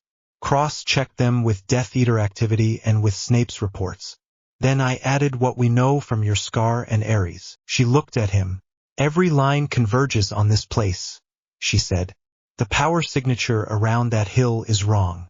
Not just defensive magic. The rock itself feels off in the old readings, like something has been soaked into it, repeatedly, over years." "Small soul deaths," Harry said quietly. Hermione nodded. "Exactly," she said. "That is why Bones agreed to classify this as a priority target." Harry leaned back and watched her, ink smudge on her fingers, hair tied back and already escaping, dark circles under her eyes. She had not slept much since the hearing. "You look proud and furious at the same time," he said. "I am," she admitted. "Proud that we finally have something concrete. furious that it took an attack in the ministry chamber for them to listen. He smiled faintly. "Welcome to my world," he said. She rolled her eyes. Yes, you have been saying that for years," she said. "You still needed me to prove you were right." He lifted his hands in surrender. "Would not dream of denying it," he said. The kitchen door opened. Remus stepped in first, moving carefully. He still favored the leg Harry had cursed during their fight but refused to admit it. Sirius was right behind him, already talking. "I am just saying," Sirius said. "If they do not rebuild that fountain with less smug statues, I will take a hammer to the next one myself." "Please do not," Remus said. "Arthur has enough to do without trying to keep you out of holding cells." They both stopped at the table. "Morning," Sirius said. "Planning your next team outing." "Scouting," Harry said. "Not outing. No snacks involved." "Pity," Sirius said. "I make excellent sandwiches." Remus leaned over the map. "This is the shrine," he said. Hermione passed him the sketch. "What we can reconstruct of it," she said. The planning cupboard in the department was a mess. Half the files were in the wrong drawer. "Ministry standard," Remus said. "They have never met a filing system they could not ruin." He studied the sketch for a long moment. The lines around his mouth deepened. "Everything about this says ancient and wrong," he said. "That is why we go in," Harry said. "Dumbledore agrees," Remus said. "Bones does as well. Which is why we are about to have an official meeting for once." He glanced toward the stairs. "They are coming down," he added. Harry felt his shoulders tense. Meetings with Dumbledore now held a different weight. The talk in the drawing room had drawn a clear line. They were allies, not commander and soldier. That did not mean they trusted each other fully. Hermione's hand brushed his under the table. He did not reach for it. He let the touch be there. Enough. Footsteps sounded on the stairs. Dumbledore appeared in the doorway with Bones at his side. Bones had a stack of folders under one arm. Snape followed them, robes swirling, expression sour. Tonks and Kingsley came last, already in travel gear. The kitchen suddenly felt 3 sizes smaller. Bones set the folders down with a thump. "All right," she said. "Here we are. Harry, Miss Granger, you get to brief us for once." Hermione did not hide her small flash of surprise. Dumbledore's eyes twinkled faintly at the reaction. Harry gestured at the map and the sketch. "She does most of the talking," he said. "Of course she does," Bones said. "Everyone sits. We do this in order." People took chairs around the table. Sirius perched on the end. Snape chose a spot where he could lean against the wall rather than sit. Moody was absent, still at the ministry dealing with wards. Molly and Arthur were upstairs looking after the temporary evacuees from the hearing. Bones flipped open a folder. "Objective," she said. "Clarify the location and defenses of the suspected Horcrux site known as the Shrine. Decide the team. Decide the rules of engagement." Hermione cleared her throat. Her voice came out steady. "From cross-referencing Yaxley's testimony with archival records and Snape's reports," she began, "we believe the shrine is an old fort site on the northern coast. The Muggle ruins on the hill are a distraction. The real structure is carved into the cliff below. The first wards date back centuries. They were adapted by Voldemort during the First War and reinforced once he returned. The energy readings in the rock show repeated soul work. That is consistent with Horcrux rituals." Snape made a soft noise. "You are very free with terminology for someone who has never performed such a ritual," he said. Hermione looked at him. "I have read every description the department allows and several they do not," she said. "I know enough to know it is wrong." Snape's lip curled. "We agree on that much," he said. Bones tapped the sketch. "Defenses," she said. "Yaxley described layered wards keyed to bloodline and mark," Hermione said. "Outer alarms trigger on anyone who does not carry either the dark mark or Gaunt family blood. Inner wards are more interesting. They react to intent. Anger is acceptable. Desire for power is acceptable. Fear is acceptable. Any doubt about being there, any hesitation about the shrine itself, and the ward's attempt to drown you, in your own memories first. Then literally if that does not work." "Charming," Sirius muttered. Harry watched Dumbledore's hands under the table. The old man's fingers tightened slightly on the edge of the wood at the word drown. Inside, Hermione went on. There is a central chamber. No windows. Door sealed with a ritual lock. Voldemort layered his own protections on top of the older ones. The Horcrux sits in the middle on a stone pedestal carved with phrases in Old Greek and Latin. All references to conflict and conquest. It fits his theatrical style. Which Horcrux? Kingsley asked. Hermione glanced at Harry. Slytherin's locket, Harry said. Tom Riddle used it as a symbol long before he cut his soul into it. He would not waste an old blood ward site on anything less. Snape shifted his weight. You sound certain, he said. You have not seen the object. Harry met his eyes. ARES has, he said. In a way. The scar pulled when we traced the map. Not like with the hearing. Deeper. Older. It felt the same as the night in the graveyard. The same as the diary. The same wrong taste. Silence fell for a second. How poetic, Snape said softly. The god of war serves as a Horcrux detector. Harry shrugged. He hates them, he said. Calls them a coward's trick. Splitting yourself to avoid losing is not honest conflict. He would rather see a soul break all at once than chip pieces off to hide. Bones made a face. That sounds about right for a war god, she said. And you, Harry frowned. Me what? Your opinion, she said. We already know his. Harry looked at the sketch of the chamber. The locket on the pedestal in his mind. I can live with weapons that kill quickly, he said. Even ugly ones. Curses that drop bodies in a second. That is war. It is clean in a brutal way. It ends things. Horcruxes do not end anything. They drag it out. They twist everything they touch. They are not a weapon. They are an infection. Hermione watched him with a tight jaw. So yes, he added.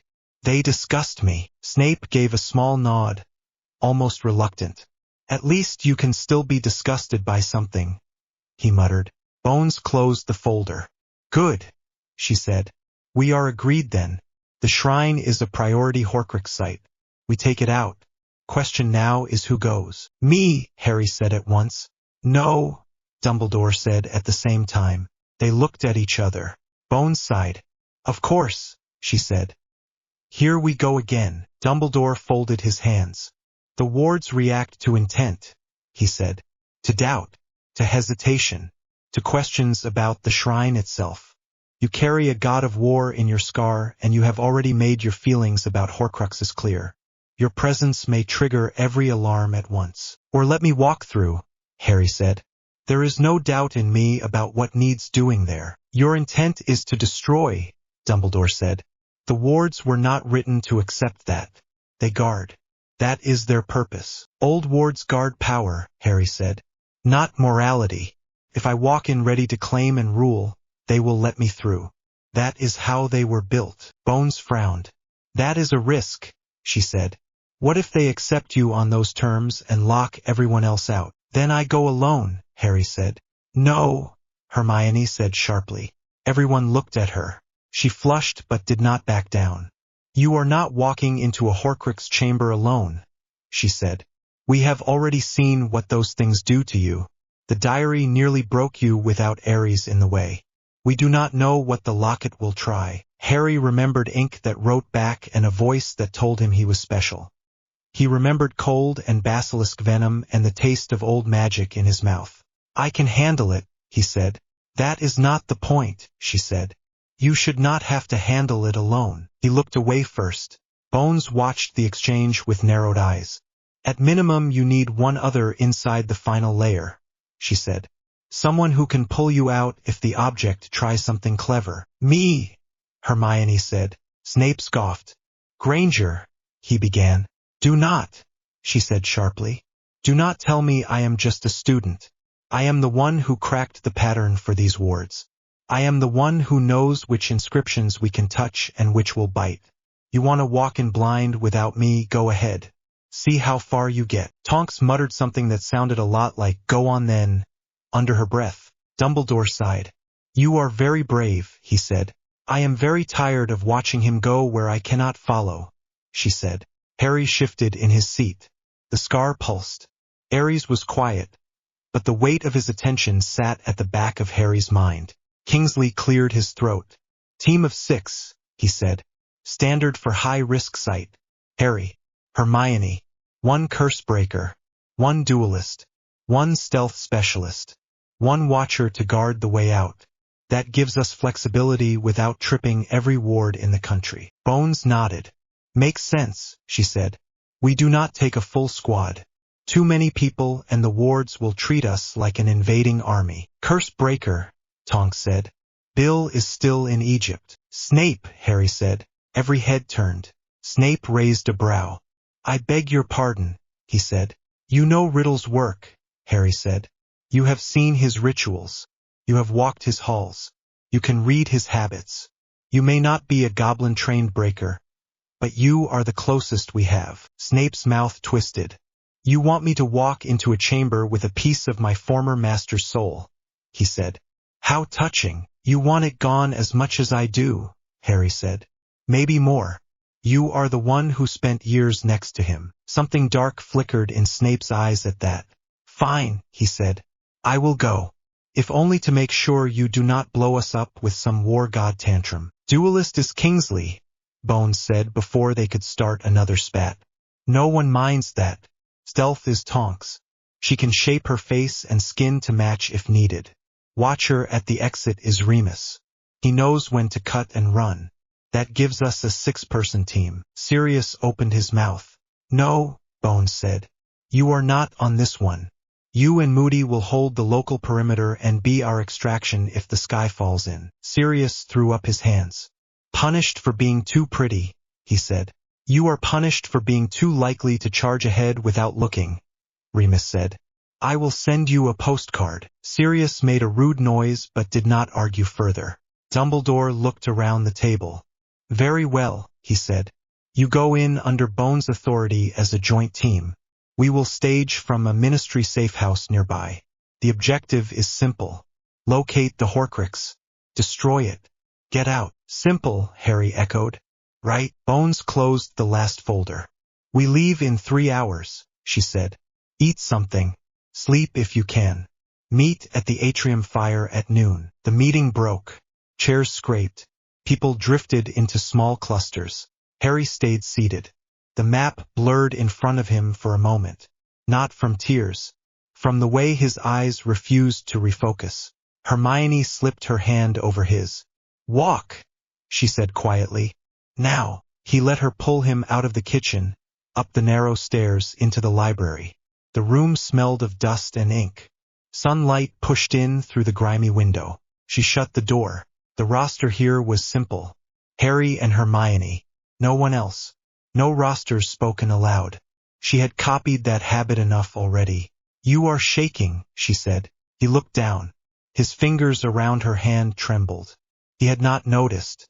Adrenaline, he said. And the scar.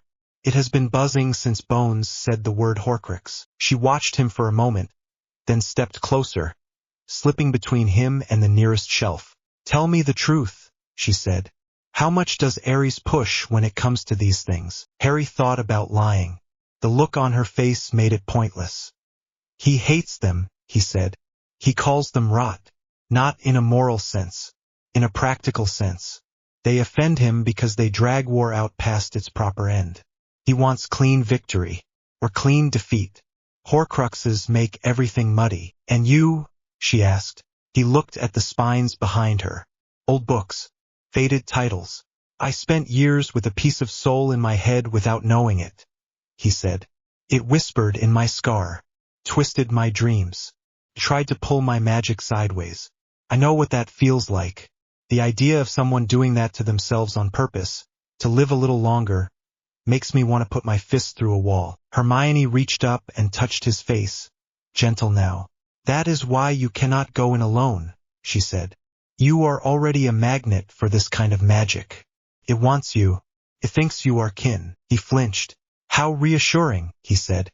She moved even closer, until his back brushed the shelf and he had nowhere to step. Listen to me, she said. You are not a piece of him. You are a weapon someone else forged to kill him. That is bad enough. We are not letting his corruption claim you as well. He met her eyes, brown and steady and furious. I will destroy the locket, he said. If it tries to talk to me, if it tries to tempt me, I will crush it. I swear. I know, she said. I do not worry about you wanting it. I worry about what it will do to you while you break it. Her thumb brushed his cheek. The touch was soft enough that his shoulders dropped without his permission. You do not carry this alone, she said. He swallowed. That sounds like a promise, he said. It is, she said. He leaned down before he could think about it too much. She met him halfway. The kiss was not careful this time. It was tired and angry and desperate. His hand found her waist. Hers curled in the front of his shirt. For a few seconds the war was fuzzy at the edges. There was only warmth and the soft catch of her breath. She broke away first, though not by much. Her forehead rested against his. Come back, she whispered. Do not make me go through another year wondering if you are dead in some cave. He breathed her in. Ink, shampoo, the faint smell of tea. I will, he said. I will come back. You had better, she said. Or I will find a way to drag you out of the afterlife by your ear. He almost smiled. They stood like that for another moment. Then she stepped back and cleared her throat. Eat, she said. Food, not fear. Then pack. No new spells today. Use the ones you trust. Yes, ma'am, he said. She flicked his burned shoulder lightly. Do not ma'am me, she said. It makes me feel like McGonagall. He laughed once, a short sound that eased some of the tightness in his chest.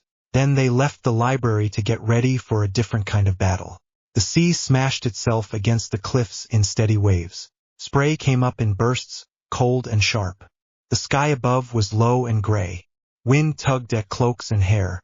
The air tasted of salt and old stone and something under it, something sour. The safe house lay a little inland. From there they had walked along a narrow path that clung to the cliff face, rope charms holding them to the rock. Bones had stayed behind with a larger contingent at the safe house. Moody and Sirius were further along the cliff, out of sight, ready to move if they saw a signal. Here at the narrow ledge only the six of them stood. Harry, Hermione, Snape, Tonks, Kingsley, Remus. The entrance to the shrine looked like a fault line in the cliff. A narrow crack, almost invisible if you did not know where to look. Old carvings lined the stone around it, worn by salt and time, but still deep enough for magic to grip. Snape raised his wand and traced one carving. The lines flared red for a moment, then settled. Outer ward, he said. It recognizes Death Eater marks and gaunt blood. We have neither. Plenty of anger, though, Tonks muttered. Harry stepped closer. The scar burned in a slow, steady throb. The air around the crack felt heavier, as if the sea itself were pressing into the stone. Let me try, he said. Snape looked like he wanted to argue. He must have seen something in Harry's face, because he stepped aside. Harry lifted his wand and pressed his palm flat against the rock. The surface was damp and cold. He thought of all the times he had walked into places he should not survive. The chamber under the school, the graveyard, the ministry hall. Every time he had walked in because there was something inside that needed to be stopped. He let that intent fill him. I am here to claim what lies within, he said softly. Not to pray, not to serve, to take, to end it. The carvings around his hand flared again. This time the light stayed. It ran along the lines down into the crack and vanished. The rock shuddered. Slowly the crack widened. Stone folded back on itself. Cold air blew out, smelling of stale incense and blood. Snape's mouth thinned. Of course, he said. The ward reads conquest as devotion. Harry took his hand off the rock. His palm stung. When he looked, he saw faint red lines where the carvings had pressed into his skin. Everyone behind me, he said.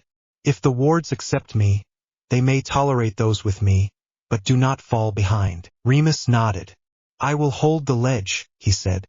Signal if you need extraction. He settled himself near the entrance, wand ready, eyes on the path and the sea. Harry led the others inside. The passage sloped down, carved into the heart of the cliff. The walls were smooth.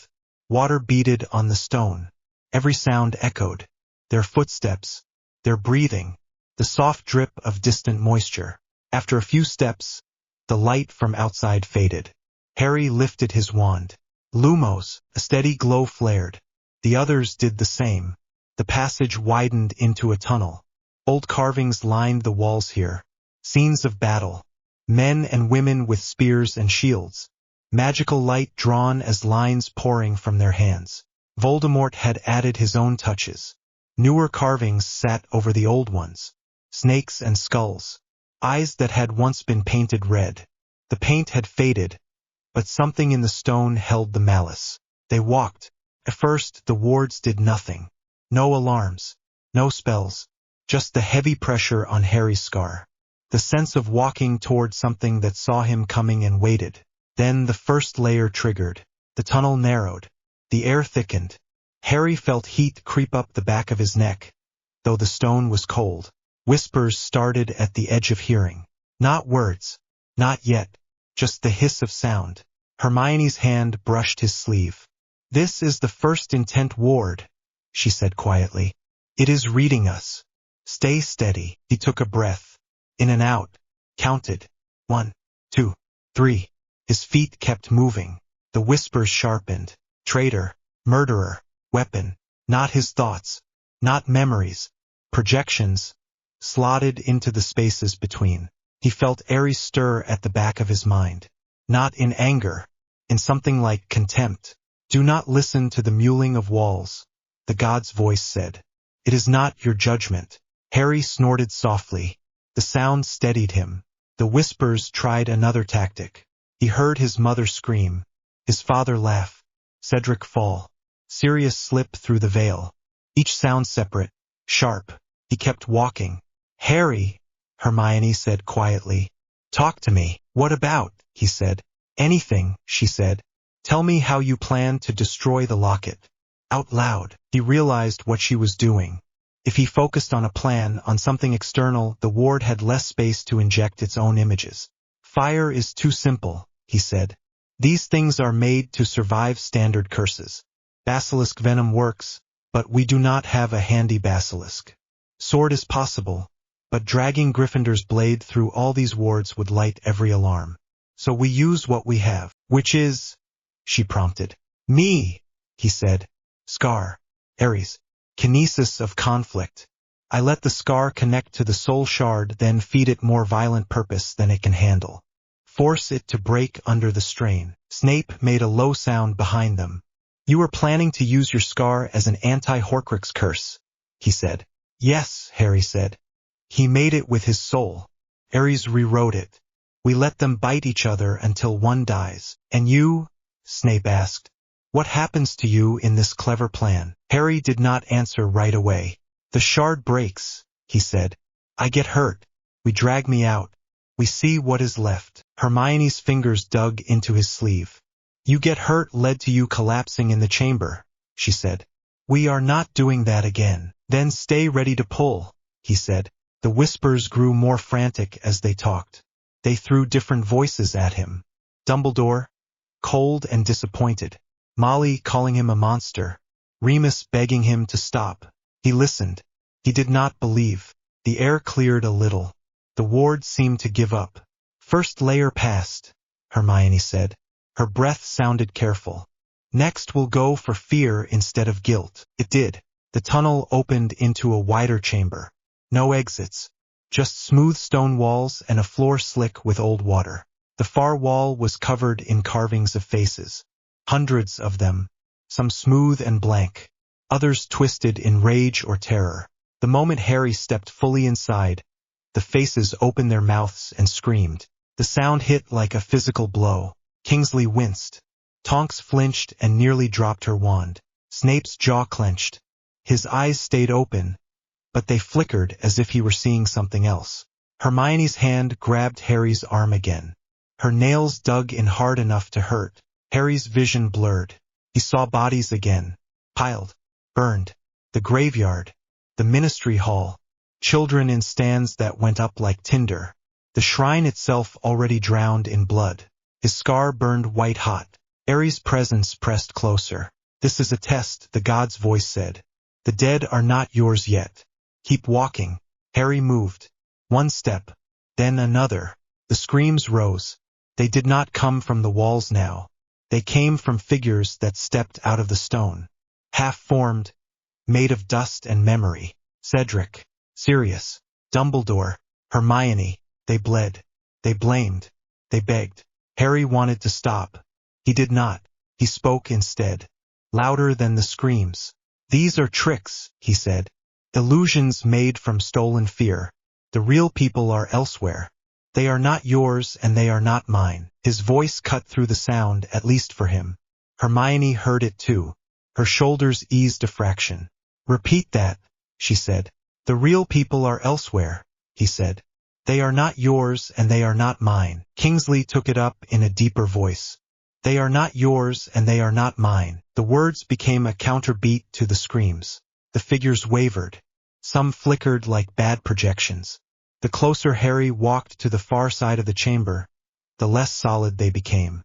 By the time they reached the opposite arch, the illusions had dissolved back into stone. The screaming faded to a dull echo. Hermione blew out a breath. Fear layer done, she said, though her voice still shook. Last one should be direct. Physical. No tricks. Tonks groaned. Can I vote for more tricks instead? She said. No, Snape said. Your record with traps is poor enough already. They stepped through the arch. The passage beyond was short. At the end of it, a set of stone doors waited. They were carved with snakes and shields and an old symbol of a spear framed by laurel leaves. The air on this side was still, heavy. The smell of rot floated just under the scent of stone. This is it, Hermione said quietly. Snape approached the doors. He traced one of the snakes with his wand. Blood wards, he said. Flesh-bound curses. Anyone who tries to force these without the proper key will have their skin flayed off. Cheery, Tonks muttered. We do not force, Harry said. We knock. Snape looked over his shoulder. You have become very fond of walking into jaws, he said. Better mine than someone else's, Harry said. He stepped up beside Snape and placed his hand flat on the panel between the snakes. The stone was warm here. He let the scar burn. Let ARES' power rise, not as a blast outward, but as a steady pulse. I am conflict, he said softly. I am the strike and the counterstrike. I am the end of your master's lie. The snake's eyes glowed red. The laurel symbol flared gold.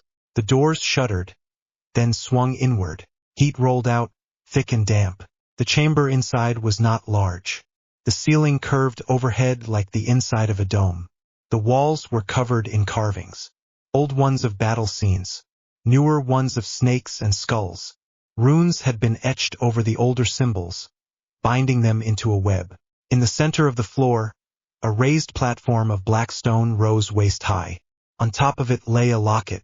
It was not large, heavy-looking, made of gold. A serpent formed the letter S on its front. The metal itself seemed to drink in the light from their wands. The wrongness in the room hit Harry like a fist. His breath caught. He heard Hermione swear softly under hers. Even Snape went a shade paler. This, he said quietly, is worse than the Dark Lord's own presence. Harry stepped forward until he stood at the edge of the platform. The scar burned. Not like it did for danger. Different. This was a pull. A drag. Like someone had thrown a hook into the mark and was trying to reel him in. Inside the locket, something moved. Not visible. Not physical. But he felt it. A twist of attention. Harry, Hermione said. Her voice was low. Warning and worry together. I feel it, he said. The urge to reach out with his hand was strong. He had done that before with cursed objects. The diary. The cup in the vault. It never ended well. He did not move his hand. Instead, he looked at the locket and spoke. I know what you are, he said. The air in the room vibrated. A voice in his head that was not ARES spoke. Not words at first. Just a sense of cold pride and hunger. A demand to be touched. To be opened. To be worn. He did not obey. You are a coward's knife, he said. A cheat code for immortality. You are proof that he did not trust his own strength. The sense of pride turned to anger. Images pushed at his mind. Power. Followers bowing. Bells tolling. The world under one wand. No more fear. No more doubt. It was clever. It did not tempt him with safety for himself. Tempted him with control. With the chance to end all threats by ruling them. ARES laughed in the back of his mind. See how it flatters, the god's voice said. It offers you a throne because it thinks you are weak enough to take it. Harry felt a spike of rage that was his own. I am not your heir, he said aloud. I am your executioner. He lifted his wand. Hermione, he said. Now. She moved in beside him, wand already up. She began to chant the containment charm they had practiced in the library. It was not standard Auror work. It was something she had patched together from old ritual books and Dumbledore's notes on soul magic. Light formed a ring around the platform. It rose, forming a dome. The air inside shimmered. Kingsley, she said through clenched teeth. Seal the chamber. He turned and fired a series of silent spells at the door. Runes flared, then settled.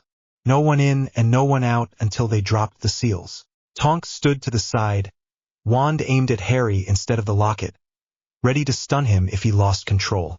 Snape watched, wand up, eyes sharp, waiting for any sign he needed to cut in. Harry stepped into the ring of light. The urge to touch the locket grew stronger the closer he got. His hand twitched. He wrapped it around his wand instead. Talk to me, Hermione said. Her voice echoed weirdly inside the ring. Stay here with me. I am here, he said. He knelt so he was level with the locket. Up close, he could see fine scratches on the gold. From when someone had worn it on a chain. The serpent on the front seemed to move when he did not look straight at it. His scar throbbed. He pressed the tip of his wand to the metal. Light sparked. The soul inside hissed. He did not cast yet. First he opened the channel. He let the scar unfold. It hurt. Not a surface sting. A deep, dragging pain that ran from his forehead down through his spine. He felt ARES' power pour through. Not as a shout this time. As a focused spike. He aimed it at the locket. The shard inside felt it at once. It lunged. A rush of memory and feeling slammed into him. Tom Riddle at 11, charming teachers. 14, winning prizes. 16, killing his father. Young, beautiful, and cruel. Older now, robe swirling, wand raised. Believing fully that he could not die. For a moment Harry swayed. The shard tried to slide along the channel into him. Tried to root itself back in a living mind. ARES' presence met it. War does not run, the god's voice said. War meets. Harry gritted his teeth and pushed. He took every memory of pain and conflict he had. Every duel. Every scream. Every time he had stood in a doorway and decided who lived and who died. He did not wall those memories off. He turned them outward. He forced them down the channel into the locket. You like war, he thought at the shard. Have all of it. The soul fragment recoiled. It had been made in murder, but it was used to holding power, not being buried in it. It had never been meant to stand alone in a battlefield. It had been made to hide. The scar burned. His vision went white at the edges. Harry, Hermione said. You are bleeding. He ignored her. Warmth trickled down the side of his face. Blood from the scar. It had opened. He could feel it. The shard pushed again. This time it did not seek his mind. It sought to break the channel.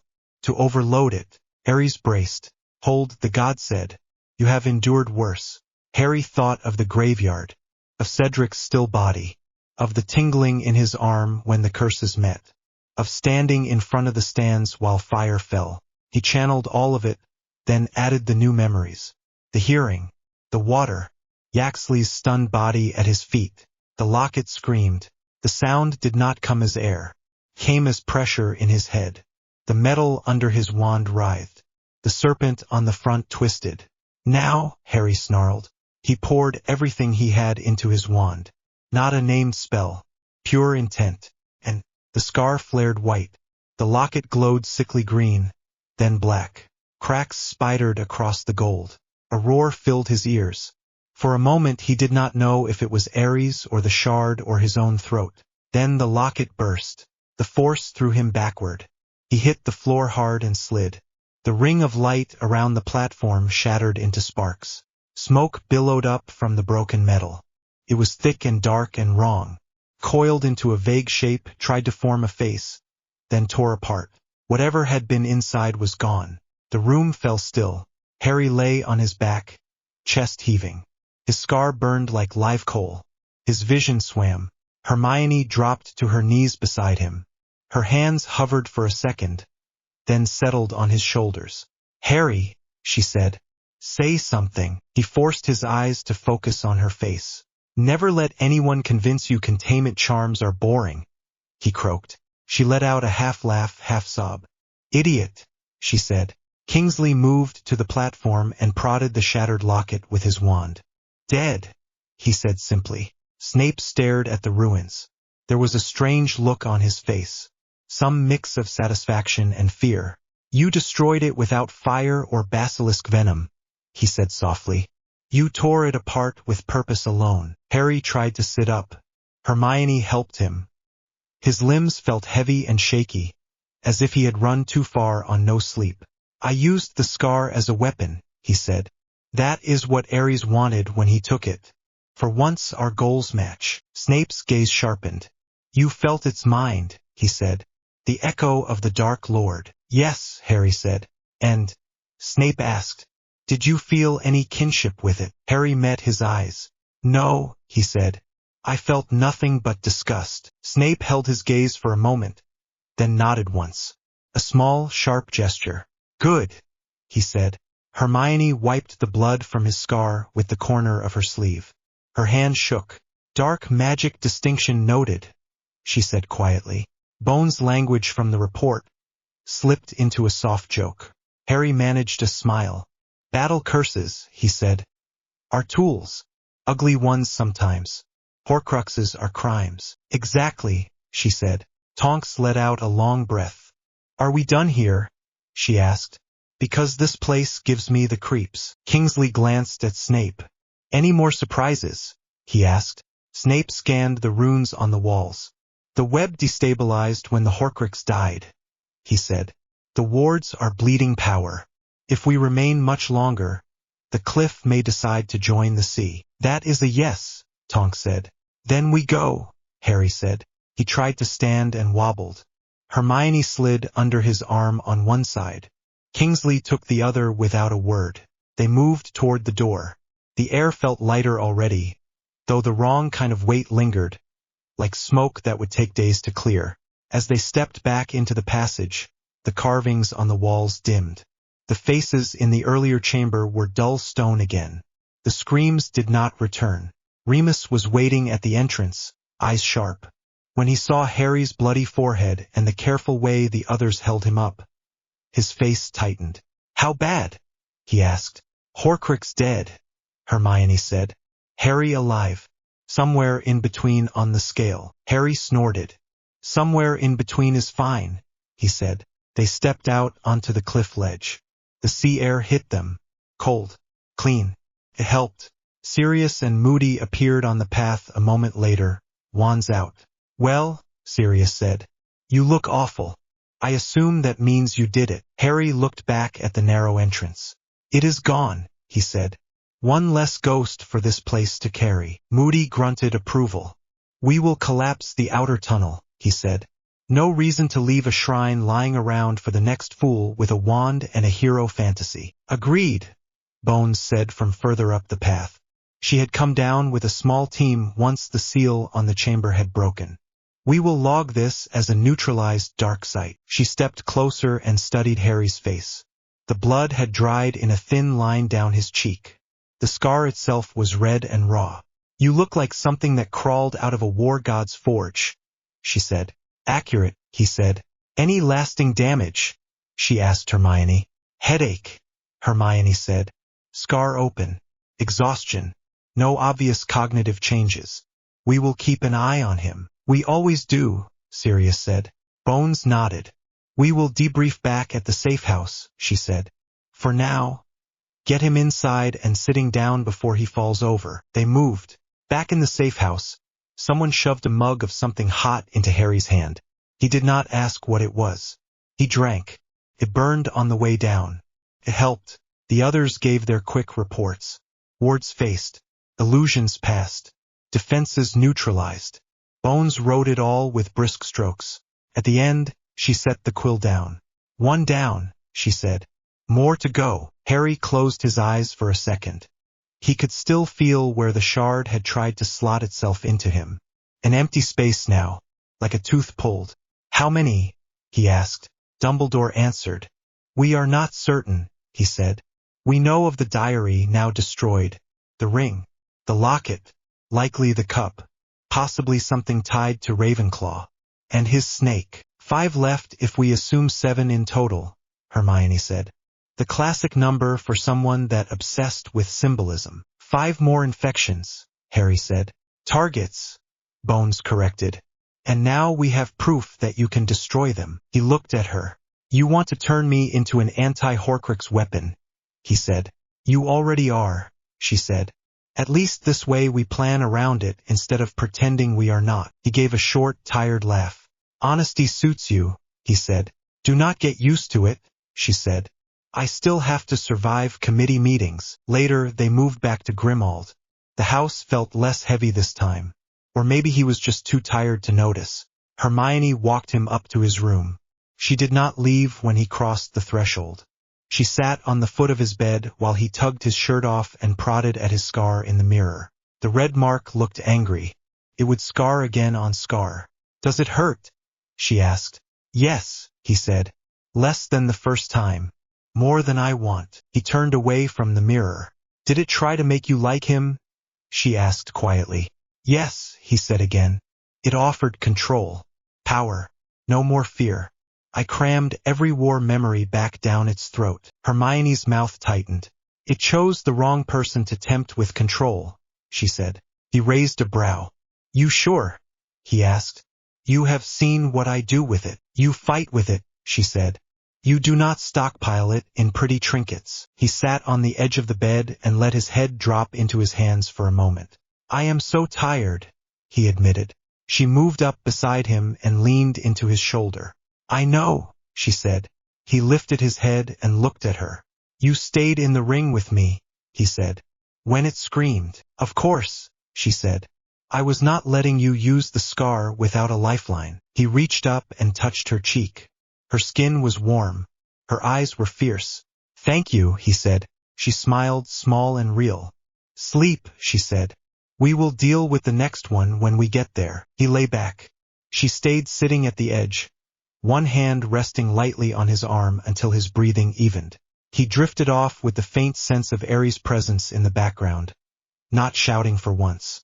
Watching. Measuring. The god had wanted a warrior to wield curses without flinching. Instead he had a boy who would rip a piece of soul apart and still feel sick about it. Somewhere between those two shapes, Harry kept walking. 1 Horcrux down. Path lined with more. He slept knowing that tomorrow would bring more planning, more anger from the ministry, more worried looks from Dumbledore. He also slept knowing that a fragment of Tom Riddle had died today. Not in glory, not in ceremony, but in a wet chamber under a cliff. Not as a lord, just as rot scraped out of a wound. The general's map. Harry hit the sand hard enough that it drove the air out of his lungs. He rolled by instinct. A spear of red cut the space where his head had been and blew a crater in the training ground. Up! ARES barked. Harry was already moving. He came out of the roll in a crouch, wand in one hand, the other pressed to the ground to steady himself. The arena stretched around him in all directions. Dark sand, black sky, torches that burned without smoke. 10 figures moved in on him.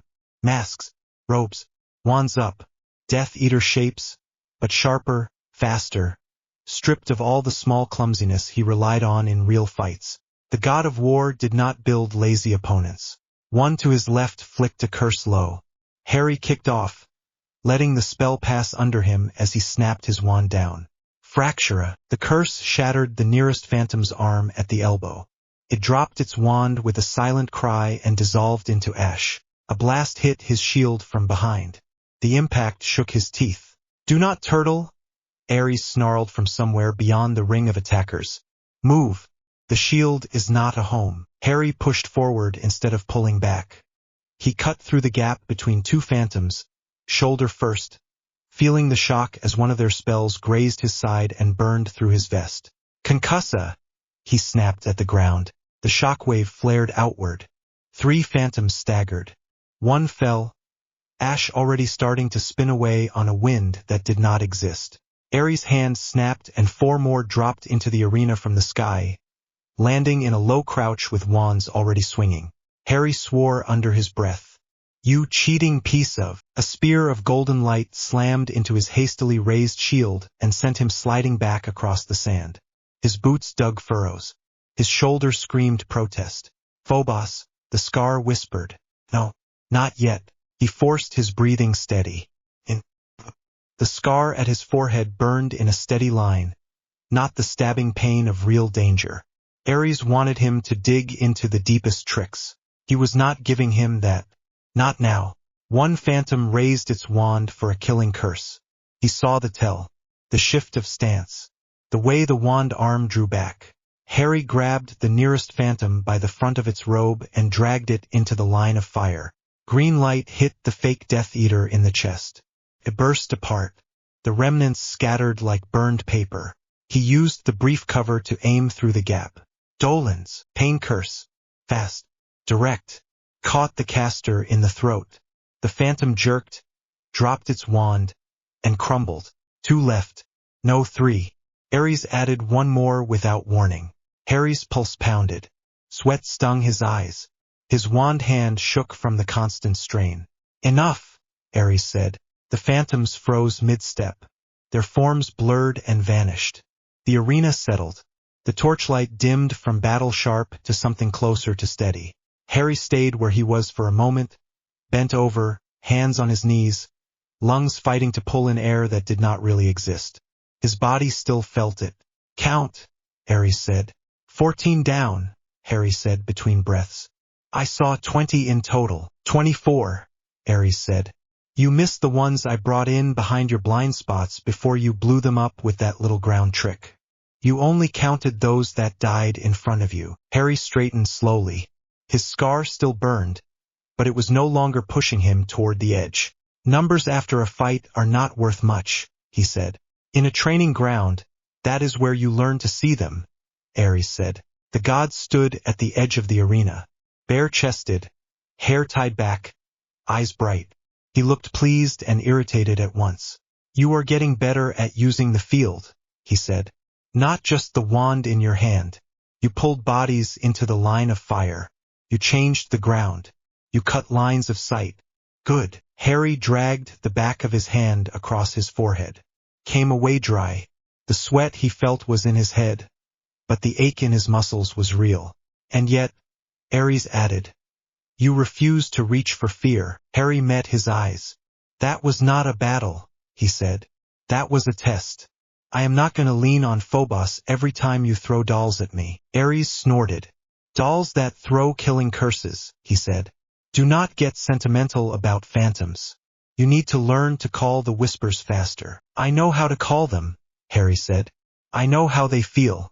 I also know what it looked like in the ministry when I did. They are tools, not instinct. ARES walked toward him. The sand under his bare feet did not mark.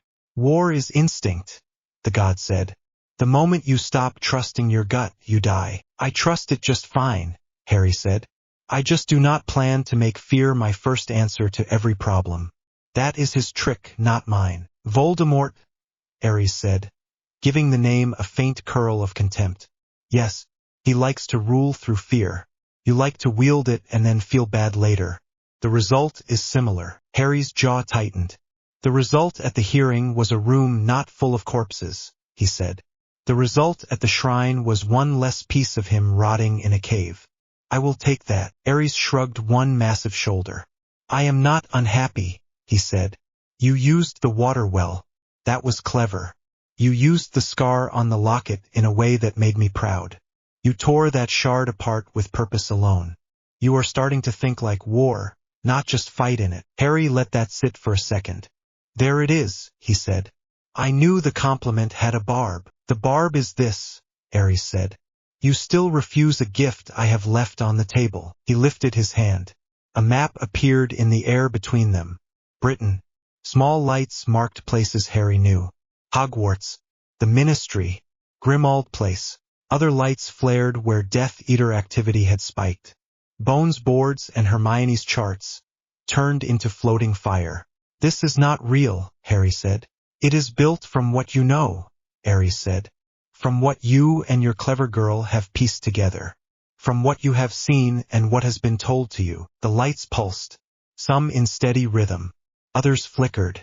There is a pattern, Ares said. You feel it. You taste it. You are not yet letting your mind lay it out clean. Harry watched the lights. His chest still rose and fell fast, but his eyes tracked every point. Riddle is pushing in 3 directions, he said slowly. Ministry, Hogwarts, Muggles. He needs panic, chaos, and an eventual breach into the castle. Everything he has done since the hearing points those ways. Ares nodded once. You can see this because you were trained, he said. Because I ground the habit into your bones. But you still insist on thinking like a fighter, not a general. I am not a general, Harry said. Ares' mouth twisted.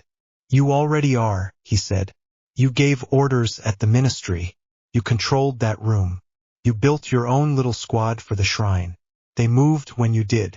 They trusted you. They will again. Harry remembered Bones' face in the flooded chamber. Kingsley's calm nod. Hermione's hand on his cheek. Serious jokes covering worry. I do not want to start seeing people as pieces, he said. Pieces are not worthless, Ares said. You respect them. You place them where their strengths matter. You accept that some will fall. That is the weight. You already feel it. I am only offering clarity. Harry looked up at him. What is the gift? He asked. Ares smiled. It was not friendly. It was honest. I can open the scar further, he said. Not to more power. You have more than enough. To more vision. To the wider field. You would see flows of conflict as they form. Feel where pressure will burst. It would make you faster at reading a battlefield. Faster at knowing where to stand. Who to send. It would burn away some of the noise. And what does it burn with it? Harry asked. Ares spread his hands. You would care less about individual cries, he said. More about the overall sound. You would feel less guilt and more cold. You would not be cruel. That is not you. But you would sleep easier after you chose who died. Harry's stomach turned. And you think that is a gift, he said. In a war, Ares said. It is. Harry thought of Hermione's face in the shrine. Of her shaking hands when she wiped blood from his scar. Of Bones telling him she would hunt him herself if he crossed certain lines. Of Dumbledore's tired eyes in the flooded hearing chamber. I will not trade away that much, he said. Not for convenience. Not for speed. You will lose people you could have saved, Ares said. Because you hesitate. Harry swallowed. I already have, he said. They stared at each other. For a moment, the arena was silent. No phantoms. No wind. Just the steady burn of the torches and the weight of the god's gaze. You may change your mind, Ares said at last. When the cost climbs higher. Harry did not answer. He looked back at the hovering map. His eyes tracked the lights again. He could see, even without the so-called gift, where things would flare next. Then I will make the best decisions I can with the mind I have, he said. Not one you have trimmed. Ares clicked his tongue. Stubborn, he said. You would have made a fine demigod commander in the old days. The Pantheon would have hated you. Harry almost smiled. Your loss, he said. Ares flicked his hand. The map dissolved. The arena began to fade. Wake, the god said. You have a council. Try not to fall asleep in the middle of it. They get offended when you do that, and I am tired of hearing you apologize. The world dropped away. Harry opened his eyes to the dim ceiling of his room at Grimmauld Place. For a second he lay still, letting his brain catch up. The scar of strife throbbed, but it was the familiar ache after a session with Ares, not the warning flare of real danger. He pushed himself upright. Sweat glued his shirt to his back. His hands shook faintly. Stupid war god, he muttered. He swung his legs off the bed. The floorboards creaked in the same pattern they always did. The air smelled of dust and the faint hint of Molly's cooking from downstairs. He grabbed a clean shirt from the chair, dragged it on, and splashed cold water on his face from the cracked basin. The reflection in the small mirror showed tired green eyes, dark hair worse than usual, and a scar that looked a little redder than he liked. He touched it lightly. The sting made him hiss. "Do not start bleeding in the middle of the kitchen," he told it. "We have enough drama on the schedule." He grabbed his wand from the bedside table and headed down. The kitchen was already crowded. Hermione stood near the table, arguing quietly with Kingsley over a set of parchment sheets. She had her hair tied back in a plait, quill stuck behind one ear, and an ink smudge on her cheek. Ron sat on the bench, yawning, a mug of tea in his hands. Ginny perched on the countertop, feet kicking the cupboard door, listening in. At the far end, Dumbledore and Madame Bones sat opposite each other, a large map between them. Arthur Weasley hovered near Bones' shoulder, eyes on the map rather than the kettle. Sirius leaned against the wall, arms crossed. Remus stood near the fireplace, watching the room, eyes taking in everything. Tonks slumped on a chair, Boots up on another, chewing toast. Snape lurked near the door to the hallway, arms folded, black eyes narrowed. Molly moved between stove and table, topping up mugs and pretending not to listen. Harry paused on the last step, taking in the scene. Scene roster, all on the board. Hermione looked up and saw him. A quick scan of his face, his scar, the way he was holding his shoulders. Her brow furrowed. "You are late," she said. "Got held up by a god who likes to lecture," Harry said. "What did I miss?" "Sit," Bones called without looking up. "We are about to start." Harry slid onto the bench beside Hermione. She passed him a mug of tea without asking. Her fingers brushed his knuckles. The small touch steadied him more than the drink. Bones tapped her wand against the map. It was bigger than the one Harry and Hermione used upstairs. Britain again, but with more marks, more colors. Auror ink in blue. Order notes in red. Ministry alerts in black. Hermione's new additions in sharp green. "Since the hearing and the attack," Bones said, "the political ground has shifted." Harry glanced at the adults. Arthur's mouth tightened. Dumbledore's eyes went very calm. Sirius' jaw clenched. "What happened?" Harry asked. "Fudge was forced to resign," Bones said. "Public pressure. International outrage. The attempted assassination in the chamber did not help his standing. He tried to spin it. Failed. Half his allies ran for cover. The other half swapped sides." "Who is minister?" Hermione asked. "Scrimgeour," Bones said. "He is a wartime choice. Old Or, likes action. Thinks in terms of fronts and flanks. He called me to his office yesterday and demanded a list of our assets." "Which includes you," Sirius said to Harry. "In big letters," Bones said. "He wants to put your face on posters. Boy who lived again, this time as ministry-approved champion. He also wants tighter control of the order. Official status. Clear chains of command." "And you?" Dumbledore asked. Bones shrugged. "I told him I will coordinate, not obey," she said.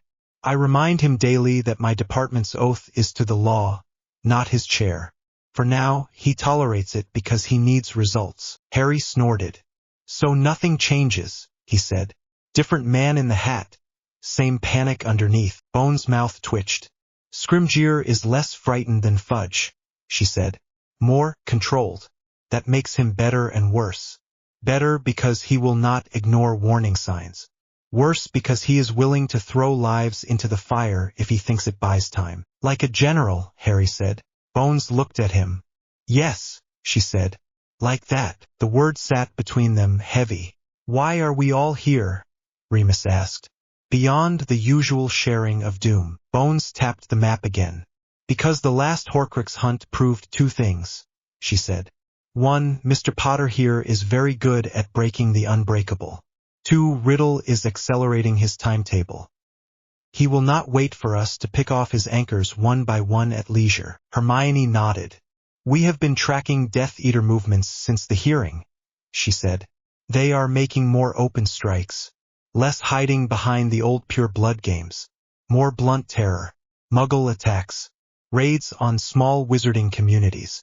It is a pattern. She pointed at the green marks. Villages on the map. Towns. 2 Muggle places Harry recognized. Those look random, Ron said.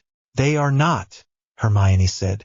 If you overlay them with old war records, they line up with places that were safe last time. He is flipping expectations. Anywhere that was untouched before, he hits now. People who grew up hearing they were in safe zones are suddenly targets. Harry frowned. Why? He asked. To break trust in any pattern at all, Hermione said. If nowhere feels safe, more people run into his arms. Or at least lose faith in the ministry. At the same time, Kingsley said, he is probing our defenses at Hogwarts and at the ministry. Nothing as dramatic as the hearing yet. Smaller tests, portkey attempts, cursed objects, Imperious staff. He is looking for cracks, Dumbledore said quietly. And while he does that, Bones said, we have to hunt down the rest of his soul jars. Molly flinched at the casual phrase. Ginny's hand crept to her own scar, a pale echo of old possession. How many left? Ron asked. Dumbledore steepled his fingers. We believe 5, he said. The diary is gone. The locket is now destroyed. That leaves the ring, the cup, an object of Ravenclaw's, and his snake. There is a possibility of a 7th that we have not yet identified. But my current belief is that he settled on 6, planning to use his body as the final anchor. Harry remembered the cold in the Horcrux chamber. The way the shard had clawed for him. We need to get them out of circulation before he starts moving them, he said. Agreed, Bones said. We have leads on 2. The ring and the cup. She pulled 2 folders from her bag and flicked them open. The ring was last seen in the hands of Marvolo Gaunt, she said. We have reason to believe Riddle found it and used it in one of his early rituals. The site tied to that line is a shack in Little Hangleton. Harry thought of the graveyard, of the rattling cauldron, of bone, flesh, and blood. The shack near the graveyard, he said. Yes, Dumbledore said. I have visited it. There was a strong residue there. I retrieved the ring some time ago. I attempted to destroy it alone. Snape's jaw clenched. Foolish, he said softly. Dumbledore lifted his blackened hand. Harry had seen the glove often. He had not seen what lay under it. Now, slowly, the headmaster tugged the glove off. The skin beneath was withered and dark, as if burned from the inside. Black veins spidered up toward his wrist. Molly gasped. Ron swore. Ginny's face went white. Hermione's hand found Harry's. Her fingers closed hard. This is what happens, Dumbledore said calmly. When one underestimates a Horcrux. Why did you not tell me? Harry asked. His voice came out rough. You had enough to carry, Dumbledore said. And it was done. The ring is broken. The curse, however, is stubborn. Severus has contained it as best he can. It will kill me eventually. Silence hit the table like a second spell. How long? Bones asked. A year, perhaps less, Snape said. It depends on how many times he insists on playing with cursed objects before breakfast. Severus, Dumbledore said mildly. Snape turned his head away. Harry stared at the blackened hand. You still climbed into the hearing chamber, he said. Did you expect me to sit in my office while you stood trial? Dumbledore asked. Harry wanted to be angry. The feeling would not settle. Came out tangled with something else. So the ring is gone, he said. One less infection, even if it took a piece of you with it. Correct, Dumbledore said. That leaves the cup. Bones tapped the second folder. Hufflepuff's cup, she said. We have records from Gringotts that suggest a vault was opened under a false name with Lestrange backing just after Riddle's first downfall. Snape and Yaxley both mentioned a treasured object stored in the Lestrange vaults that no one but the Dark Lord himself ever touched. Bella, Sirius said. The name sounded like a curse. Of course. He trusted her to sit on it. He trusted her to worship it, Snape said coldly. She would have thrown herself into fire before she let anyone near that vault. Which means it is still there, Hermione said. He would not move it without a very good reason. Gringotts' protections plus Lestrange's paranoia plus his own curses make it one of his safer anchors. Safe for him, Harry said. Not for anyone else. Bones nodded. We need it, she said. Sooner, not later. Every day we leave it there is another day. He has a spare life in a hole under Diagon Alley. Gringotts will love that, Ron muttered. They will not, Arthur said. They will see it as a violation of their neutrality. Neutrality that keeps a piece of a mass murderer's soul in their basement, Harry said. That is not neutrality. That is willful blindness. Goblins do not see it that way, Kingsley said. They care about contracts and gold. Human wars are a secondary concern unless someone tries to touch their vaults. Then we do not ask politely, Bones said. We cannot. If we go through proper channels, they will deny it and warn Riddle. He will move the cup. We lose the chance. So we are planning a bank robbery, Tonks said. An extraction, Bones said. Targeted. Minimal collateral. No dragons if we can help it. Sirius' eyes lit up despite himself. You had me at bank robbery, he said. Focus, Remus said. Hermione looked at the map. We cannot hit the vault and ignore the surface, she said. If Riddle finds out mid-operation, he could attack Diagon Alley while we are underground. Panic above, trap below, which is why we do this as part of a larger move, Bones said. Scrimgeour is planning a sweep of known and suspected Death Eater households. He wants to show the public he is doing something. We can fold our plan into his. How? Harry asked. Bones looked at him. By using you as the point again, she said. Only this time we planned for it. The room went quiet. Dumbledore cleared his throat. Amelia, he said. She raised a hand. No sermons, she said. We all know what he can do. We all saw what happened at the hearing. We just watched him destroy a Horcrux by hand. I am not going to pretend I have another asset who can do that. I also refuse to throw him at every problem without thinking. That is why we are sitting here now. She turned back to Harry. I want you to lead the extraction team at Gringotts, she said. With support. With rules. With people who can pull you back if the scar turns against you. Rules like what? Harry asked. No killing goblins unless they give you no choice, Bones said. No mass panics in Diagon Alley. No unforgivables unless it is a clear case of immediate defense. Bring the cup out or, if that is impossible, destroy it there. Then get out. Easy then, Harry said dryly. Hermione's hand tightened in his. He cannot lead everything, she said. You cannot expect him to be at every front. I do not, Bones said. Scrimgeour will be running his sweeps elsewhere. Kingsley will coordinate Auror teams. Moody and the rest will hit safe houses. But someone has to call the plays down there. Someone who knows what he is facing. Her gaze did not leave Harry's. You see the patterns, she said. You feel where he will move. I watched you at the hearing. I read your notes with Granger here for the shrine. You think like a commander whether you like the word or not. Harry felt the phantom map from ARES Arena overlay this one for a second. The same points of light. The same lines of pressure. He swallowed. If I agree, he said slowly. We do it my way. Hermione is in the team. I pick who else goes with us. I call the point where we cut out rather than chasing every last possible lead. Bones nodded once. Reasonable, she said. You take responsibility, you get authority.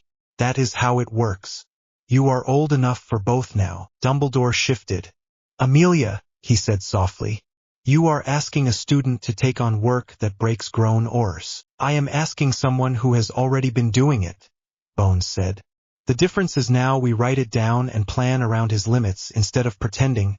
He is just a slightly over-talented schoolboy while he saves our lives. Harry almost laughed. He did not. Hermione looked at him.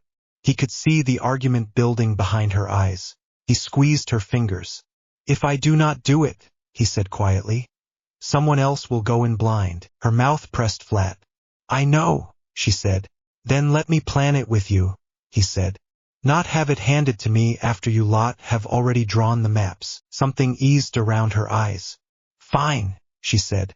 But I am not letting you turn into ARES' idea of a general without a fight. Would not dream of it, he said. Bones nodded. Good, she said. We are agreed. Scrimgeour launches his public sweeps in 3 days. Gringotts extraction happens at the same time. The Death Eaters will be busy keeping their heads down. Less attention on the vaults. Ron raised a hand. Question, he said. Bones arched a brow. Yes. Do we tell the goblins before we break into their bank? He asked. No, Bones said. Because they will tell Riddle whether they mean to or not. Brilliant, Tonks muttered. Who needs enemies when you have allies like these? Welcome to war, Kingsley said. The room broke into smaller conversations. Bones and Dumbledore bent over the map again to work out timings. Arthur and Molly whispered furiously in the corner. Sirius and Remus argued quietly about exit routes. Harry felt Hermione tug his hand. Come on, she said under her breath. We are not planning a heist with you yawning into the cup. He let her pull him toward the stairs. Snape's eyes followed them, unreadable, but he said nothing. They ended up in the small room off the library that someone had started calling the war room as a joke. Charts lined the walls. Maps overlapped each other. Notes in 3 different handwritings filled the space. Harry's blunt block letters. Hermione's neat script. Kingsley's dry, brief lines. The table in the center held a smaller version of the Gringotts layout. Bill had sent it from Egypt under heavy encryption charms. It was not perfect. Goblins did not share everything, but it gave them enough. Vault levels, cart tunnels, control rooms, escape shafts. Hermione climbed onto a chair, sat cross-legged facing the table, and grabbed a quill. Right, she said. Team, Harry, he said. You, obviously. We need a curse breaker. We have Bill.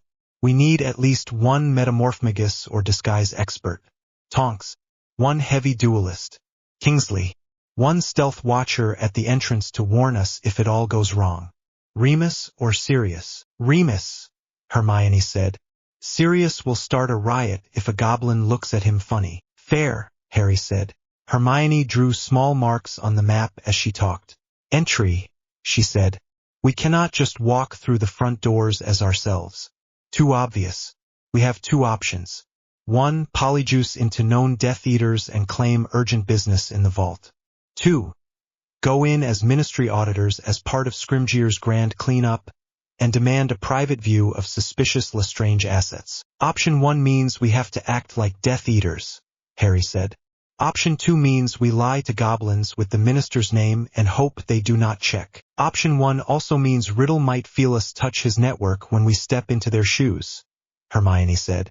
We do not know how deep his mark connection runs. Harry rubbed his scar. It throbbed in time with his pulse. He might see us, he said. Option 2 it is, Hermione said.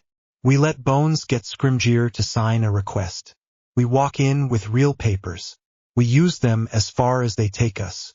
When they run out, we cheat. Bones will love that, Harry said. She will love results more, Hermione said. She can shout at us afterwards. Harry smiled despite everything. That is becoming a pattern, he said. Hermione's expression softened for a second. Then she set her jaw. Risks, she said. First, goblins. They are not Death Eaters, but they will defend their vaults. Second, whatever curses Bella and Riddle put on the cup. Third, if he feels it when the Horcrux dies, he may come for us. Harry nodded. We have to assume he will feel something, he said. He may not know exactly what, but he will sense loss. That means we break the cup fast and move before he can track us, Hermione said. We cannot use the same trick as the locket, Harry said. Not exactly. The scar can do it. But if I tear another piece out tomorrow, I might not stay upright. Hermione looked at him sharply. You did not say that downstairs, she said. No point worrying them with it, he said. You asked me for truth. You get it. The scar can probably do 1 more big hit before it starts asking for something back. Something like what? She asked. He hesitated. ARES had not spelled it out, but the gods' talk about burning away parts of him did not feel like empty talk. I do not know, he said, and I am not eager to test it. Hermione set the quill down. We need another method, she said. Basilisk venom, Harry said. We do not have a basilisk sword. We cannot drag it through the bank. Fiend fire. That is madness underground. There has to be something in between. Hermione chewed her lip. We have an advantage we did not have with the locket, she said. Time to plan. Space to set up something more controlled. We can bring items in. Tools. Runes. Harry groaned. You and your runes, he said. They work, she snapped. You like war. I like systems. This is my field. He lifted his hands. Fine, he said. What do you suggest? She pulled another parchment from under the stack. Diagrams. Circles. Notes. I have been working on a containment lattice that does not need a full ritual circle, she said. A portable one. Think of it as a cage you can snap open around an object. It uses opposing intent lines. The more the thing inside pushes, the more the lines constrict.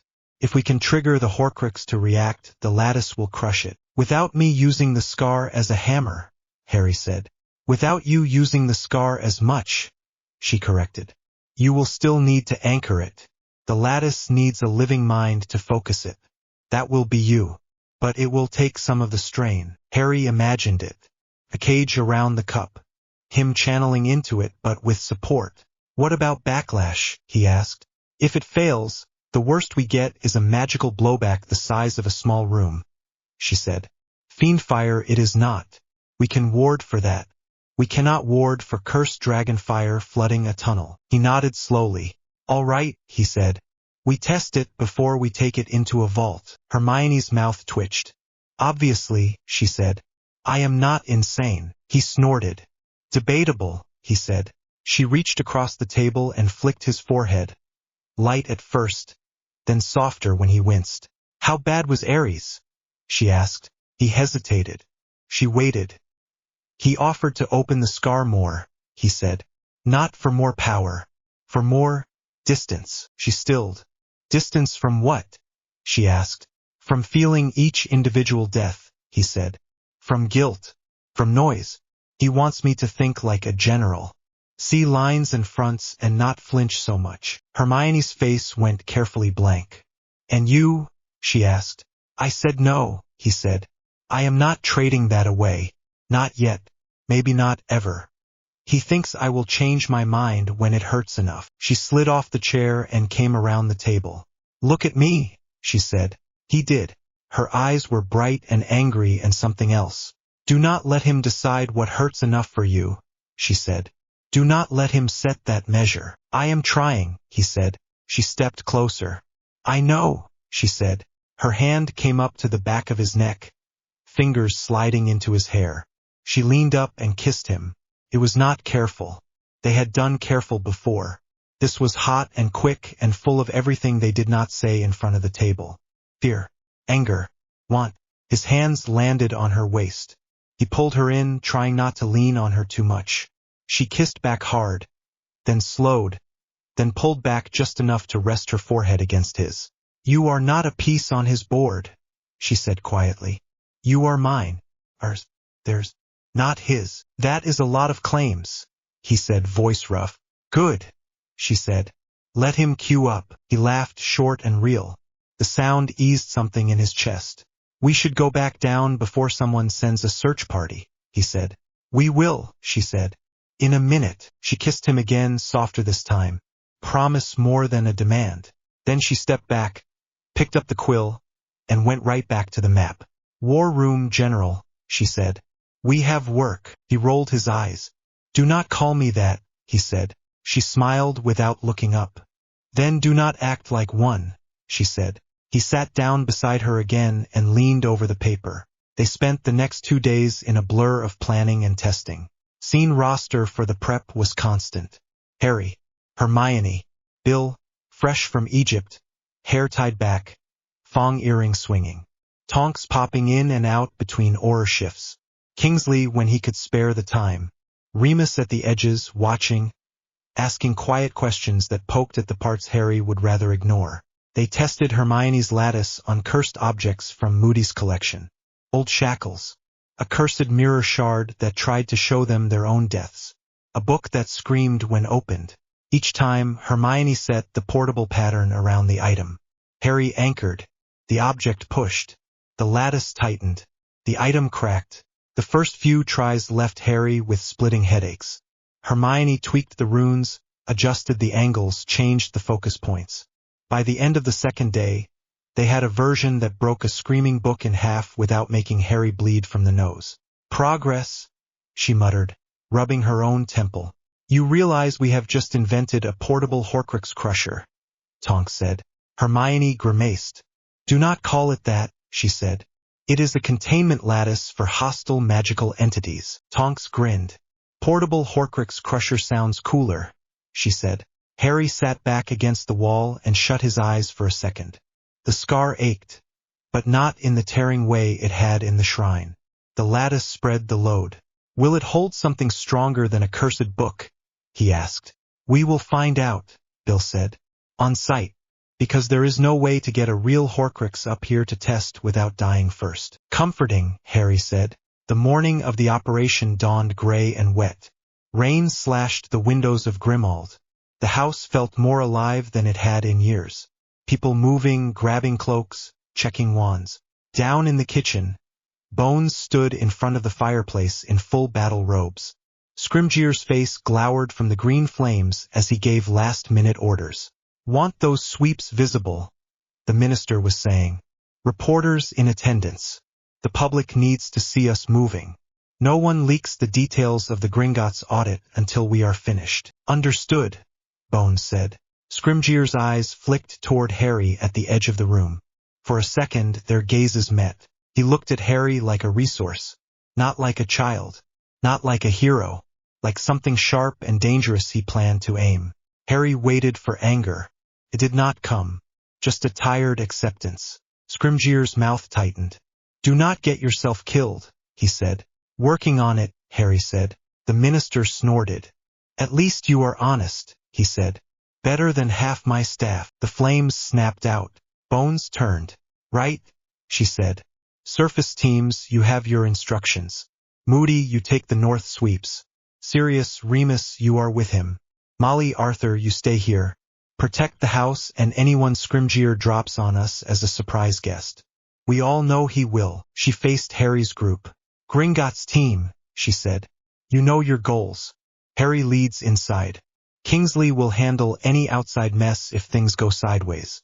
I will be in the ministry control room, watching every tracker we have left. Dumbledore stepped up beside her. His gloved hand rested lightly on the table. The blackened skin under it lurked in Harry's mind like its own curse. I will join the surface raids, he said. I can do more for morale there than in a tunnel under a bank. Harry nodded. Try not to get yourself cursed again, he said. I will strive for only the usual level of disaster, Dumbledore said. His eyes crinkled, but the tiredness did not leave. Hermione adjusted the strap of the satchel over her shoulder. The collapsed lattice lay inside, tucked between sealing charms and cushioning spells. Bill checked the clasp on his wand holster. Tonks cracked her neck. Kingsley pulled his cloak on with slow, deliberate movements. Remus crouched in front of Harry, checking the straps on his vest like he had the day of the shrine. I am not 12, Harry said. No, Remus said. You are a boy trained by a god who still forgets to sleep before life-threatening missions. Humor me. Harry let him. Remus finished and straightened. You give the signal if it goes wrong, he said. We are in the alley watching the door. I do not care if you are holding a half-shattered cup. If the choice is die in a vault or run, you run. Got it, Harry said. Remus squeezed his shoulder. I mean it, he said. Harry nodded. He felt Hermione's hand slide into his again. This is the stupidest thing we have ever planned, she said. High bar, he said. She kissed him once. Quick. Come back, she said. He kissed her forehead in return. That is the plan, he said. Bones stepped up with a handful of ministry portkeys. Plain metal discs. No markings. Outside the leaky, she said. We walk from there. We are going through the front door. Harry took one. It was cold and heavy in his palm. On 3, Bones said. 1, 2. 3. The hook behind his navel yanked. The kitchen blurred. Grimald dissolved into a spin of color and pressure. He landed hard on cobblestones slick with rain. The leaky cauldron loomed in front of them. Diagon Alley beyond. The street was busier than he liked for a day like this. People hurried with umbrellas and hoods up, not knowing that under their feet a war move was about to start. Kingsley, Tonks, Bill, Hermione, Harry, and Bones stood in a loose cluster. Mundane enough, just another small group on official business. "Remember," Bones said quietly, straightening the collar of her cloak.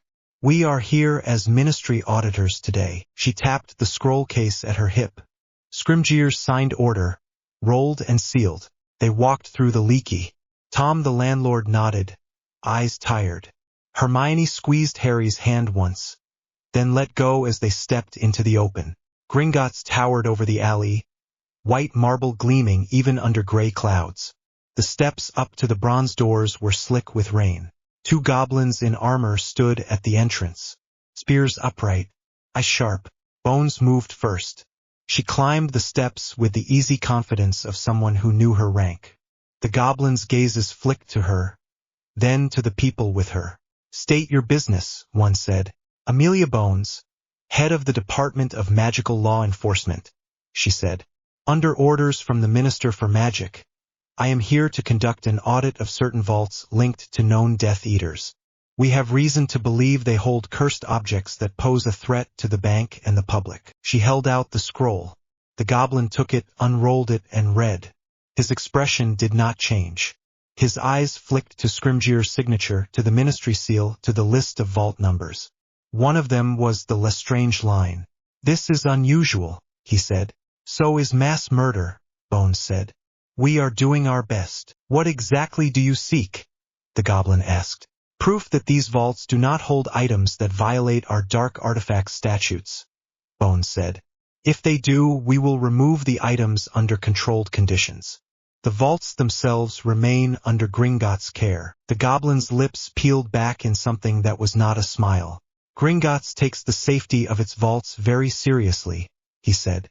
"We do not allow removal of property without the owner's consent. The owners are currently either in Azkaban, missing, or actively trying to kill us," Bones said.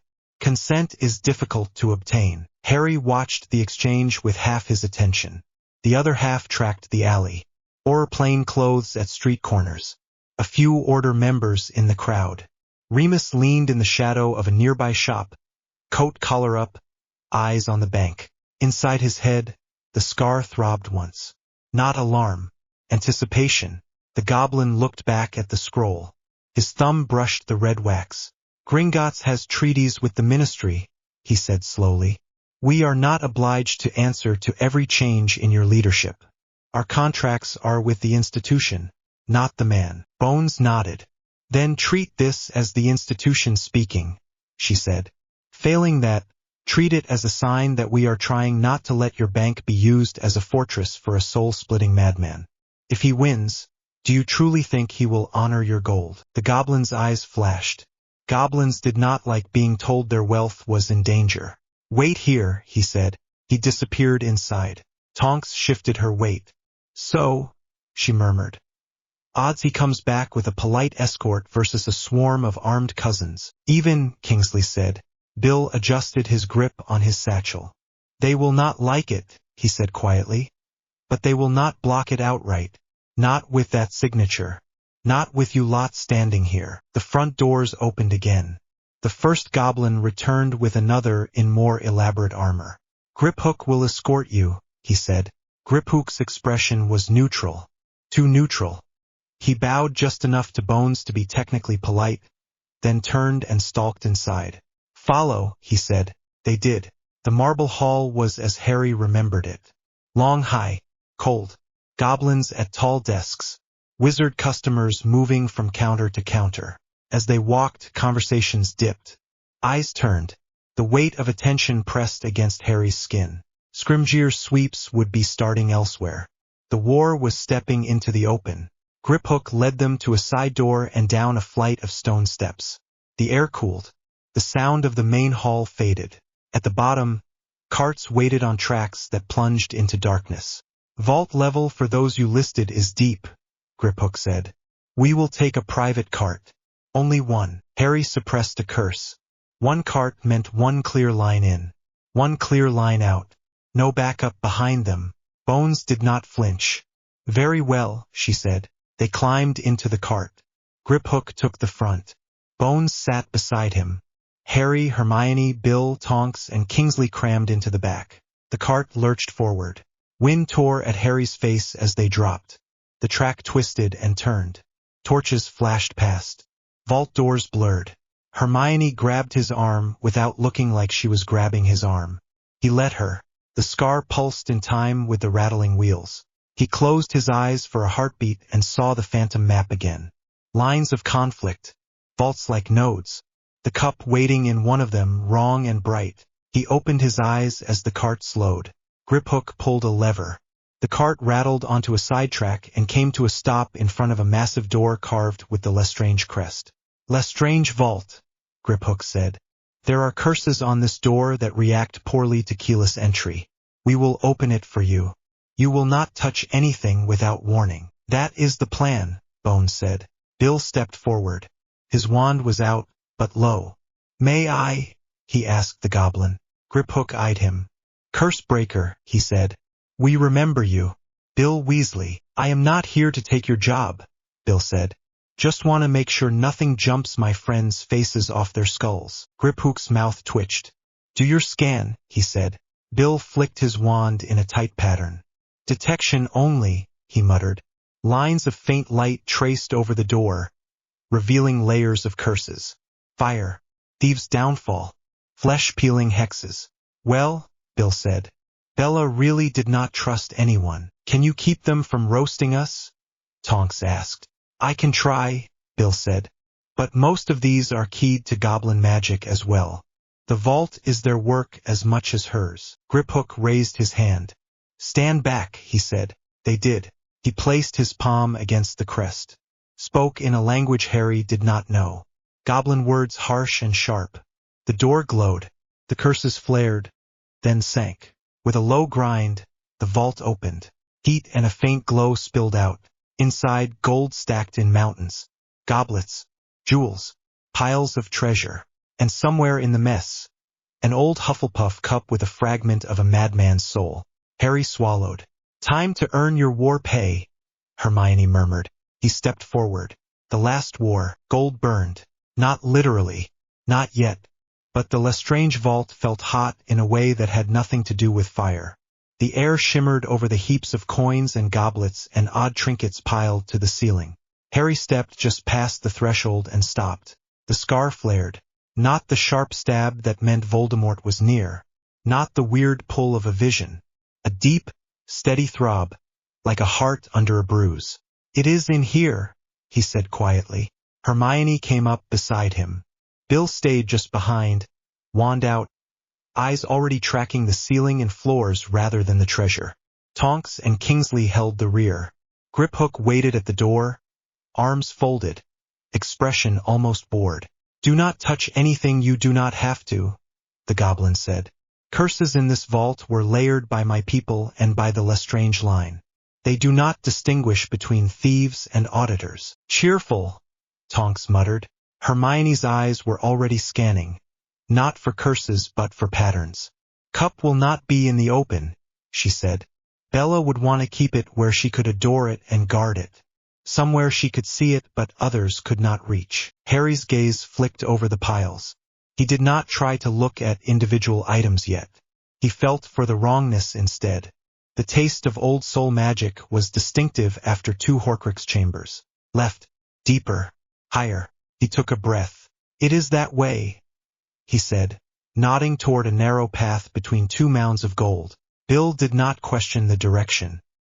He swung his wand in a slow arc. Heat curse on the surface layer, he said. Gemstone duplication.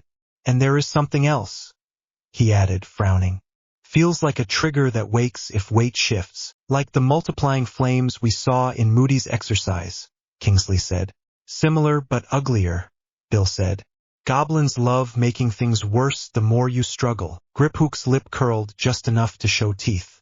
We love making our work effective, he said. Do you intend to break every curse you sense, curse breaker? Or will you obey the time constraints you brought upon yourselves? Translation, Tonks said under her breath. Keep moving. Harry looked at the path again. The scar tugged at him like a hook. Bill, how bad if I walk straight through? He asked. On your own, Bill said. You end up buried in burning, multiplying treasure. On all of us we all roast. So do not. Harry nodded. What if we do not touch the floor? He asked. Hermione's eyes lit faintly. Levitation chain, she said. You first. Then we step where you stepped, one at a time. Bill considered. If we keep the pressure points as close as possible, we might not trip the full field, he said. But if you slip, we are all in trouble. Harry lifted his wand. I can handle one walk, he said. Hermione caught his sleeve. You can handle a lot of things, she said. That does not mean you should do them without backup. He met her eyes. You anchor the lattice, he said. I can anchor this. She stared at him for a second, then huffed out a breath. You are insufferable, she said. Fine. But if you fall, I am yanking you out with a summoning charm, and if you break your nose on a pile of cursed goblets, that is on you. Yes, dear, he said. Bill made a choking sound that might have been a smothered laugh. On my mark, Bill said. Harry, light steps. Think like a cat, not like a battering ram. Harry rolled his shoulders. His body still ached from training with ARES and the shrine. The scar had not stopped throbbing since they entered the bank. He rode the pain rather than fought it. He stepped forward. The gold shifted under his boots, but only a little. He kept his weight over his feet, spread pressure, moved fast. He did not linger on any one coin. Heat prickled at his ankles. The curse felt him, tested. He kept going. Behind him, he heard Hermione's quiet Wingardium. He felt the faint tug on his back as she used him as a focus. Left foot, right. Step long, Bill said softly. Harry obeyed. He reached the narrower section and squeezed between two towers of treasure. The heat climbed. Sweat broke out on his neck. Closer. The scar pulled harder. He saw it then, not on a pedestal or in a fancy glass case. Bella did not have that much restraint. The cup sat on a small, cleared platform of stone at the back of the vault. A little island behind a glittering field of gold. The Hufflepuff crest on its side caught the vault light. The metal glowed with a warmth that had nothing to do with temperature. The wrongness coiled around it like smoke. Found it, he said quietly. Of course, Hermione said. Even from where she was, she had already spotted it. She gave it its own stage. Harry stopped just short of the last stretch of coin. The charm field over it looked calm, but his skin told him otherwise. Bill, he called softly. The curse breaker swore under his breath. That is a layered mess, he said. Weight trigger, heat curse, acid sweat, and something that feels like a time-delayed explosion if you remove the main focus without satisfying the rest. In plain language, Tonks said, you touch anything inside that ring without proper counterwork and the vault closes as a fire-filled tomb. Bill said. No one out. Fun, Harry muttered. Griphook shifted. The Lestrange vault is not meant to be entered without the full ritual, he said. You insisted on haste. Hermione frowned. What ritual? She asked. Griphook's gaze slid to her. We do not share client rights, he said. We are not your clients, Bones said, voice flat. She had moved up to the edge of the gold field as well. We are here under ministry authority to deal with a threat that affects you too. Do you want this thing out of your bank or not? Griphook's face did not change, but his voice lost some of its bored tone. It is not in our interest for any soul-bound object to detonate under our vaults, he said. Lestrange performed a blood and oath rite when she first placed the cup. She made an offering to the bank and to her master. The curse net is tied to that promise. So we have to either replicate her oath or break it, Bill said. And we are not about to swear anything in his name. Breaking it means paying the price, Griphook said. In blood. Or gold. Or both. Harry felt the scar burn hotter. The idea of swearing in Voldemort's name made his stomach twist. "I will pay," he said. Hermione turned so fast she almost lost her balance. "No," she said. He met her eyes. "We go round this all day," he said. "Or we cut through. If the wards want an oath broken, I will break it. In my name." "That is not how goblin rights work," Bill said. "You cannot just swap out the target. The net is woven to recognize one pattern. It recognizes intent and power," Griphook said. "Names are important, but they are not gods. Not even this one's." He looked at Harry with narrowed eyes. "You carry something in you," he said. "Old. Loud. The wards taste it." Harry's skin crawled. "That is not your business," he said. "Everything that bleeds power in my tunnels is my business," Griphook said calmly. "You are a walking war oath. If you choose to speak in that chamber, the net will listen." Hermione's hand closed on Harry's arm. "You do not owe them," she said. "You do not owe him. You do not owe anyone another piece of yourself." He thought of ARES' map, of the offer of distance, of burning away guilt to think like a general. He thought of the bank above, full of unaware people, of the dragon rumors, of the way the tunnel would collapse if the curse net triggered. "I owe the people who would die if this blows," he said quietly. "Not the goblins. Not Riddle. Them." Hermione's jaw worked. "Fine," she said.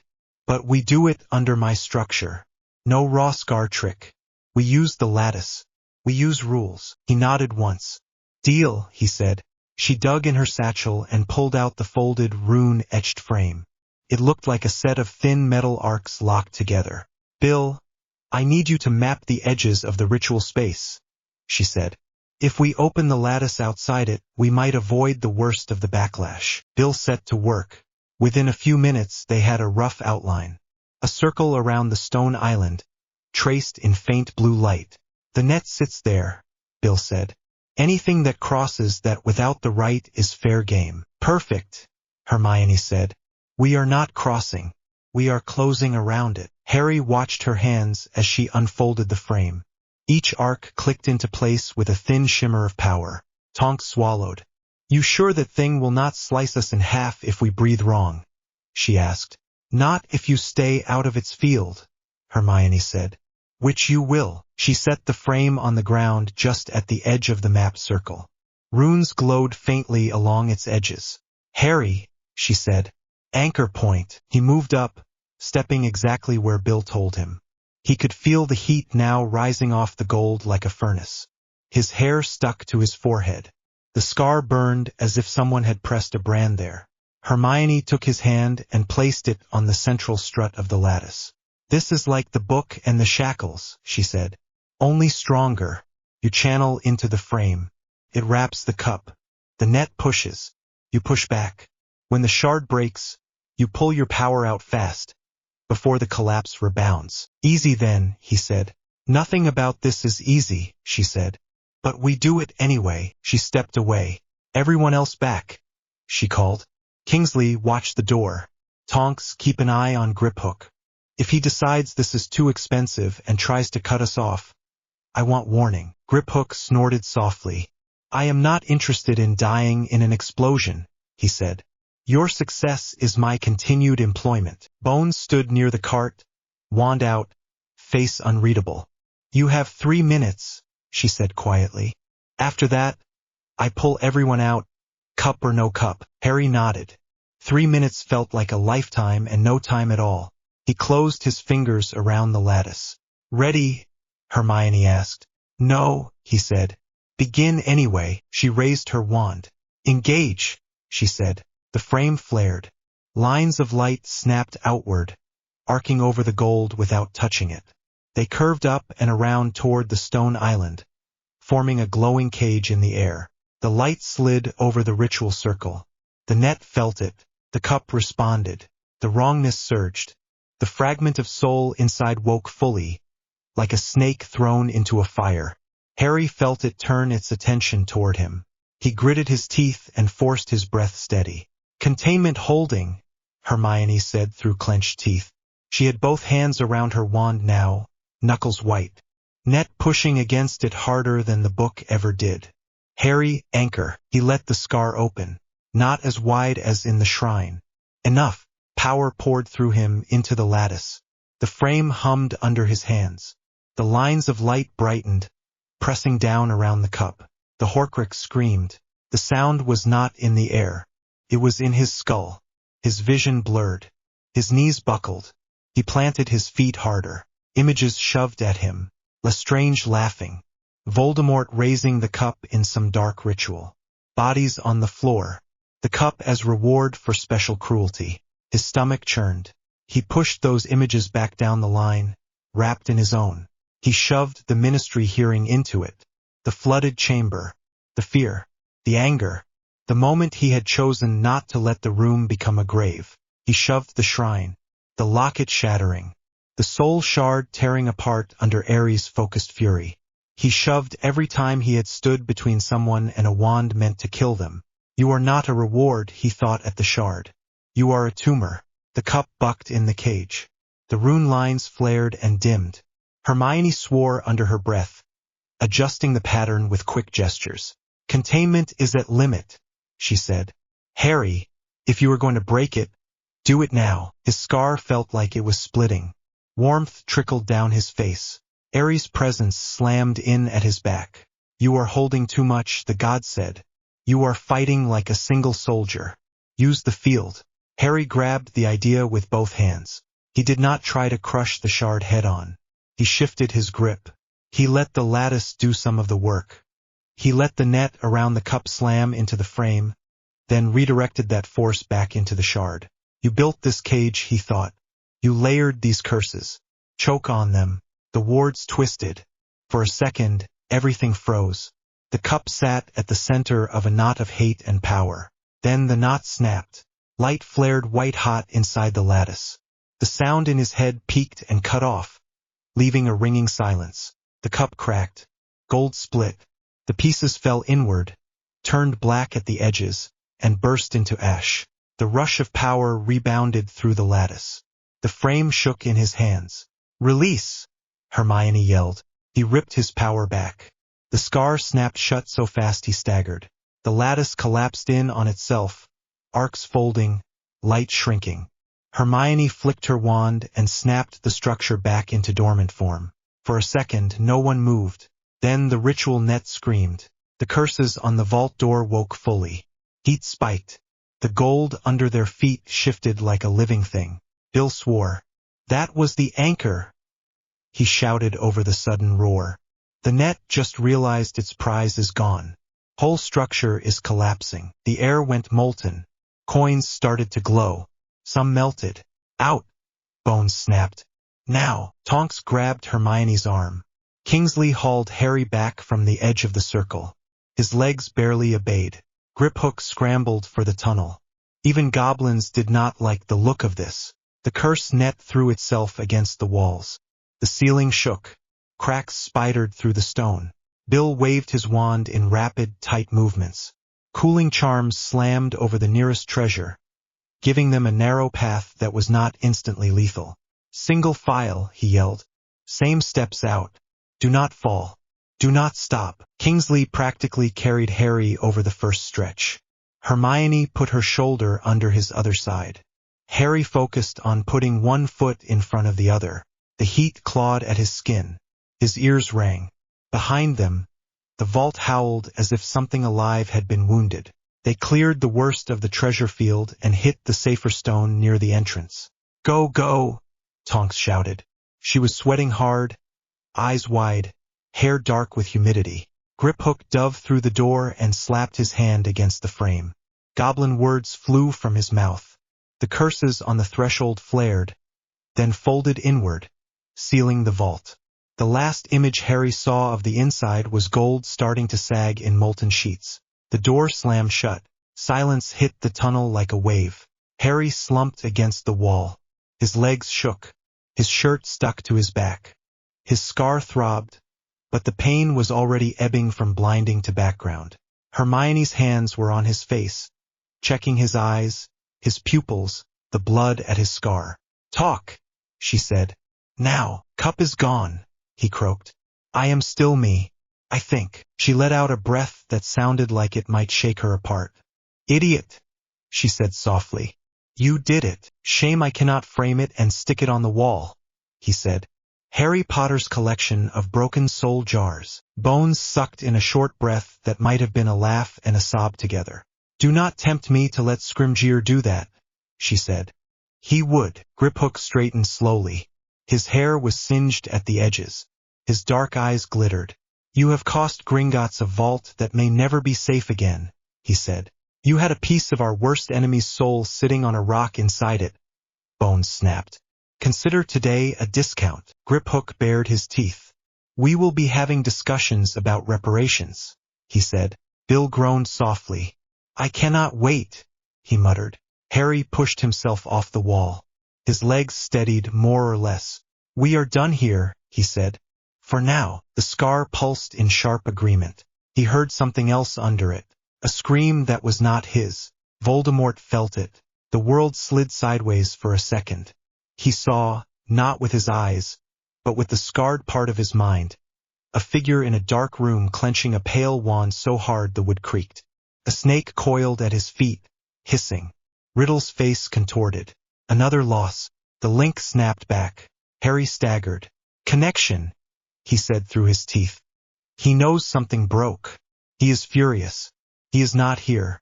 Yet. Then we leave before he gets curious, Bones said. Griphook, get us out. The goblin grunted and climbed into the cart. They rattled back up through the tunnels.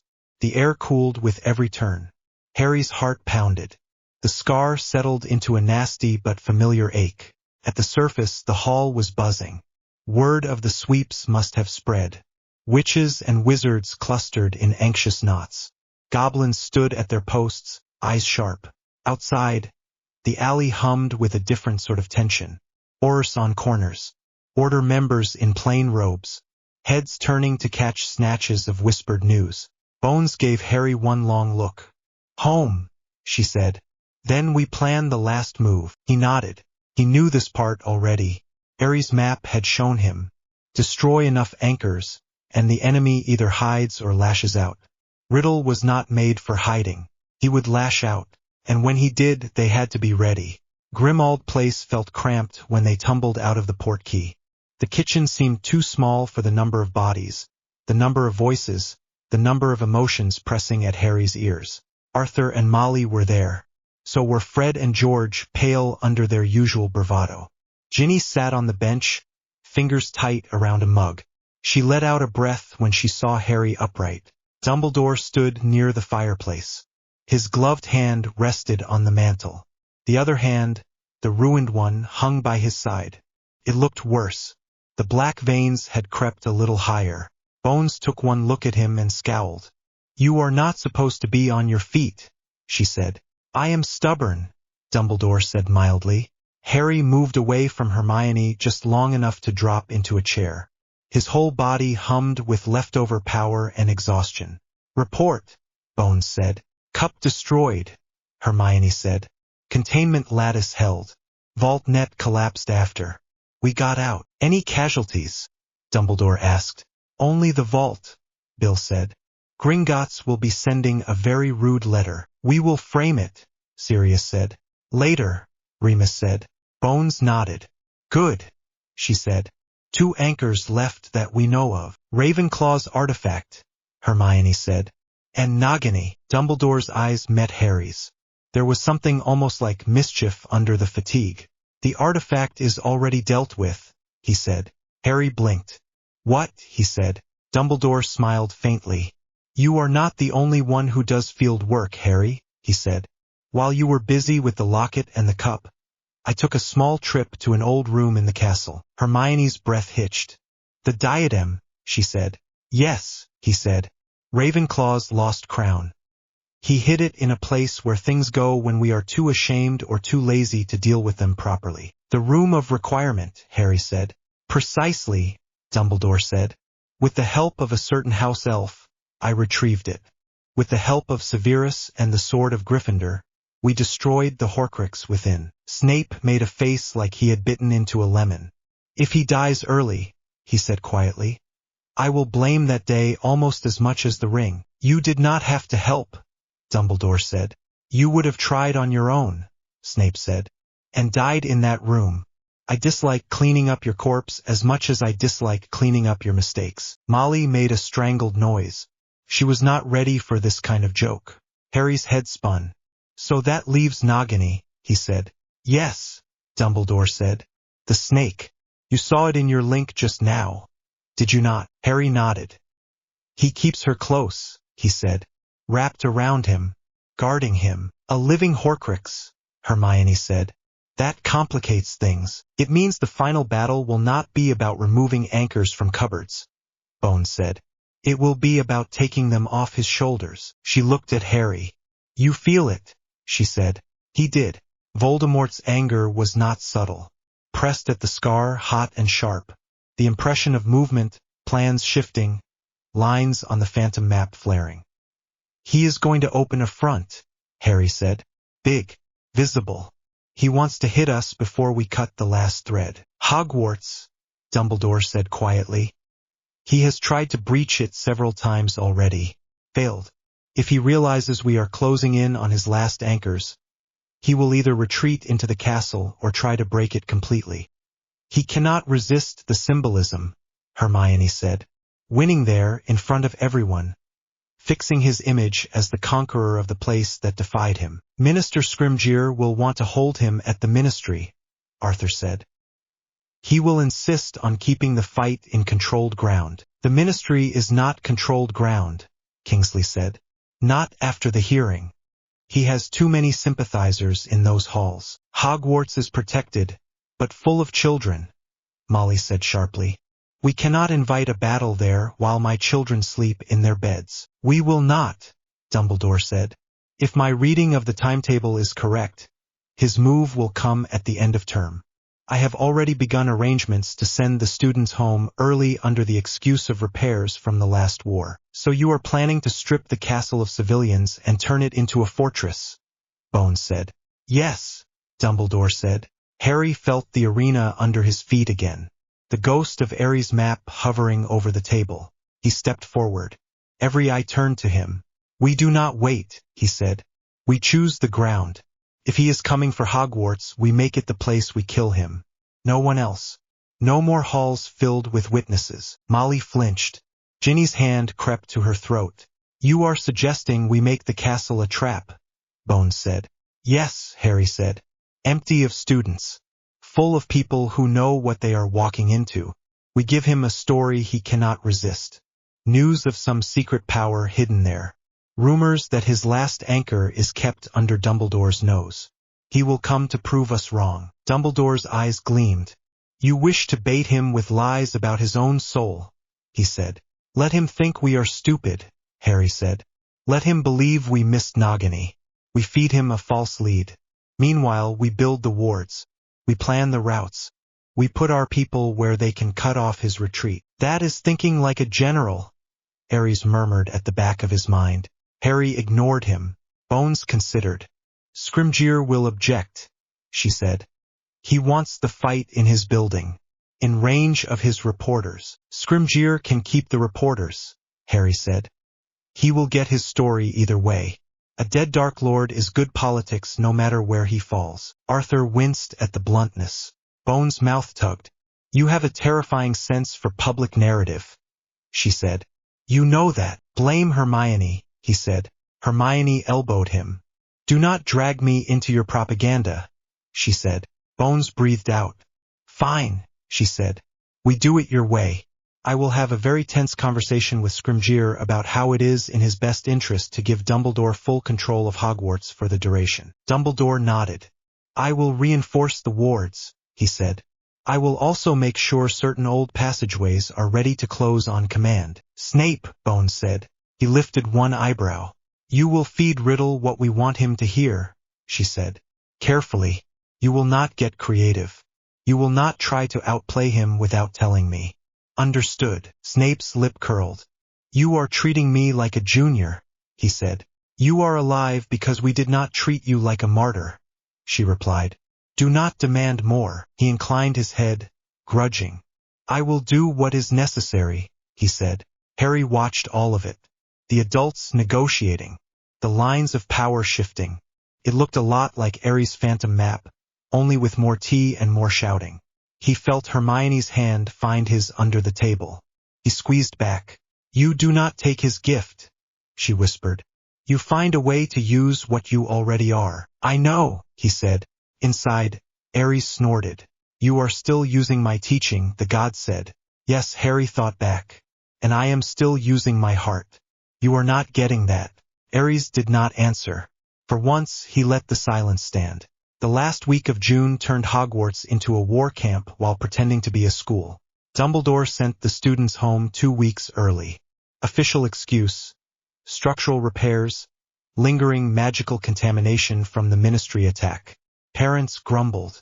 Some did not. Many were just glad to have their children away from headlines. The castle emptied. In their place, Order members moved in. ARES took up positions in hidden alcoves. Wards were strengthened, layered, tested. Harry found himself walking corridors he had known since first year and seeing them through ARES' eyes. Lines of advance, choke points, kill boxes. He hated how easy it was. Hermione kept pace with him, carrying parchments covered in floor plans. "We turned the Great Hall into the main field," she said. "High ceiling, clear sight lines, enough space to move. We stacked the galleries with archers." "Wand archers," Ron said, trailing behind with Ginny. "You know what I meant," she said. "We funnel any Death Eaters who breach the outer wards through the main doors," Harry said. "We weaken the steps so they can be dropped if needed. We keep back routes for our people only." "Staff entrances along the side," Hermione said. "And the house elf passages." "We weaponize the house elves," Ron said. Hermione glared at him. "Not like that," he said quickly. "I just mean, if Voldemort tries to fend them off, he will be very confused when his wand does nothing. That is worth watching." "We will make sure they are protected," Hermione said. "If they want to help, we do not stop them. But we do not order anyone in who does not choose it." "Looking at you, General," Ginny said dryly. Harry winced. "I am not planning to conscript house elves," he said. "I learned from 4th year." "You had better," Hermione said. They walked through the Great Hall. The long tables were gone. In their place, ward lines shimmered faintly on the floor. Dumbledore stood at the staff table, arguing quietly with McGonagall about the thickness of protective screens. Snape leaned against a pillar, arms folded, watching the 3 of them move through the room like a cat tracking birds. "Potter," he called. Harry stopped. "Professor," he said, "you have planned yourself into the center of this mess," Snape said. "Are you pleased?" "Not even slightly," Harry said. Snape's mouth twisted. "Good," he said. "I would be worried if you were." He straightened. "You understand the plan," he said. "You lure the Dark Lord in by standing where he can see you. You let him think you are arrogant enough to meet him head-on. All the while, we have people working on his flanks, his supports, his snake." "Yes," Harry said. "Hermione has the lattice set for Nagini. Neville has the sword. Ron and Ginny are running interference with the rest of the students we pulled into this madness." Snape's eyes flicked to Hermione. "You are trusting Longbottom with that sword," he said. "He decapitated a fully grown snake in the Department of Mysteries," Hermione said. "He can be brave when it counts." Snape's face did something complicated that might have been guilt pressed under sarcasm. "Do not let your little lion get himself killed proving it," he said. "We will not," Harry said. Snape held his gaze. "Do you have a plan for what happens if you die?" he asked. Harry blinked. "That is cheery," he said. "Realistic," Snape said. "He still has followers. Even if his anchors are gone, even if we kill him, his ideology will not evaporate overnight. You have made yourself a symbol. Symbols are useful. They are also irritating." "If I die," Harry said slowly, "Hermione will make sure no one uses my name to sell products or bad laws. Bones will stomp any attempted cults into the floor. You will glower at children who try to name their clubs after me. That is as much plan as I can stomach." Snape snorted. "Your faith in our competence is touching," he said. "It is better than my faith in yours," Harry said. Snape's mouth twitched, almost approving. Try not to die, he said. It would make my job harder. Yours too, Harry said. Snape swept away without answer. Hermione exhaled. He is worried, she said. He is terrible at being comforting, Harry said. You are not much better, she said. He looked at her. I am trying, he said quietly. She smiled. I know, she said. She stepped closer and bumped her shoulder against his. Tonight, she said. We meet in the hall at sunset.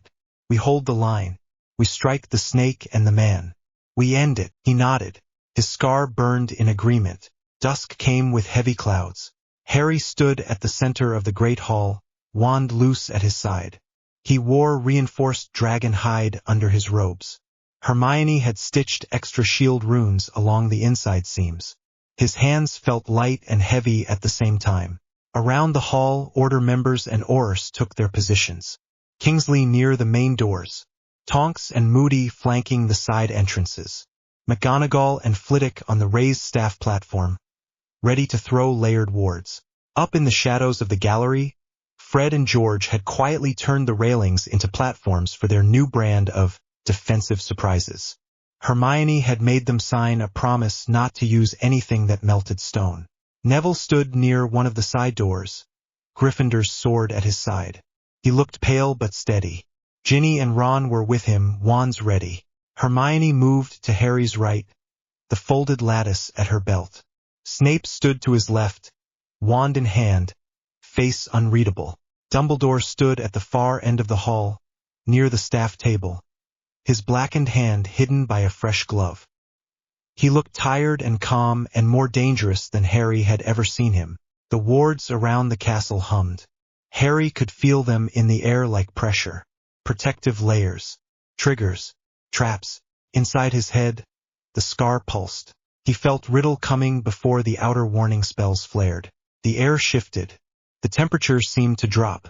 Outside, somewhere beyond the walls, a distant explosion shook the ground.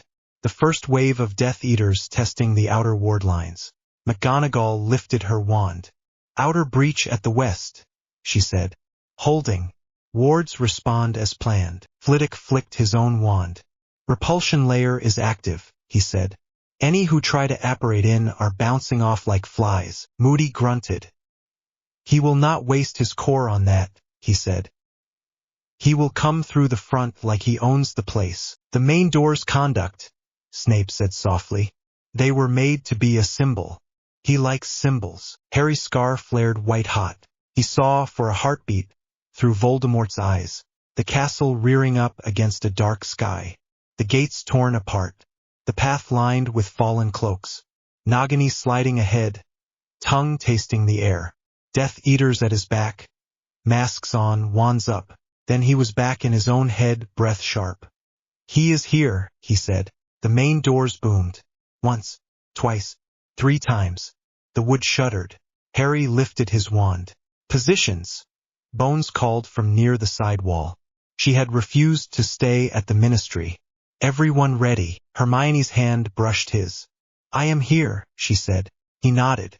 Remember the plan, Dumbledore said quietly. Nagini first. Then him. The doors blew inward. For a second there was smoke. Dust. Then he walked through. Voldemort's presence hit the hall like ice water. Tall. Thin. Pale skin stretched over sharp bones. Red eyes bright. Nagini coiled at his feet, scales gleaming. Behind him a wedge of Death Eaters fanned out. Masks gleamed. Wands rose. He stopped just inside the hall. Harry Potter, he said. His voice echoed.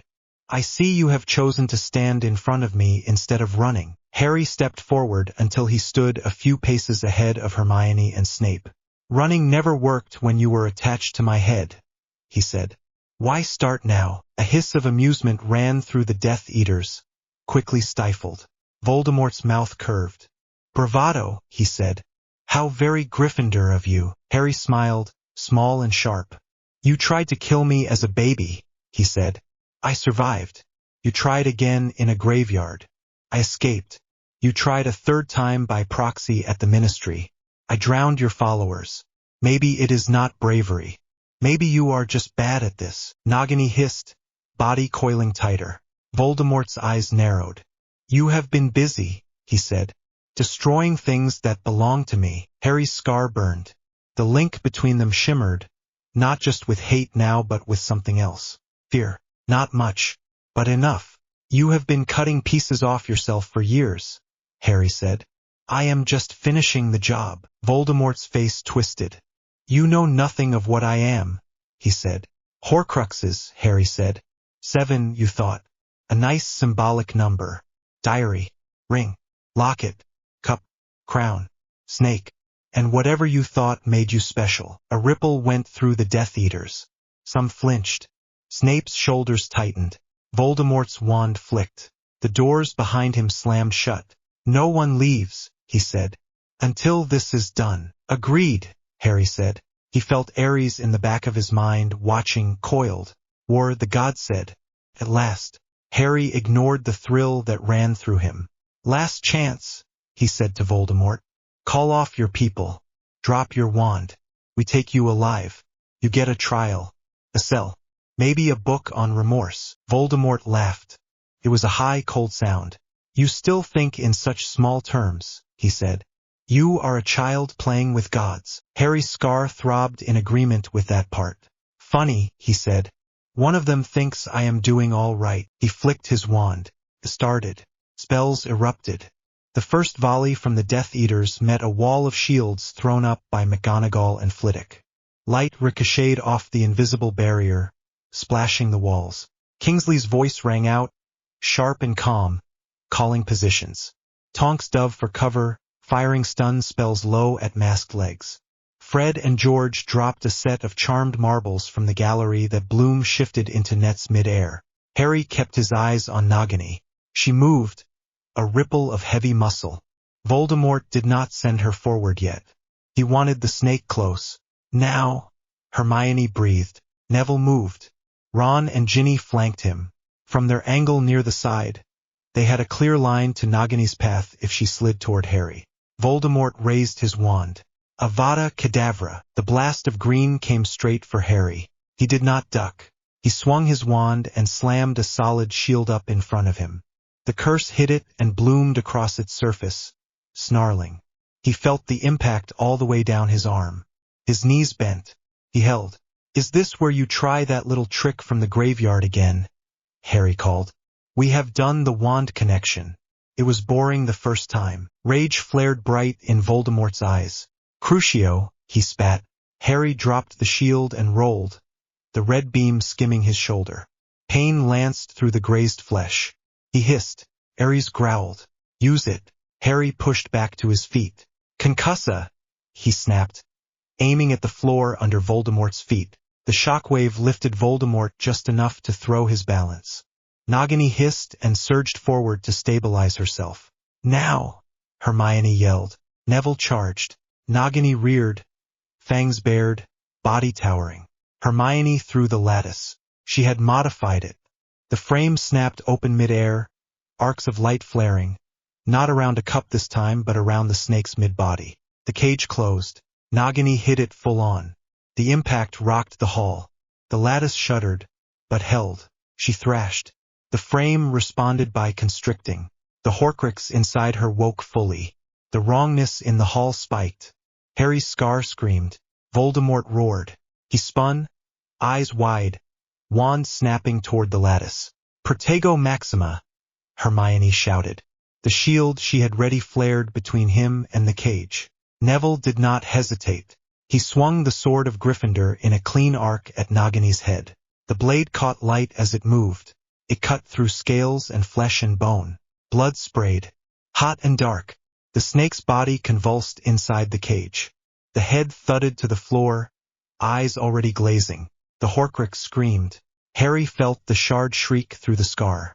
For a moment all he could see was red. The lattice flared white, then shattered, its job done. Nagini's body went still. Voldemort staggered as if someone had punched him. His eyes, for one wild second, were not cold. They were raw, empty. Then the emptiness filled with hate. You, he snarled. He flung a curse at Neville that would have cut him in half. Harry moved without thinking. Protego, he shouted. His shield snapped up. The cutting curse slammed into it and split, shards cutting stone instead of flesh. Neville froze for half a heartbeat, then stumbled back, eyes wide, sword slick with blood. Back! Harry snapped. You did your part. Get clear. Neville swallowed and obeyed, Ron and Ginny covering his retreat. Around them the battle roared on. Spells flew. People shouted. A body dropped near the wall and was dragged out of the line of fire by unseen hands. Harry's focus narrowed. It was just him and Voldemort now, in his head if not in space. The world remembered this pattern. You cut my last anchor, Voldemort said. His voice was lower now, poison smooth. You think that makes you my equal. No, Harry said.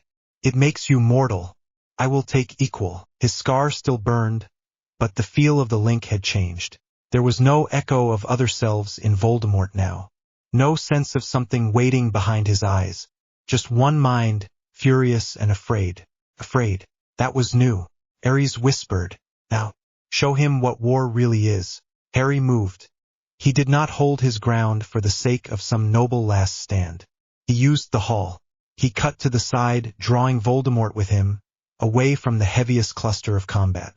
He used a pillar as temporary cover, forced Voldemort to adjust his line of sight. Bombarda! Voldemort snarled. The pillar shattered. Stones sprayed. Harry ducked behind the next and fired a series of sharp, focused curses. Fractura. Secto. Dolens. Voldemort batted most away. One caught his wand arm. He hissed as his wrist jerked. Blood darkened his sleeve. You dare! He spat. You tried to kill me in a cot, Harry snapped. You are not allowed to be offended when I fight back. The scar throbbed. Harry felt fear around the edges of Voldemort's presence now. Tasted sharp. He did not let himself glory in it. He used it. He reached for Phobos. Not all the way. Not the full drowning wave from the Ministry. A thread. A whisper. He let it drip into Voldemort's path. Not the crowds. He aimed his fear gift like a knife, not a flood. He thought of every time Voldemort had lost. The night at Godric's Hollow. The graveyard. The hearing. The shrine. The vault. He pushed those moments toward him, wrapped in war god power. Voldemort flinched. For a heartbeat his eyes flickered. He saw not Harry in front of him but flashes of his own failures. Harry moved. Concussa! He snapped at the floor under Voldemort's feet again. The blast threw him sideways. Harry followed with a cutting spell that would have taken his wand hand at the wrist if Voldemort had not twisted midair. As it was, the curse scored a deep line along his arm. Blood hissed as it hit the warded floor. Avada Kedavra! Voldemort snarled. Harry threw himself sideways. The green light skimmed his shoulder. Pain flared. His arm went numb for a second. Harry's voice was a low growl. Do not dance forever. End him. Harry's breath came harsh. His heart hammered. His scar burned, but he was still here. He saw the line. Dumbledore at the staff table, wand up, throwing shields. McGonagall and Flitwick holding the hall together. Bones firing precise, ugly curses at any Death Eater who broke rank. Hermione on his right, wand moving, covering his blind spots. They were not pieces. They were people. But they were also part of the field. He trusted them to hold. He focused on the one thing he could do that no one else could. He opened the scar. Not all the way. Enough. He reached down the link and grabbed. Voldemort froze for half a second, not expecting the pull. Harry felt their connection lock. Two minds facing each other across a narrow bridge of magic. This is where you offer to merge, he said. To make me your vessel. To take back what you think is yours. Voldemort's eyes flashed. You have done enough damage, he hissed. I will carve you out of that body and wear it for myself. Harry felt him surge down the link. He was ready. He did not try to block. He moved aside, like a fighter stepping around a charge. He let Voldemort's will barrel down the channel into the scar. Then he slammed ARES' power into it from the other side. War met obsession. You split yourself, Harry said through gritted teeth. You hollowed yourself out. You are not a god. You are a knife that forgot it is metal. The scar flared white. Pain tore through his skull. His body shook. He dimly heard Hermione shout his name. He held. He let every battle, every death, every choice he had had to make with a wand in his hand, crash into the link. He let Voldemort feel the cost. Real war, not rituals and symbols and speeches. He felt Voldemort recoil. "You cannot stand it," Harry said. "The real thing, the screaming, the weight, that is why you put pieces of yourself in objects. You cannot face what you have done." Voldemort shrieked, a sound like metal tearing. Harry ripped the link sideways. It was not pretty. It was not ceremonial. It was a boy with a scar using a god's gift to tear a dark wizard's soul off its stolen anchors and shove it back into one body that could finally break. The connection snapped. Voldemort staggered in the center of the hall, his eyes wide, wand arm shaking. For the first time, he looked truly human. Old, thin, afraid. "Now," ARES said. Harry raised his wand. No disarming charm. No fancy dual spells. Just one curse, simple and ugly. Confringo, the blasting curse hit Voldemort square in the chest. Without Horcruxes, without extra lives, without anchors, there was nothing to catch him. He flew backward, hit the warded floor hard.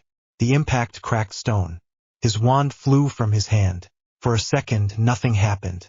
Then his body began to crumble. Not into ash like a Horcrux. Not into dramatic smoke. Just into dust. Pieces flaked away. Cloth. Skin. Bone. He shrieked once more. The sound cut off mid-note. Then he was gone. No spectral echo. No ghost. Just dust and a wand lying alone on the floor. Silence dropped in the hall. Spells faltered. Death Eaters froze. A few fired wild curses and were stunned for the attempt. Others screamed and dropped their wands. A few tried to run and hit the wards hard enough to knock themselves out. Bone's voice cut through the stunned quiet. "Stand down," she shouted. "All of you. Throw your wands to the center and lie flat." Some obeyed. Some did not. Kingsley and the ARES moved through the mess with grim efficiency. Stunning. Binding. Sorting. Harry stood in the middle of it all. Chest heaving, wand still up. His scar burned. Then slowly the pain dropped. From a roar to a throb. From a throb to a faint sting. Then nothing. The silence in his head felt louder than any scream. ARES shifted. "It is done," the god said. Harry swallowed. "He is gone," he said aloud. His voice shook. For real this time. Hermione was already moving. She reached him in a few strides and grabbed his shoulders. "Harry," she said. "Harry, look at me." He turned. Her face filled his vision. Ink smudge on her cheek from a charm earlier. Hair escaping its tie. Eyes bright and terrified and relieved all at once. "Are you still in there?" she asked. He let out a breath that tasted like dust and blood and something else. "Yes," he said. She sagged and pulled him into a hug so hard it knocked the wind out of him. His arms came up around her on reflex. They stood like that in the middle of the hall while everything else moved around them. He could feel bones being set, curses being removed, bodies being covered. He heard Bones barking orders, Dumbledore murmuring healing charms, McGonagall checking casualties. He stayed with Hermione's heartbeat against his chest. Eventually, she pulled back just enough to look up at him. "You did it," she said. "We did it," he said. She snorted. "You and your dramatic sense of teamwork," she said. He laughed once, a ragged sound. Sirius appeared beside them, eyes wild, hair sticking to his face with sweat. "You all right, pup?" he asked. Harry looked down at himself. His robes were torn, his shoulder burned. There was blood dried around his scar. "I will live," he said. "Good," Sirius said. "Because if you had died after all that I would have killed you." Remus came up behind him and whacked him lightly on the back of the head. "Not helpful," he said. Sirius rubbed his skull. "I am emotional," he said. "Let me have this." Harry smiled at them. On the far side of the hall, Bones stood over the small pile of dust that had been Voldemort. She looked tired and furious and satisfied. "Kingsley," she called, "document this. We are going to have to prove to the Wisengamot that he is really dead." Kingsley nodded, already pulling out a recording charm. Dumbledore walked slowly to Harry. He looked older than Harry had ever seen him. His ruined hand shook slightly as he placed it on Harry's uninjured shoulder. "Well," he said softly, "that was messy. It was never going to be pretty," Harry said. "No," Dumbledore agreed. "But it was real." Harry looked up at him. "You are still dying," he said. Dumbledore's eyes crinkled. "Yes," he said. "The ring's curse is not undone by this. My time is still short." "I am sorry," Harry said. "I am not," Dumbledore said quietly. "I have done what I can. The rest is for you. And your friends." He glanced at Hermione, at Ron and Ginny, at Neville, at the rest. "Do better than we did," he said. Harry swallowed past the tightness in his throat. "We will try," he said. Dumbledore squeezed his shoulder. "For now," he said. "Go lie down before you fall over." "Bossy old man," Sirius muttered. "Sirius," Remus said mildly. Harry let Hermione steer him out of the hall. His legs felt like they were made of sand. The corridors blurred. The world narrowed to the rhythm of their steps and the silent, buzzing absence in his scar. In the quiet of an empty classroom, she finally let go of his arm. "Sit," she said. He did. On a desk. Like a student. Felt strange. She stood in front of him, arms folded. "All right," she said. "Tell me what you did in that link." He winced. "You are not going to let me have a victory nap first?" he asked. "No," she said. He scrubbed a hand over his face. "I used the scar," he said. "And ARES. And fear. Not like at the ministry. Focused this time. Just at him. I made him feel everything he had tried to avoid.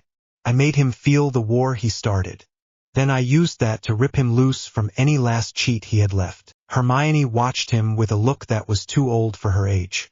"Did it feel good?" she asked. He thought about lying. "No," he said. "It hurt. It was ugly. I did it because it needed doing, not because I liked it." Her shoulders loosened a fraction. "Good," she said. He frowned. "You were worried I would enjoy it," he said.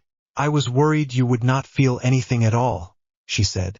"That ARES would get his general." He reached for her hand. "He offered again," he admitted. "More distance. Less guilt. Under the curse. I said no. Again." She closed her eyes for a second. When she opened them, there was wet at the corners. "Thank you," she said. "You were part of the reason," he said. "So thank you too." She made a face.